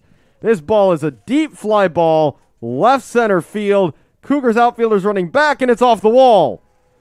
2 runs will score. It's a huge bounce off the wall, and into third is Bickman with a stand-up 2 RBI triple.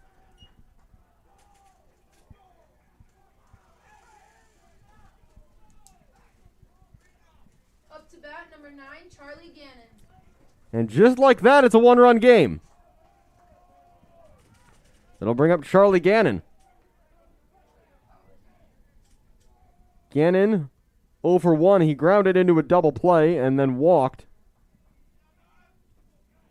And he'll be looking to make up for his mistake that saw the Cougars score their 5th run. Swings at the first pitch. High fly ball on the infield. Uba is under it, makes the catch to end the inning. And MSOE gets 4 runs, but the Cougars still lead. It's 5-4 as we're halfway through game number 2.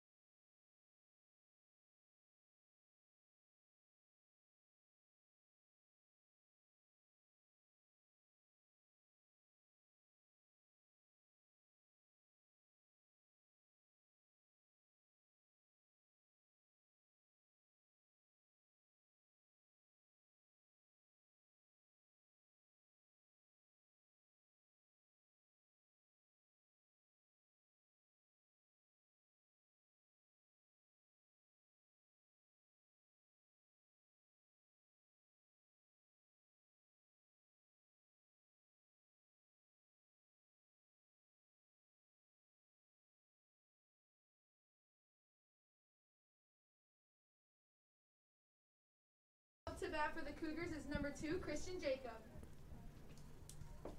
Halfway through the second game of our doubleheader, and it's 5-4 Cougars. Alex Campbell with you from the Thunderdome, Cougar Stadium. First pitch of the inning from Joey Teschke is outside for ball 1 to Christian Jacob, the second baseman.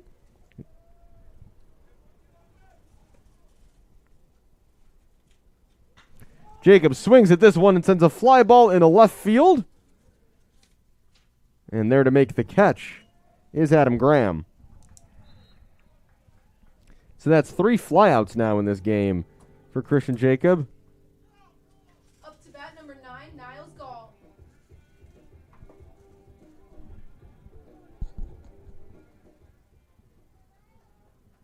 And Niles Gall steps in. Gall 1 for 2 today with a single. Lays down the bunt. Trying to use his speed for another bunt single today, and a nice throw beats him to the bag. That's just a good play by Micah Overly to throw him out. And just like that, 2 outs. Up to bat number 5, Aiden Donovan.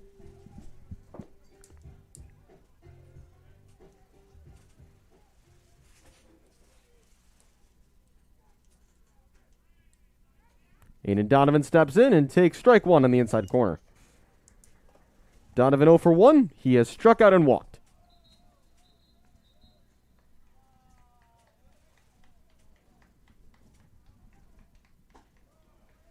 And he takes on the inside corner again for strike 2.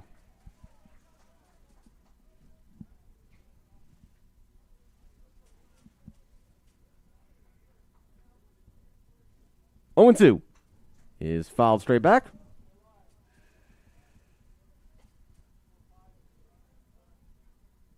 Teschke came in the last inning with 2 runners on, got out of it without allowing any further runs. And now he's got an 0-2 count with 2 outs quickly here in the bottom of the 5th. That pitch might have slipped a bit. It's high. Ball 1.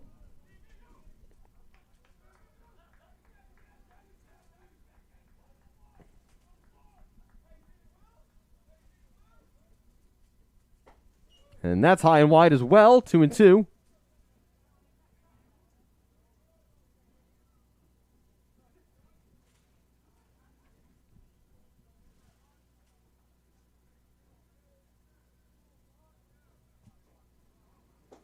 And that's low for ball 3. And from an 0-2 count, Aiden Donovan has worked it full.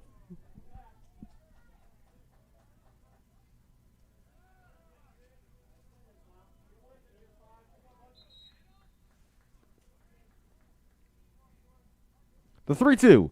Donovan right back up the middle off the pitcher's mound and through for a base hit.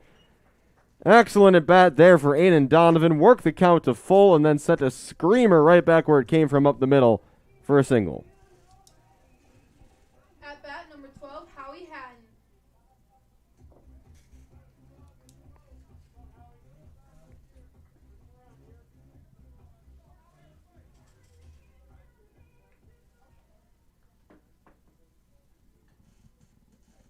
Howie Hatton, the leadoff man, steps in. Could there be a 2-out rally coming? It could be, as he's flared this into center field for a base hit. Donovan will stop at second, and so it's 2 on with 2 out now for the Cougars. Up to bat number 1, Michael Zavoli.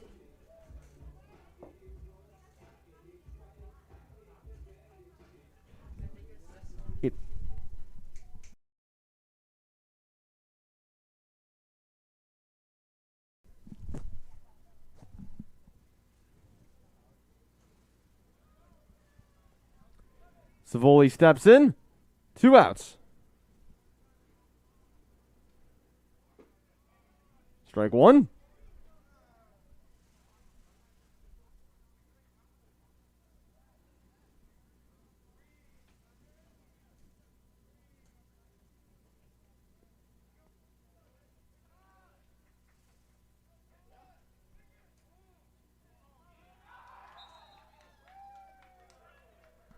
The 0-1 is high and wide. Ball 1, 1-1. 2 outs here, 5-4 Cougars. In the bottom of the 5th.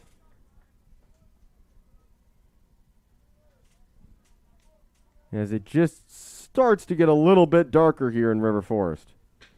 This is pulled through the hole into right field. It's another 2-out base hit. We're going to have a plate to plate. Donovan coming home hard. The throw is offline. And here comes another runner home. We'll have another plate to plate. And out at the plate is Howie Hatton. But the run does score. And so at the end of the 5th inning, the Cougars lead 6-4 as we head to the 6th.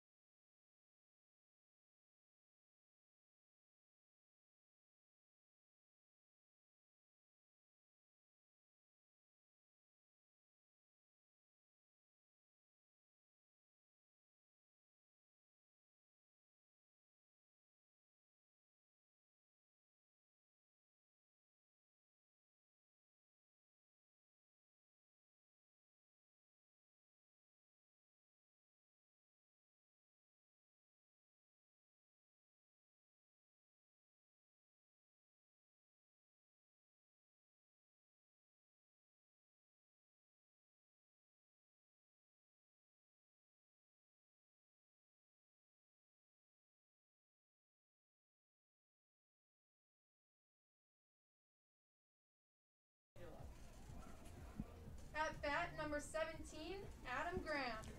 New pitcher here in the top of the sixth inning for the Cougars into the game is number 23, John Myers, a freshman from Elmhurst, Illinois, making his third appearance in relief of the season.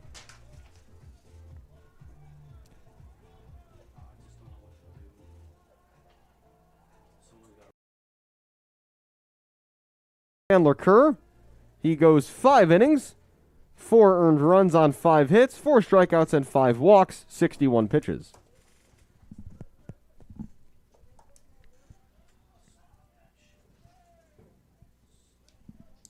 And into the batter's box comes number 17, Adam Graham, the first player to face Myers.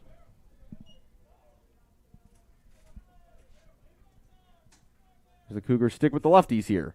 Myers' first pitch is grounded right back to him. He'll turn and throw to first for a quick first out.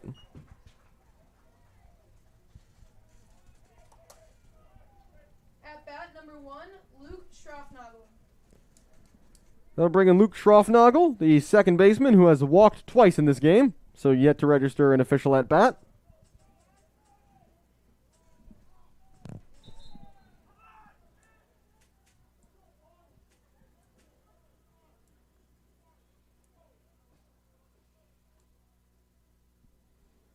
Myers' delivery is in the dirt, well blocked by Zavoli. 1-0.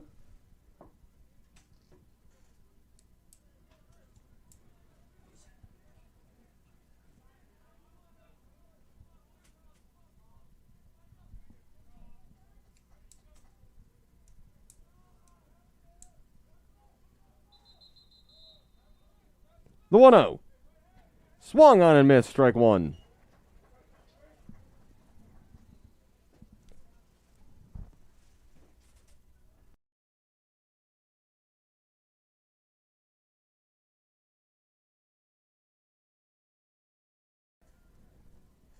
The 1-1. Outside corner, strike two. Myers, who comes in with 4 innings pitched on the season, 2 earned runs, 4 strikeouts, 1 walk, and a 1.5 whip.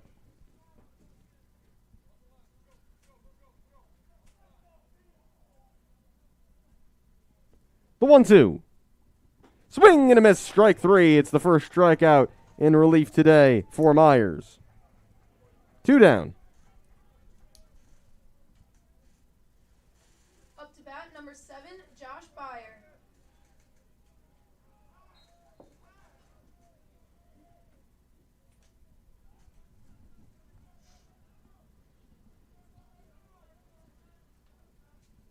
That'll bring up the shortstop, Josh Byer. 2 down, nobody on here in the away half of the 6th. Called, strike one. Myers looks dialed in right now coming out of the bullpen.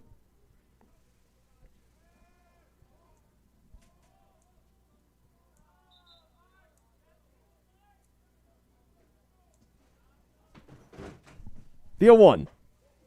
Just high, ball one.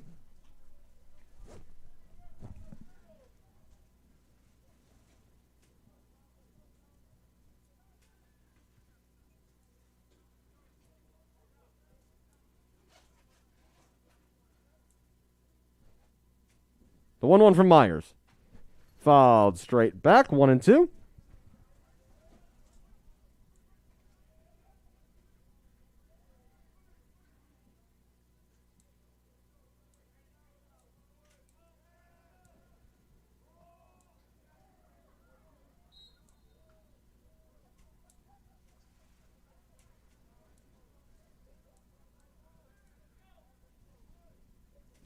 The 1-2 from Myers.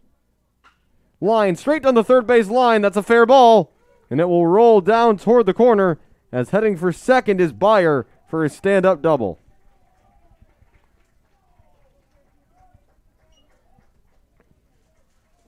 At bat number 23, Brandon Beauchamp. Top of the order now for the Raiders, and that brings up Brandon Beauchamp. Playing in center field in this second game. Beauchamp 0 of 1 with a strikeout, and then he has grounded into 2 fielder's choices in his last 2 at-bats. So runner on second, Byer with 2 outs.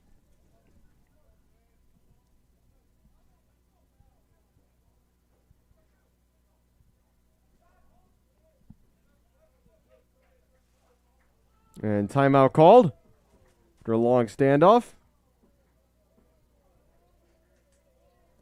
Beauchamp does play a bit of a mind game at the bat. He'll swing that barrel out continuously until the pitcher resets or he gets ready and decides he's done. Myers. That's in for strike 1.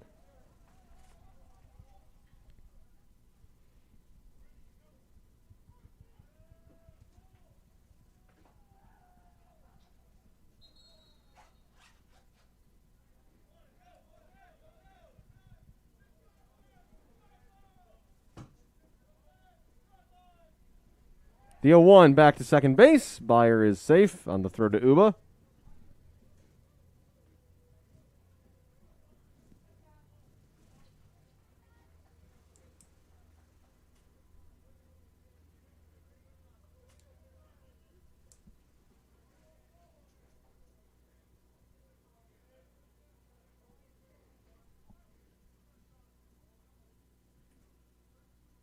The 0-1.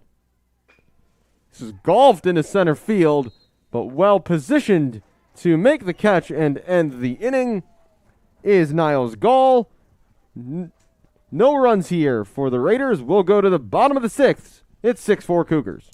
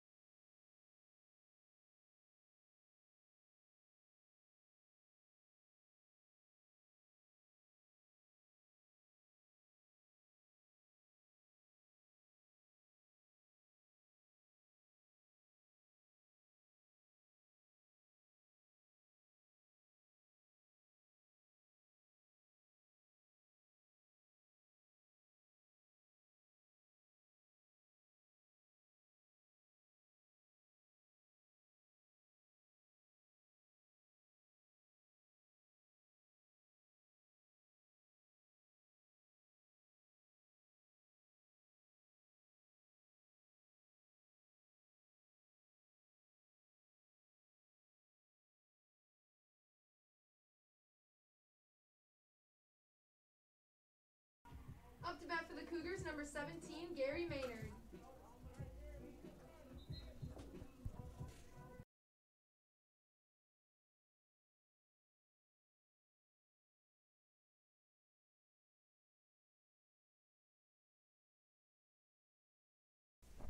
Gary Maynard to lead things off in the home half of the 6th inning. Still on the mound is Joey Teschke.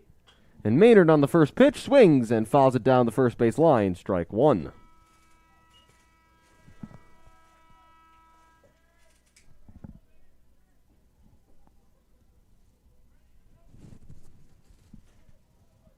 Maynard hit by pitch, a single and a flyout today. Or in this game, I should say, as that pitch bounces for ball 1.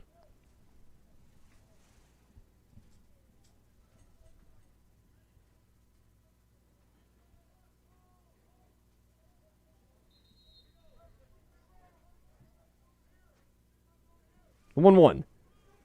It's taken on the inside corner for strike 2.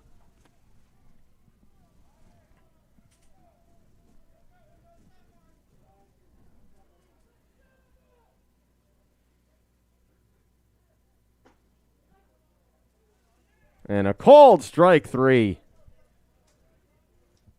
Maynard almost looked like he was hoping that ball grazed his jersey, but the ump says no.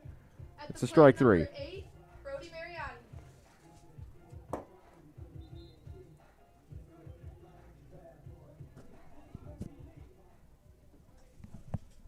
believe that is the first strikeout recorded by Teschke.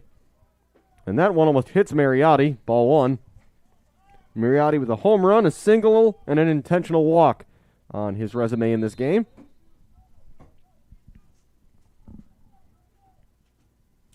Teschke's delivery is on the inside corner for strike one.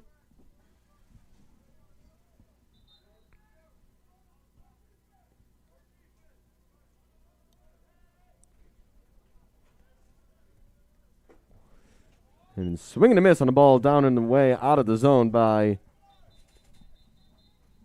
Mariotti.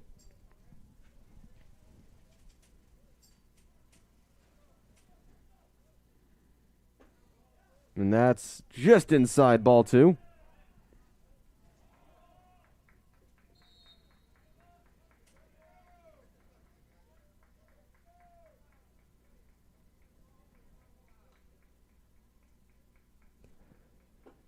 The 2-2 low and away, and it's a full count.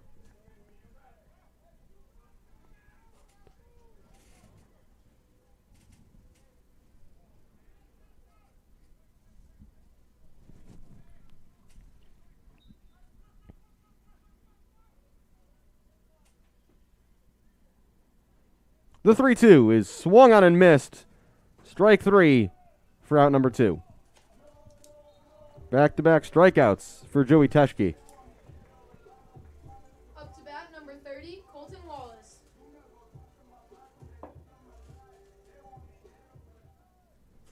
Colton Wallace now up to bat. Wallace, who reached on that bizarre drop third strike in his last at bat.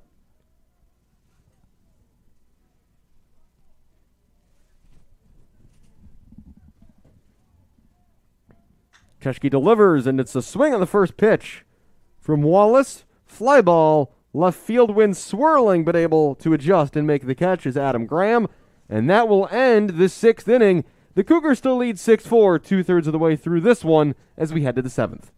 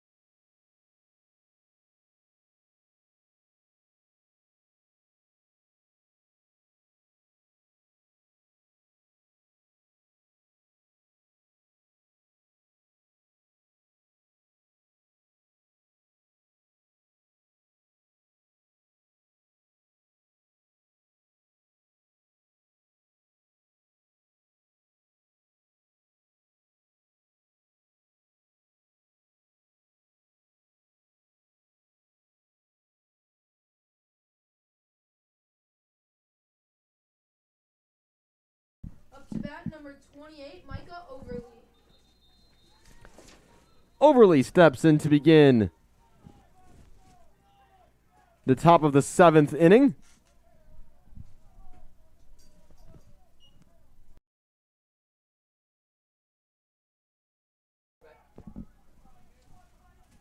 Still in the game, Myers pitching for CUC, and he throws a strike to begin the at-bat for Overly.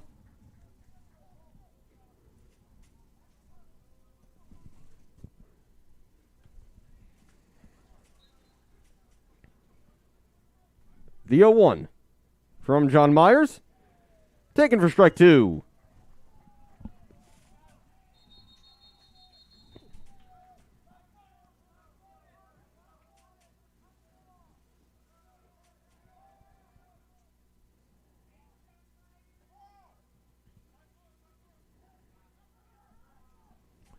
The 0-2 from Myers in the dirt, ball one.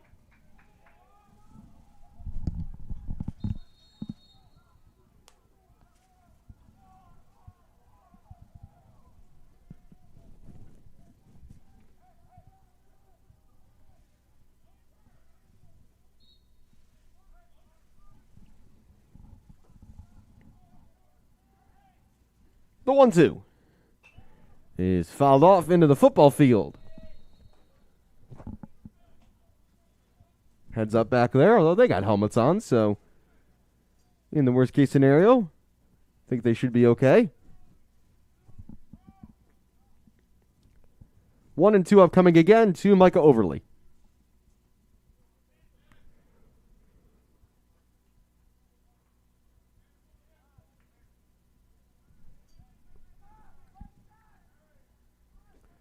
Low and outside, ball 2.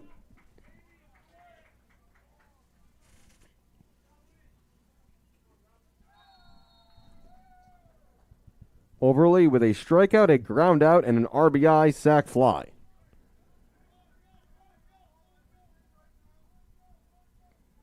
Myers, the 2-2. Low and outside, ball 3. Full count.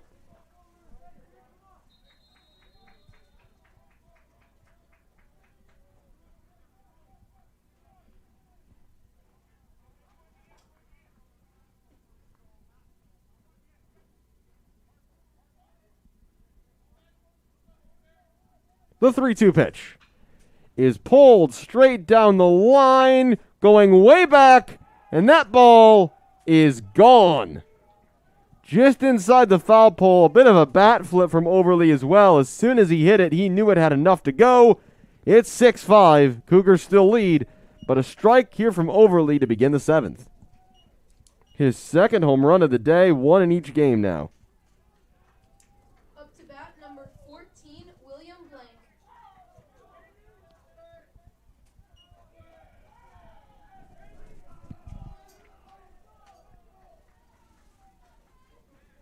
That'll bring up William Blank. Blank, a ground out, a fly out, and a walk in this game.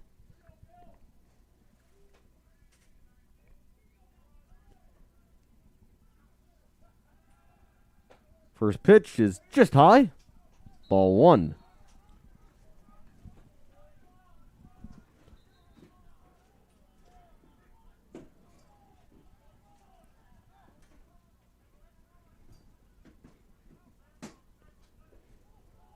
Ball 2.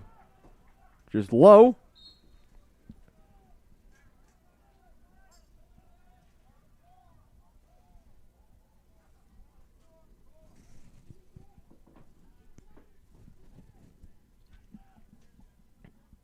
The 2-0 for Myers is in the dirt. 3-0 now. Still no outs. Leading off the inning was Overly with that home run. And the home plate umpire will take a moment to brush off home plate.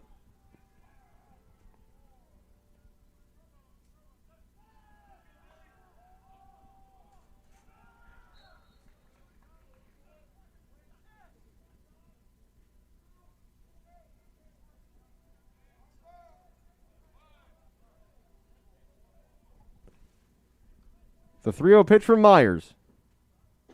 Taken low, ball 4.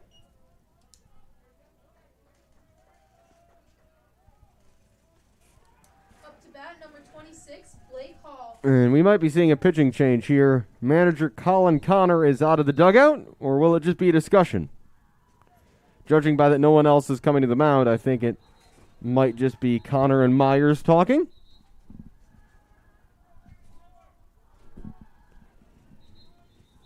Colin Connor in his second season as the head coach. Previously 4 years as an assistant.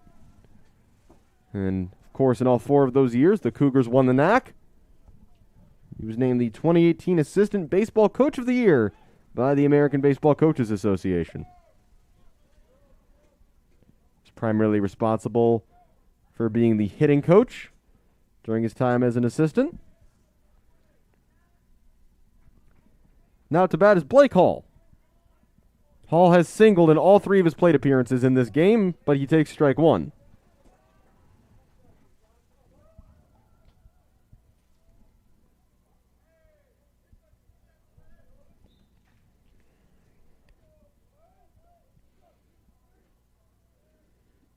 The 0-1 is fouled off. Strike two.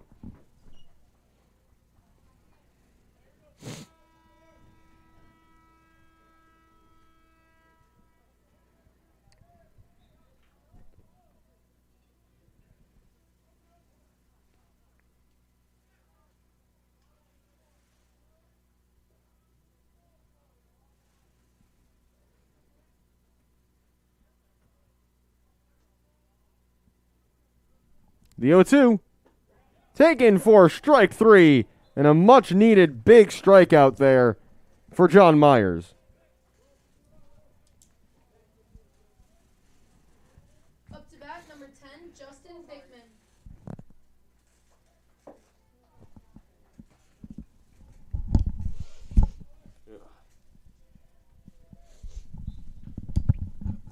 Justin Bickman steps in with one out and a man on first. And this first pitch is hammered high in the air left field.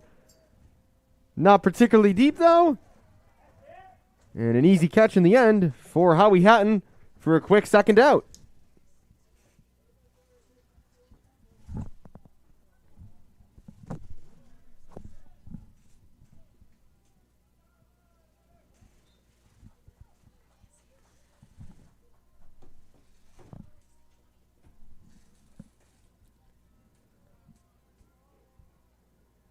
Looks like we've got a pinch hitter here, as Noah Ernst, who was the starting catcher in the first game, appears to have replaced Charlie Gannon behind the plate.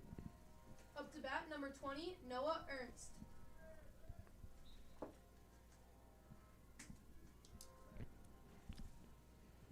Safe to assume Ernst will slot in, like I said, behind the plate when they go back on defense. He takes ball one from John Myers.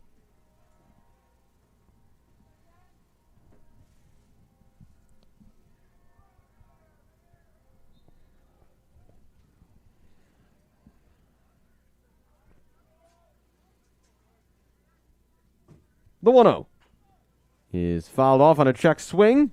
1-1.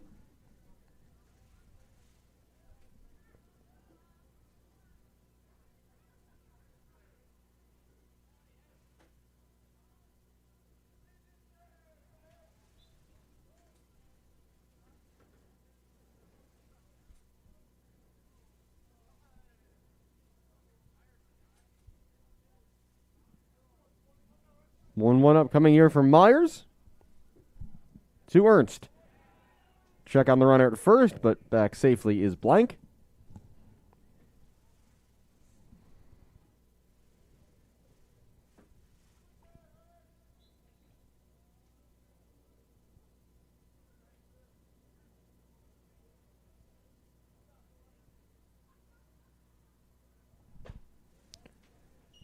Tie for ball two, 2-1.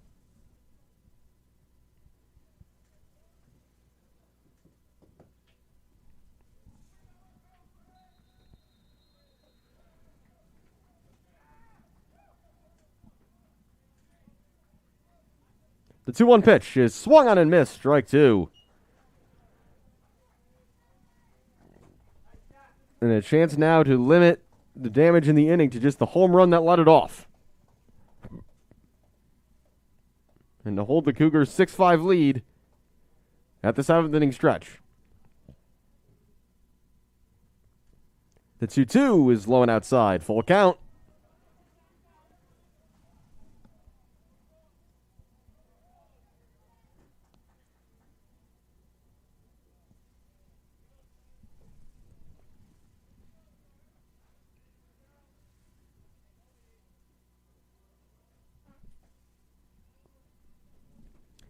Three-two upcoming from John Myers.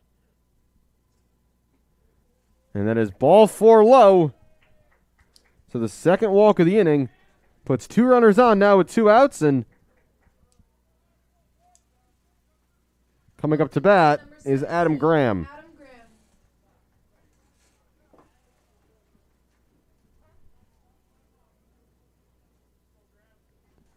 So Graham with 2 on and 2 out. And his Raiders trailing by 1. No further move coming at least for now, from the bullpen.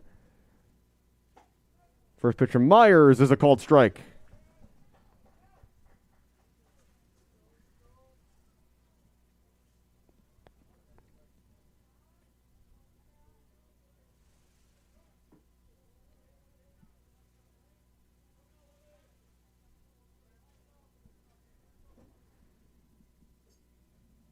The 0-1. Swung on and fouled off just to the right of home plate. 0-2.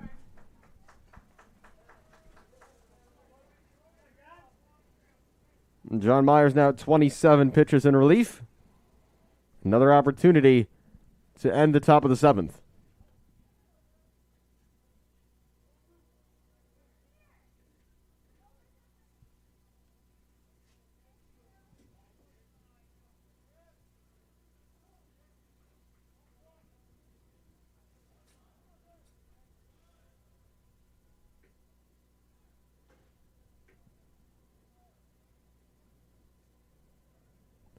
The 0-2 is lined into center field and sliding to make the catch.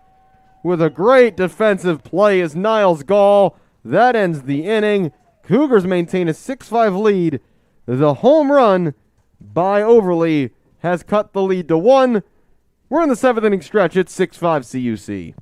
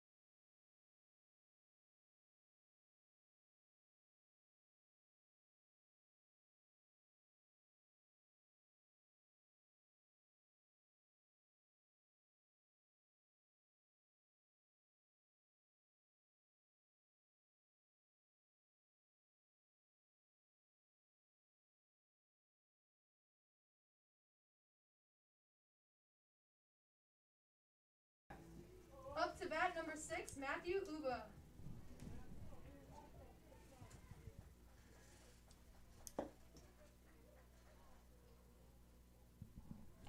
Matthew Uba to lead off the bottom of the 7th for the Cougars, leading 6-5, looking to sweep today's doubleheader. Swinging at the first pitch, Uba fouls it off down the left-hand side. Joey Teschke still on the mound in relief. That was pitch number 30 that he just threw.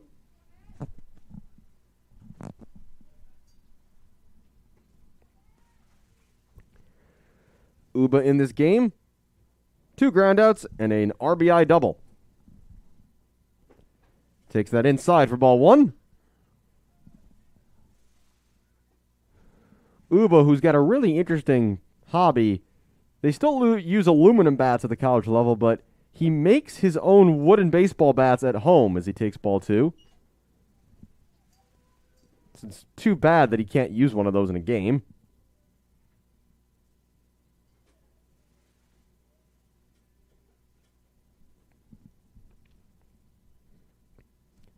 The 2-1. Swung on and missed on a sharp breaker into the dirt, 2-2.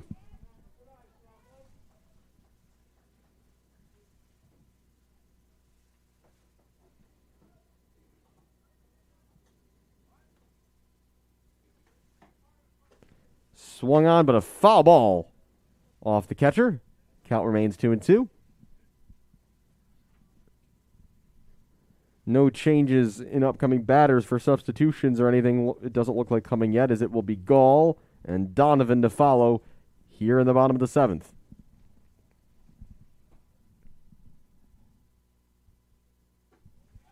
Excuse me, Jacob and then Gall and then Donovan here in the bottom of the 7th. Ball 3, full count.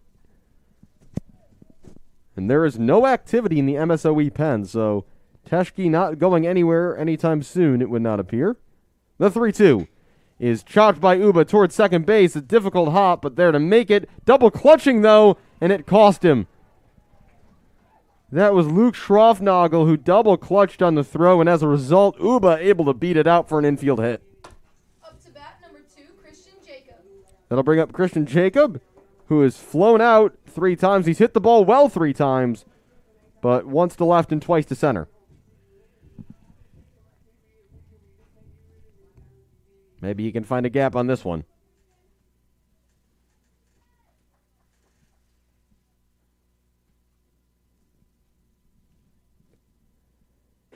Ball low outside. Ball 1.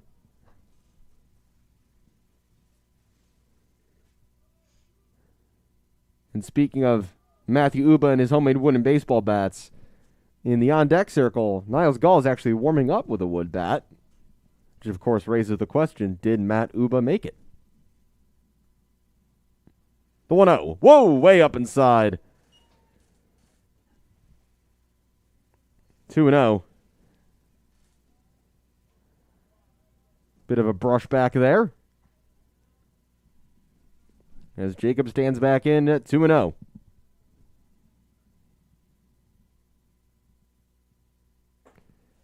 Again up and in, 3-0.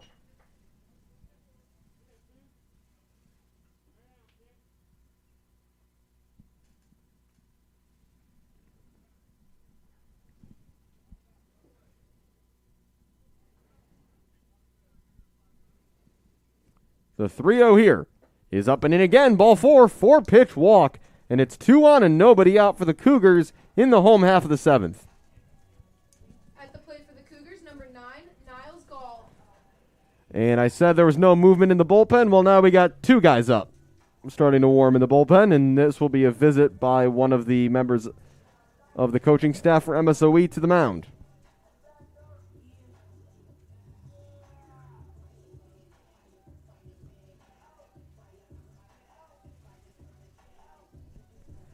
Only one pitcher throwing for right now down in the pen. It's number 27, Jeffrey Stanish.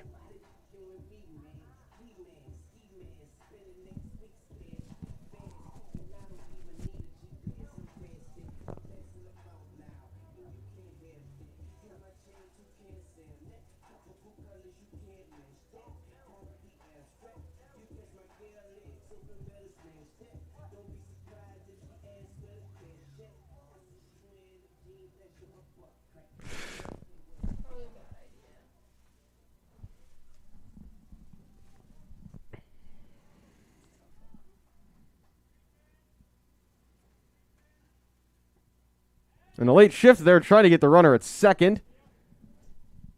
As warming up down the left field line now in the bullpen is Jeffrey Stanish for MSOE.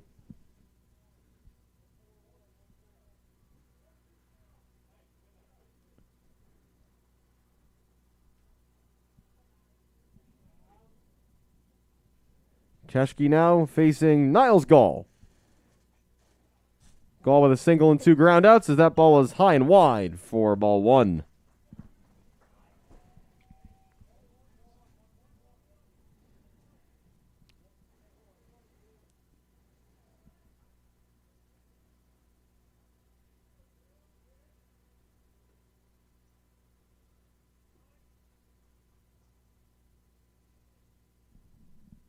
The 1-0 from Teschke.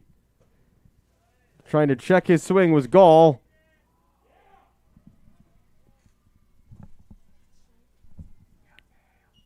And that's strike 1. Looked like the umpire pointed. Can't really see from our vantage point. But it is 1-1. Pitch to Gall. Is out. No, it's a strike. Thought that might have been wide of the plate, but it's 1-2 now.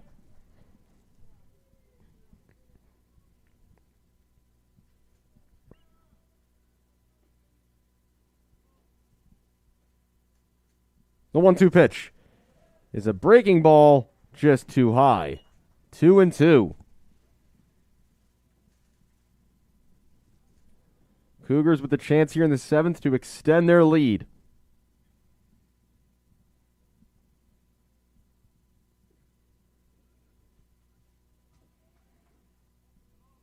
The 2-2 pitch. Swing and a miss. Straight back to the backstop. We've got another drop third strike scenario, and everyone's going to be safe. That's a pass ball.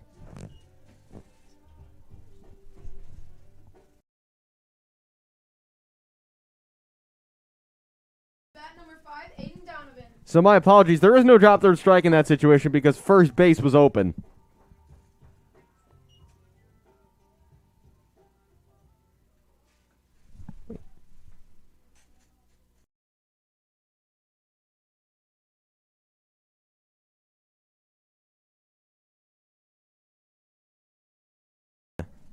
To Aiden Donovan.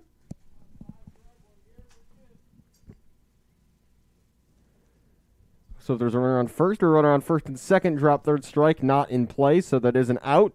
Runners can't advance. This ball's flared into left field, base hit, and 2 runs are going to score for the Cougars. So the drop third strike, though it doesn't get a man to first, ends up paying off in that it allowed the runners to advance, and they both come home on a 2 RBI single for Aiden Donovan.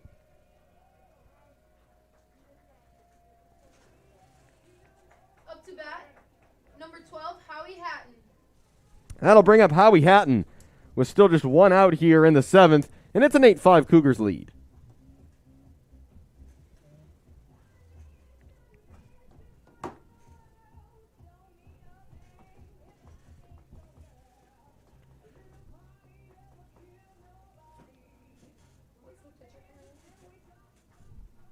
And we will have a new pitcher here. It's Jeffrey Stanish out of the pen and into the game. We'll take a quick break as he warms up. 8-5 Cougars here in the 7th.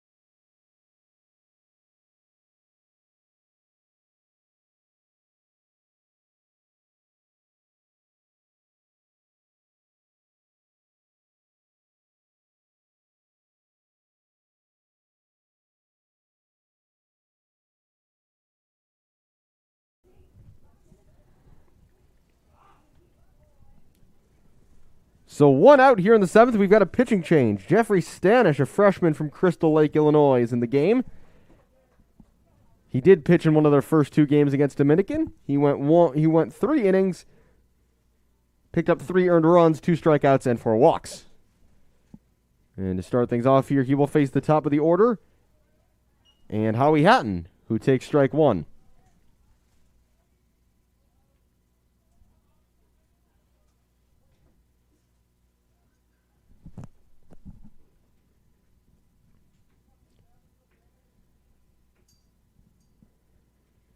Donovan at first takes off. Pitches up and in. The throw down to second is high and wide, and it's another stolen base for Aiden Donovan.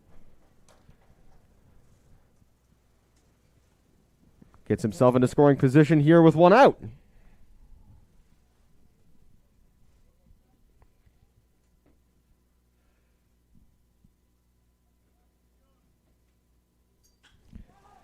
Hatton, fly ball into center field, shallow. And coming in to make the catch is Beauchamp. And a quick throw will hold Donovan at second. Up to bat, number 1, Michael Zavoli.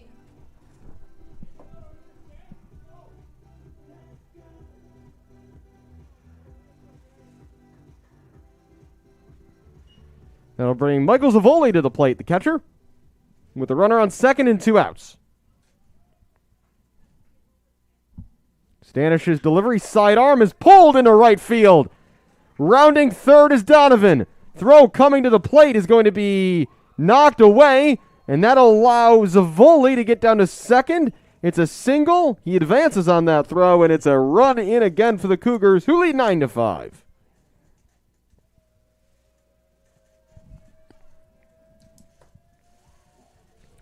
Up to bat, number 17, Gary Maynard. That'll bring up Gary Maynard.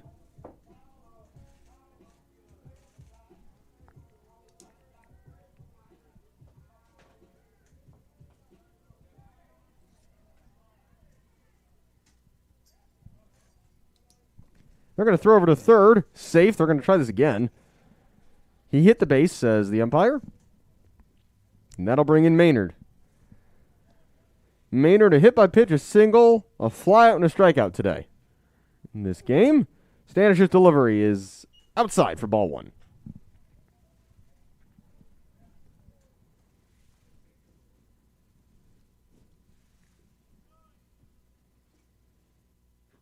And it happened again. The fifth time today. The second in this game, Gary Maynard has been hit by a pitch. Up to bat, number 8, Brody Mariotti. However you get on base, though.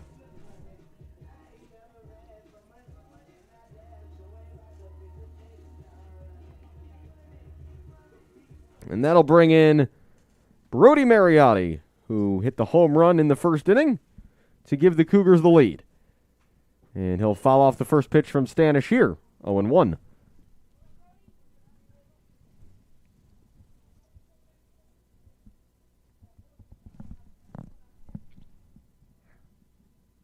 Mariotti also fouls off the second pitch, 0-2, as light continues to fade here in River Forest.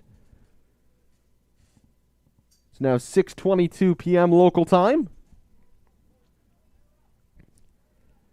Softball, as I mentioned, a doubleheader, and both soccer teams in action on the road tonight as well, as that's another foul ball. The men's soccer team kicks off at 7, the women at 7:30.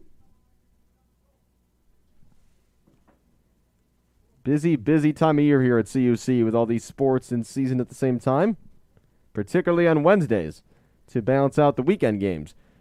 Stanish's fourth pitch of the at-bat is wide for a ball.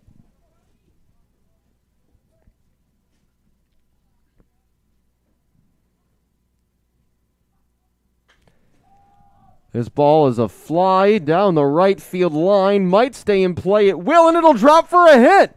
And everybody keeps running. Mariotti slides safely into second base. 2 runs score. It's 11-5 Cougars. Zavoli and Maynard coming to score on an RBI double. About as close to the plate as a ball can land and be a double, but Mariotti gets it done. Up to bat, number 30, Colton Wallace.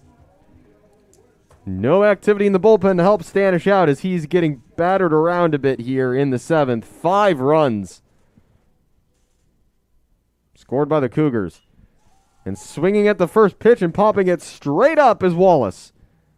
Just off the infield, the catch is made by Byer. That will end the inning, but it's 5 more for CUC. They've got a big lead here late in this one. We head to the 8th with a 6-run lead.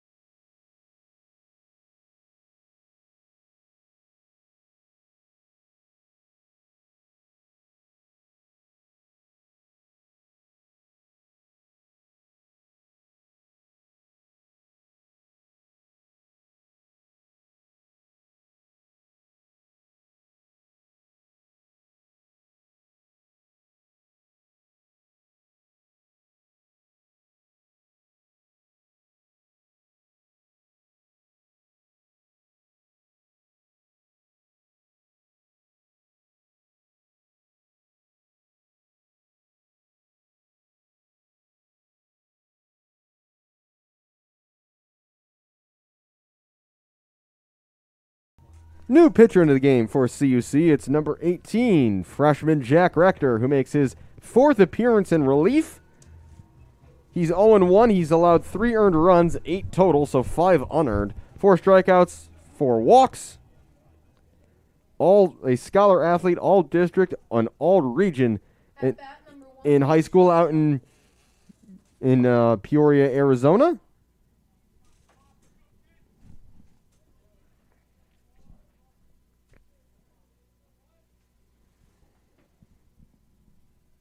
As we head to the 8th inning, Cougars ahead 11-5. And taking strike one is Luke Schroffnagel.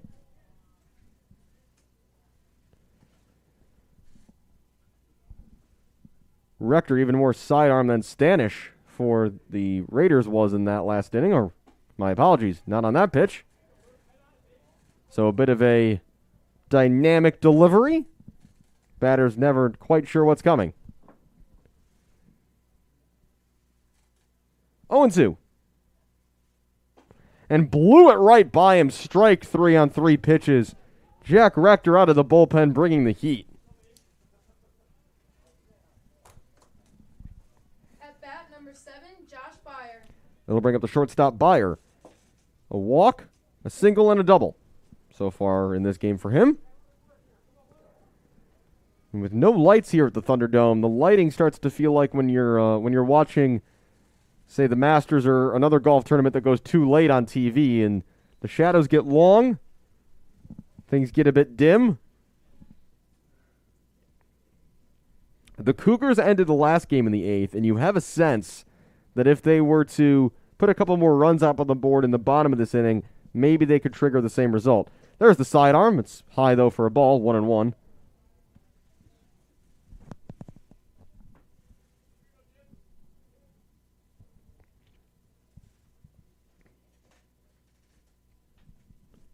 The 1-1 from Rector. Outside corner, strike 2.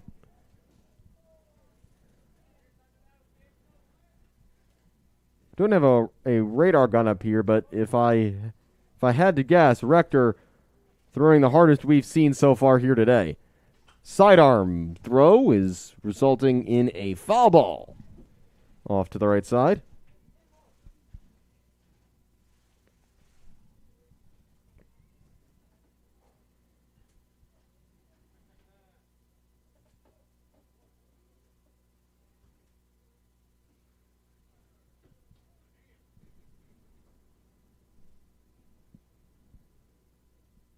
The 1-2 to Byer.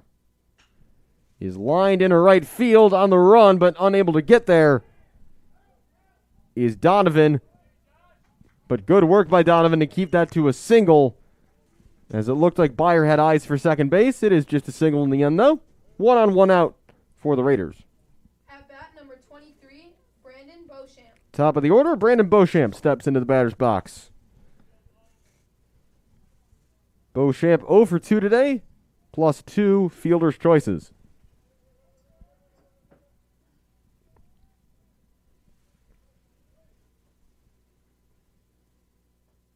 Again, he's got the bat waggle going until the pitcher sets. And the delivery from Rector is in the dirt. Ball 1, and taking off for second base is Byer. As Zavoldi briefly lost track of the ball. Did well, though, to make the block.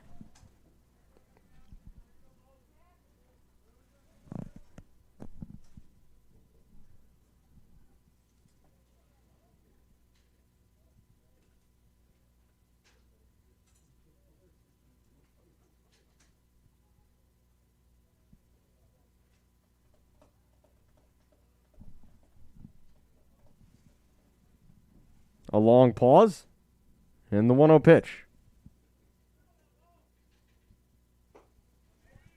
Low and outside, ball 2.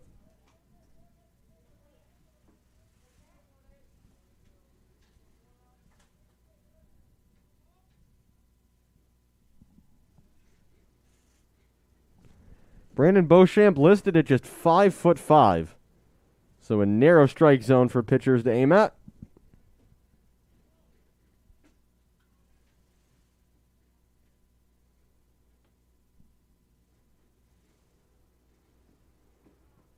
And time called by the umpire behind the mound.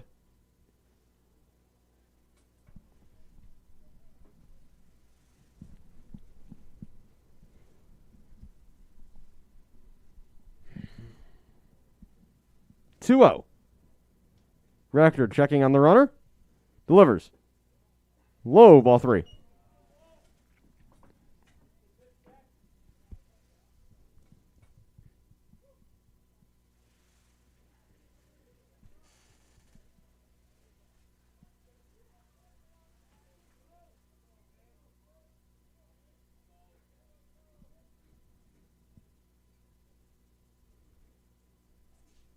The 3-0 is high, ball 4.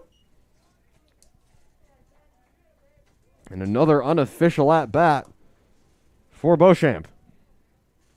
Up to bat, number 28, Micah Overly. Strongest gust of wind we've seen in a while. Now past 6:30 p.m.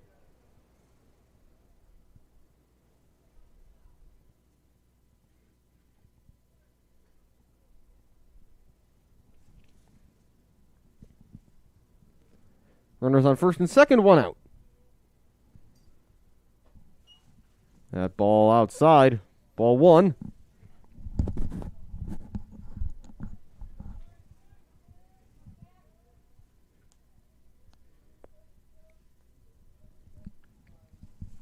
If I was Rector, I might focus a little bit more on the batter right now. It's clear that the runner on second is causing the distraction that Byer would want himself to be.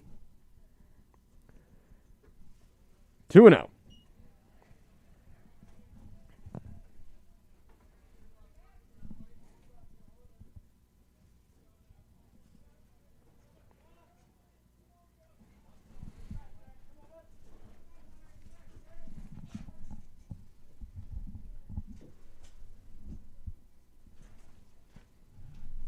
Rector staring in.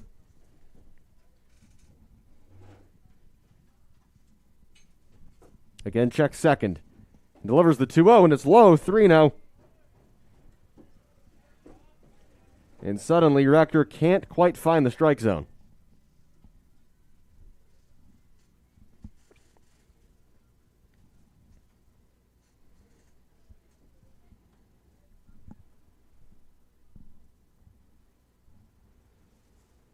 The 3-0 is inside. That's ball 4. And back-to-back walks. And now the base is loaded with 1 out. Up to bat, number 14, William Blank. Activity down in the Cougars' pen.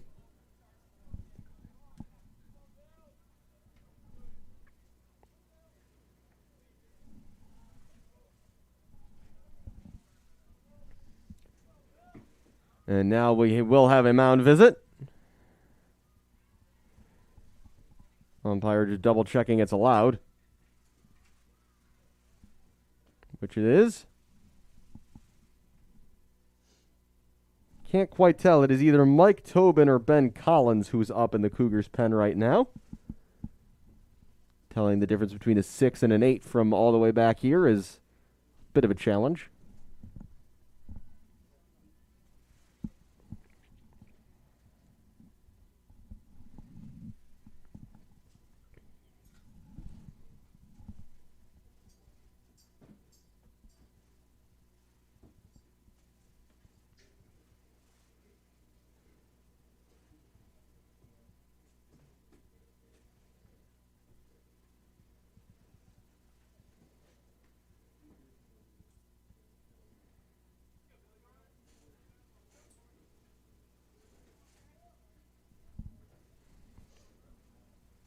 Mound visit over.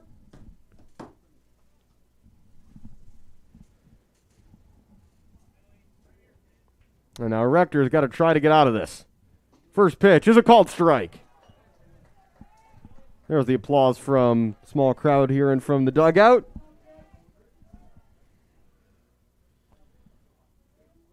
Oh, and 1 the count now to William Blank.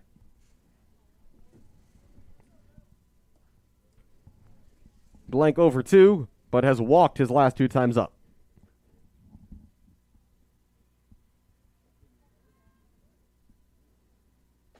Breaking ball is high.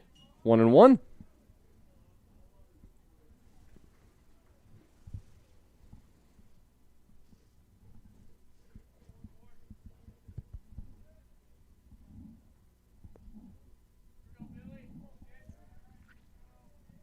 The 1-1 from Rector. Check swing. High for ball 2.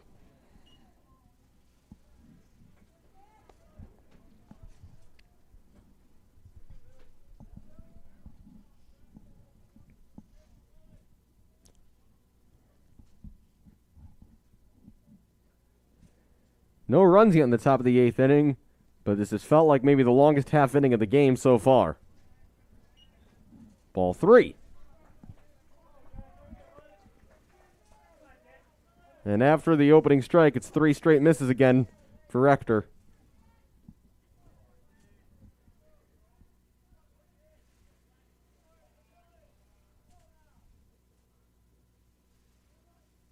The 3-1. That's taken for strike 2. Blake Blank trying to earn a walk by taking a couple steps toward first. So full count, bases loaded, 1 out here in the 8th. Cougars lead by 6.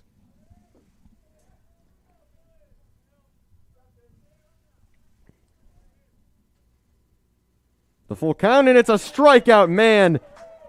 Did Jack Rector need that? A big out there and a big comeback in that at bat to strike out Blank. Up to bat, number 26, Blake Hall. Blake Hall struck out his last time, following 3 singles. And man, if Rector could get out of this unscathed. Strike 1.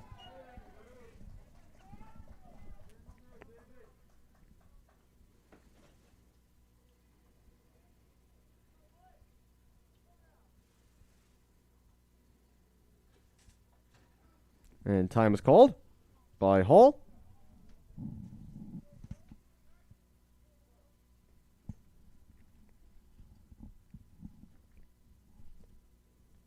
The 0-1. Swung on and missed, 0-2. 1 strike away from a long, stressful, but ultimately clean inning for Jack Rector.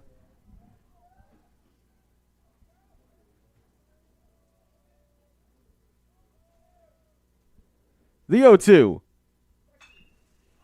High fly ball in the left center field, and it's going to drop for a hit. 1 run is in. 2 runs are in. It is an 11-7 ball game on a 2 RBI double for Blake Hall.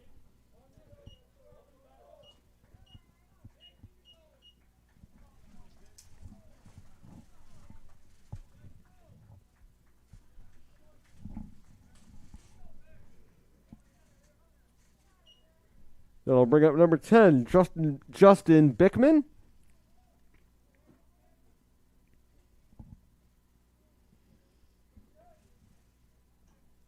Runners on second and third now with 2 outs. Ball 1.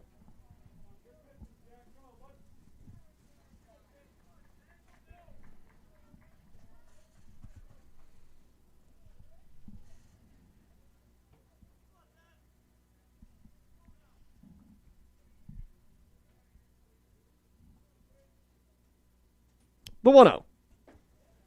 Strike 1.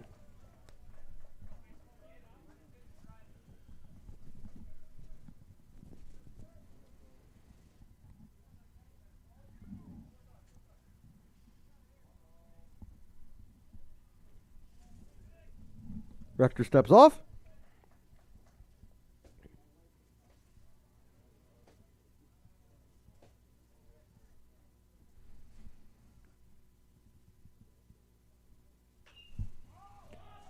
Swinging pop up in foul territory over near the bench. It's out of play.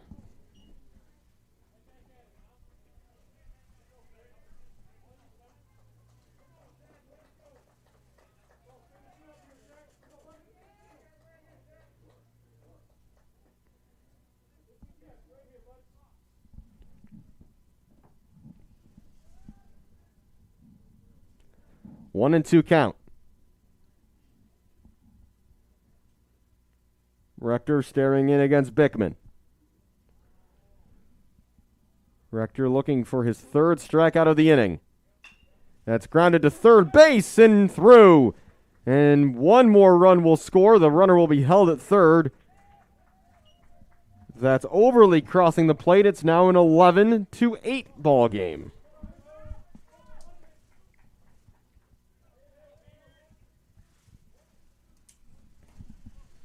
At bat number 20, Noah Ernst. That'll bring up Noah Ernst, the catcher.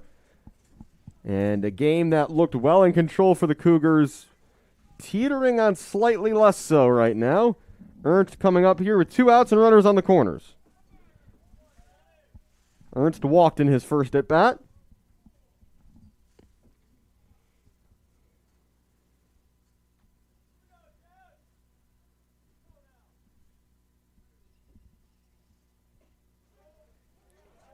Called strike one on the lower inside corner.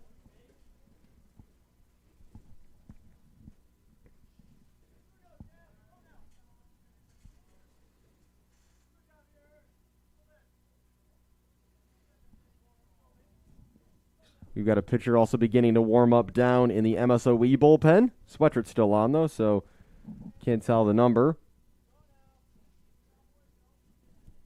Looks like Mike Tobin continuing to warm in the Cougars' pen, but still not called upon. 0-1. Fouled straight back, 0-2.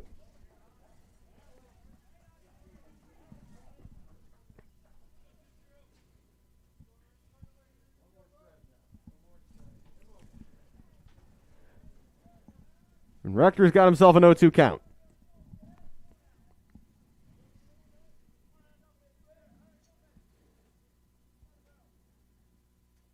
The 0-2. Fly ball down the right field line, curling foul, and it is foul by no more than a foot.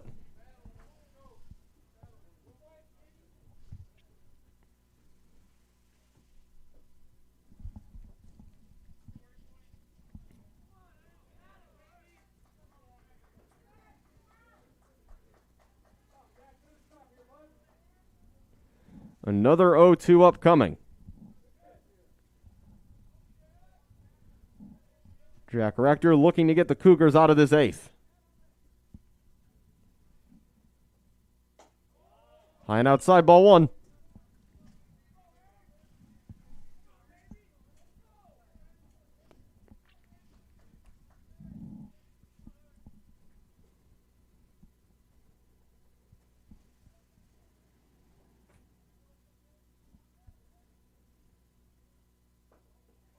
It's low, 2-2.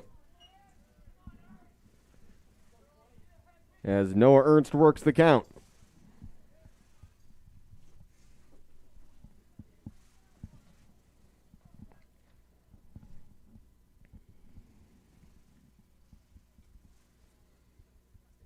The 2-2 is lined into center field. No, it's caught over to make the catch is Christian Jacob. That ends the eighth.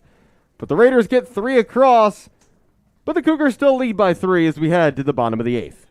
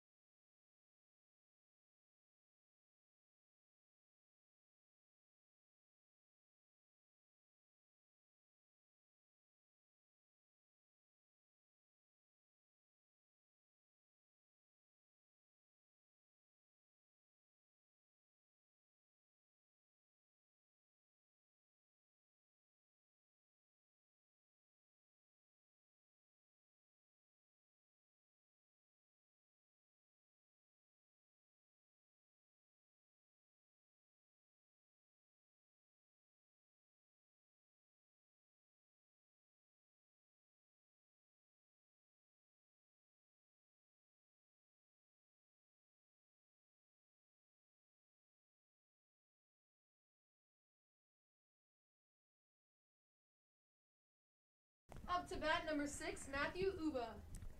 Bottom of the eighth, 11-8. Cougars lead. Alex Campbell with you from the Thunderdome of Cougars Stadium here at CUC.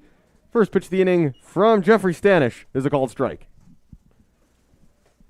Cougars looking to sweep the doubleheader here to open their home schedules. Uba rips that right past his own dugout. It's 0-2. And light's certainly a factor here, and I can appreciate that MSOE is going to want a shot at this in the bottom of the ninth. But if this bottom of the eighth takes much more than, say, 10 minutes, we're going to be starting to get into territory where visibility becomes a problem. As Uba sends this off the end of the bat down the left field line and just foul.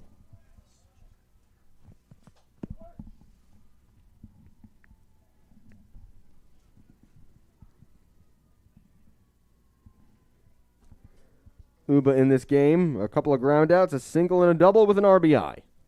Stanish's pitch didn't dip quite enough. It's high, ball one. Nice eye there by Matt Uba. And that almost hit him. 2-2.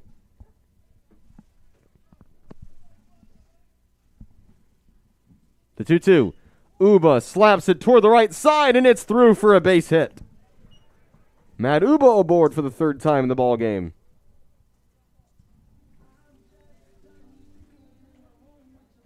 At bat number 2, Christian Jacob.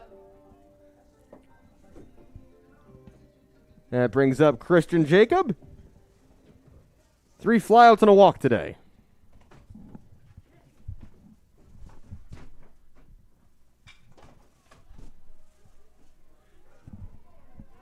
That is a high fly ball to center field. It is off the base of the wall.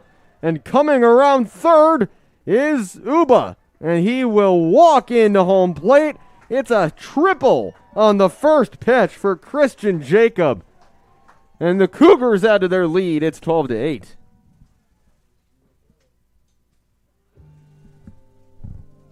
At bat number 9, Niles Gall.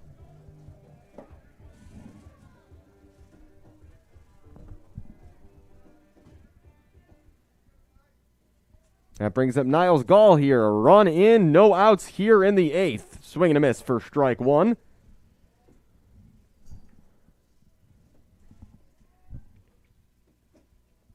Another quick pitch, ball two.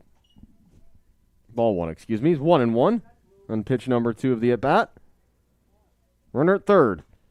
Fouled straight back, 1-2. Stanish working quicker here, and you get the feeling he wants out of this inning. But there's a lot of time before that can happen. No one up in the pen for MSOE. And that almost hits Niles Gall. It's 2-2.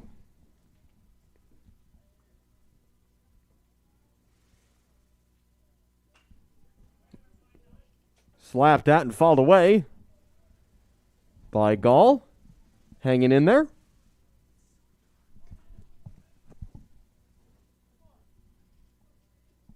The 2-2 again is taken, looking for strike 3. At bat for the Cougars, number 5, Aiden Donovan. That'll bring up Aiden Donovan. 2 hits and 2 RBIs in this game. And that looked well inside from up here, but it's called a strike. Think maybe the home plate umpire has the same attitude. That's through the right side. And it's a base hit and another RBI. And it's 13-8 Cougars. I was about to say, I think maybe the umpire has the same attitude as Stanish on the mound, as the sooner this is over, the better for everybody. Number 12, Howie Hatton. For reference, everybody, we saw a 13-5 lead in the 8th inning last game result in the game being forfeited at the end of the 8th.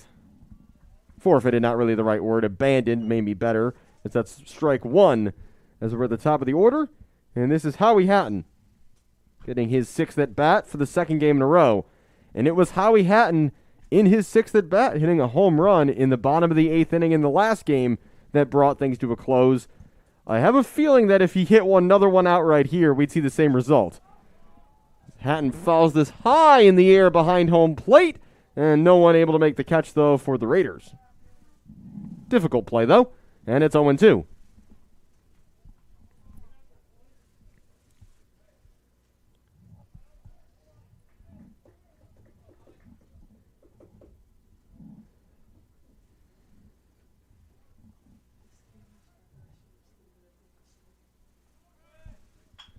And that slap to the right side. The second baseman had gone over because the runner was going to cover second on the steal. Left a huge space for a single through the right side for Hatton. At the plate for the Cougars, number 1, Michael Zavoli. And still one out here in the 8th, and less light here in River Forest. That'll bring up the switch hitting catcher, Michael Zavoli. Zavoli hits in his last 3 at-bats, and all 3 of them also resulted in RBIs. And honestly, I kind of feel for Stanish here. He didn't have a great last inning. He was left out here for this inning. There's no one in the bullpen, and that's another very inside strike call. But no help seemingly coming for Stanish here. Runners on second and third, and still just the one out. 13-8 Cougars. That's pulled down the right side, right to the first baseman. A nice snag there by William Blank for out number 2. At bat, number 17, Gary Maynard. And then I'll bring up the hit by pitch king himself, Gary Maynard. 2 of them in this game, 3 earlier. He's also got a single, a flyout, and a strikeout in this game, as that's high for ball 1.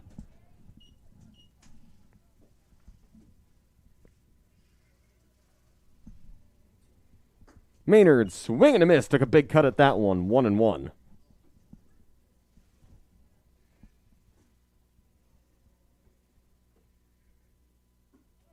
And a called strike 2, 1-2. That ball gets away from the pitcher, but going nowhere is Donovan, mimicking that he would have slid.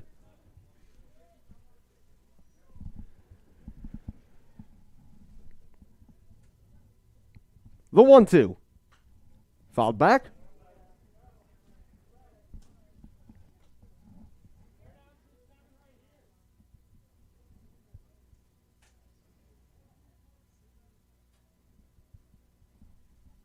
Another 1-2 coming. And it happened again. 2 games and 6 count them, 6 hit by pitches today for Gary Maynard. At bat, number 8, Brody Mariotti. Seriously, somebody look up the record books, because whatever happened today with Gary Maynard, I can't imagine it's happened very often, if ever, before. That'll bring up Brody Mariotti, and that's ball 1.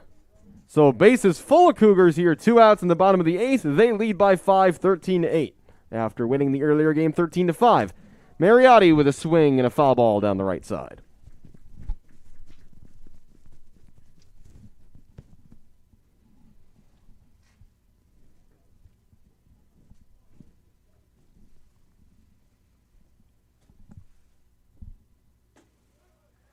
And that strike zone just continues to expand here in the 8th inning. That ball solidly a couple inches off the plate, but it's 1-2. Mariotti takes a swing at, who knows, that might have been called a strike as well. 1-2 again.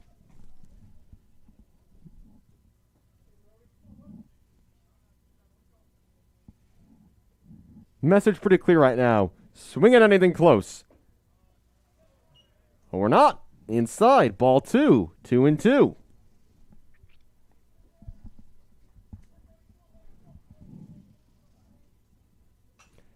Mariotti another swing and another foul ball back behind home plate.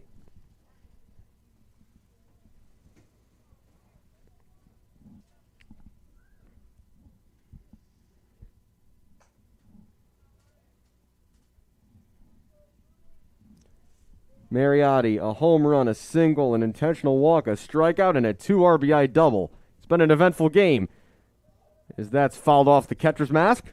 And we'll do it again at 2-2.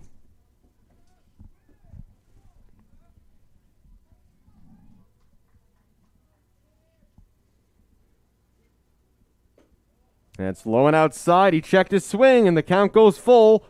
So full count, 2 out, bases loaded for the big man, Brody Mariotti.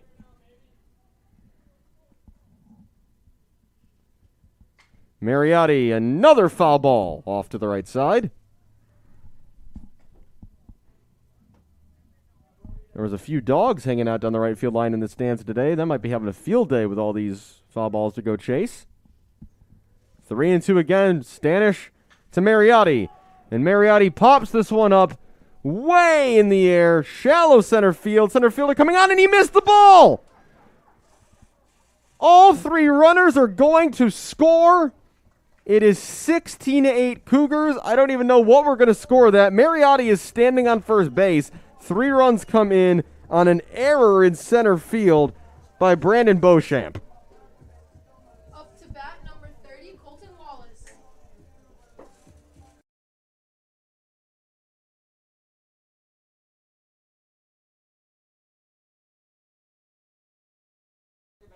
So, depending on who you look at it, a 3-run bloop single. Good active running, as that's a called strike 1 to Colton Wallace. And I am shocked that we are still playing this game after the first one was called at 13-5. This is the same differential. It's 16-8.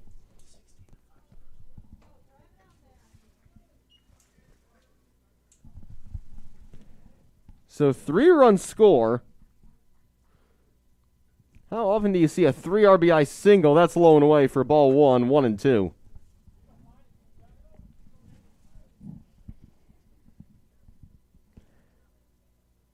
Sorry, 16-5 earlier. Just realized I had the score wrong from that earlier game. So 16-5 in the earlier game, so it would take 3 more runs to equal the same differential. We play on. And that's called strike 3, and whether it was or not doesn't particularly matter. That ends the 8th. It's all Cougars yet again, and it looks like we're going to keep playing here. It's 16-8 as we head to the 9th.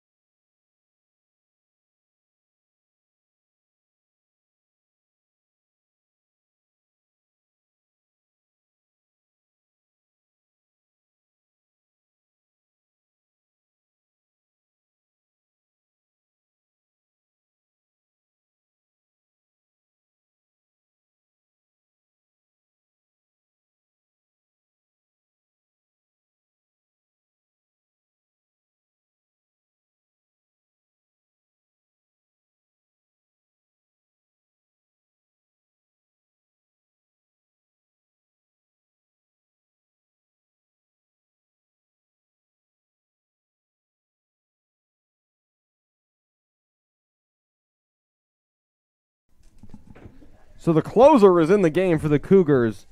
Mike Tobin on the mound to shut this thing down. Tobin, a junior from Hickory Hills, Illinois, making his 3rd appearance of the year. Number 17, Adam Graham.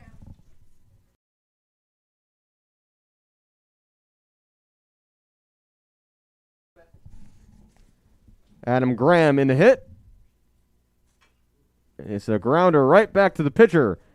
Fielded and thrown over by Tobin for a quick out, number 1.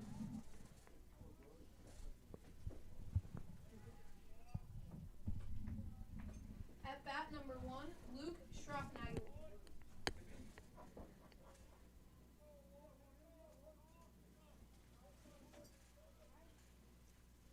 I'll bring up Schroffnagel with 1 out here in the 9th. Strike one from Tobin.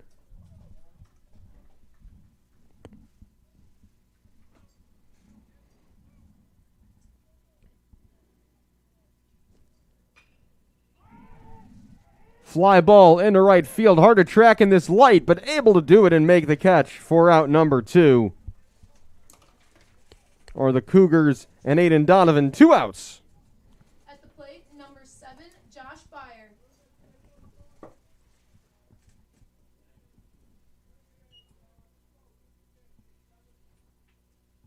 They'll bring up the 9-hitter Byer.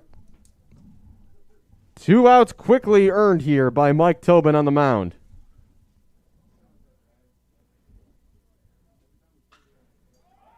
That's a fly ball into right field. Donovan is under it, makes the catch, and that'll do it. The Cougars sweep the doubleheader over the MSOE Raiders. The final score in this one, 16-8.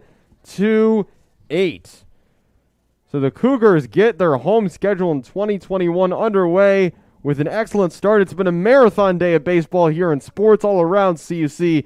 Thanks so much for joining us. For all of us here at CUC behind the scenes, thanks to everyone so much who made this possible. Thanks to you for watching. I'm Alex Campbell, and we'll see you next time.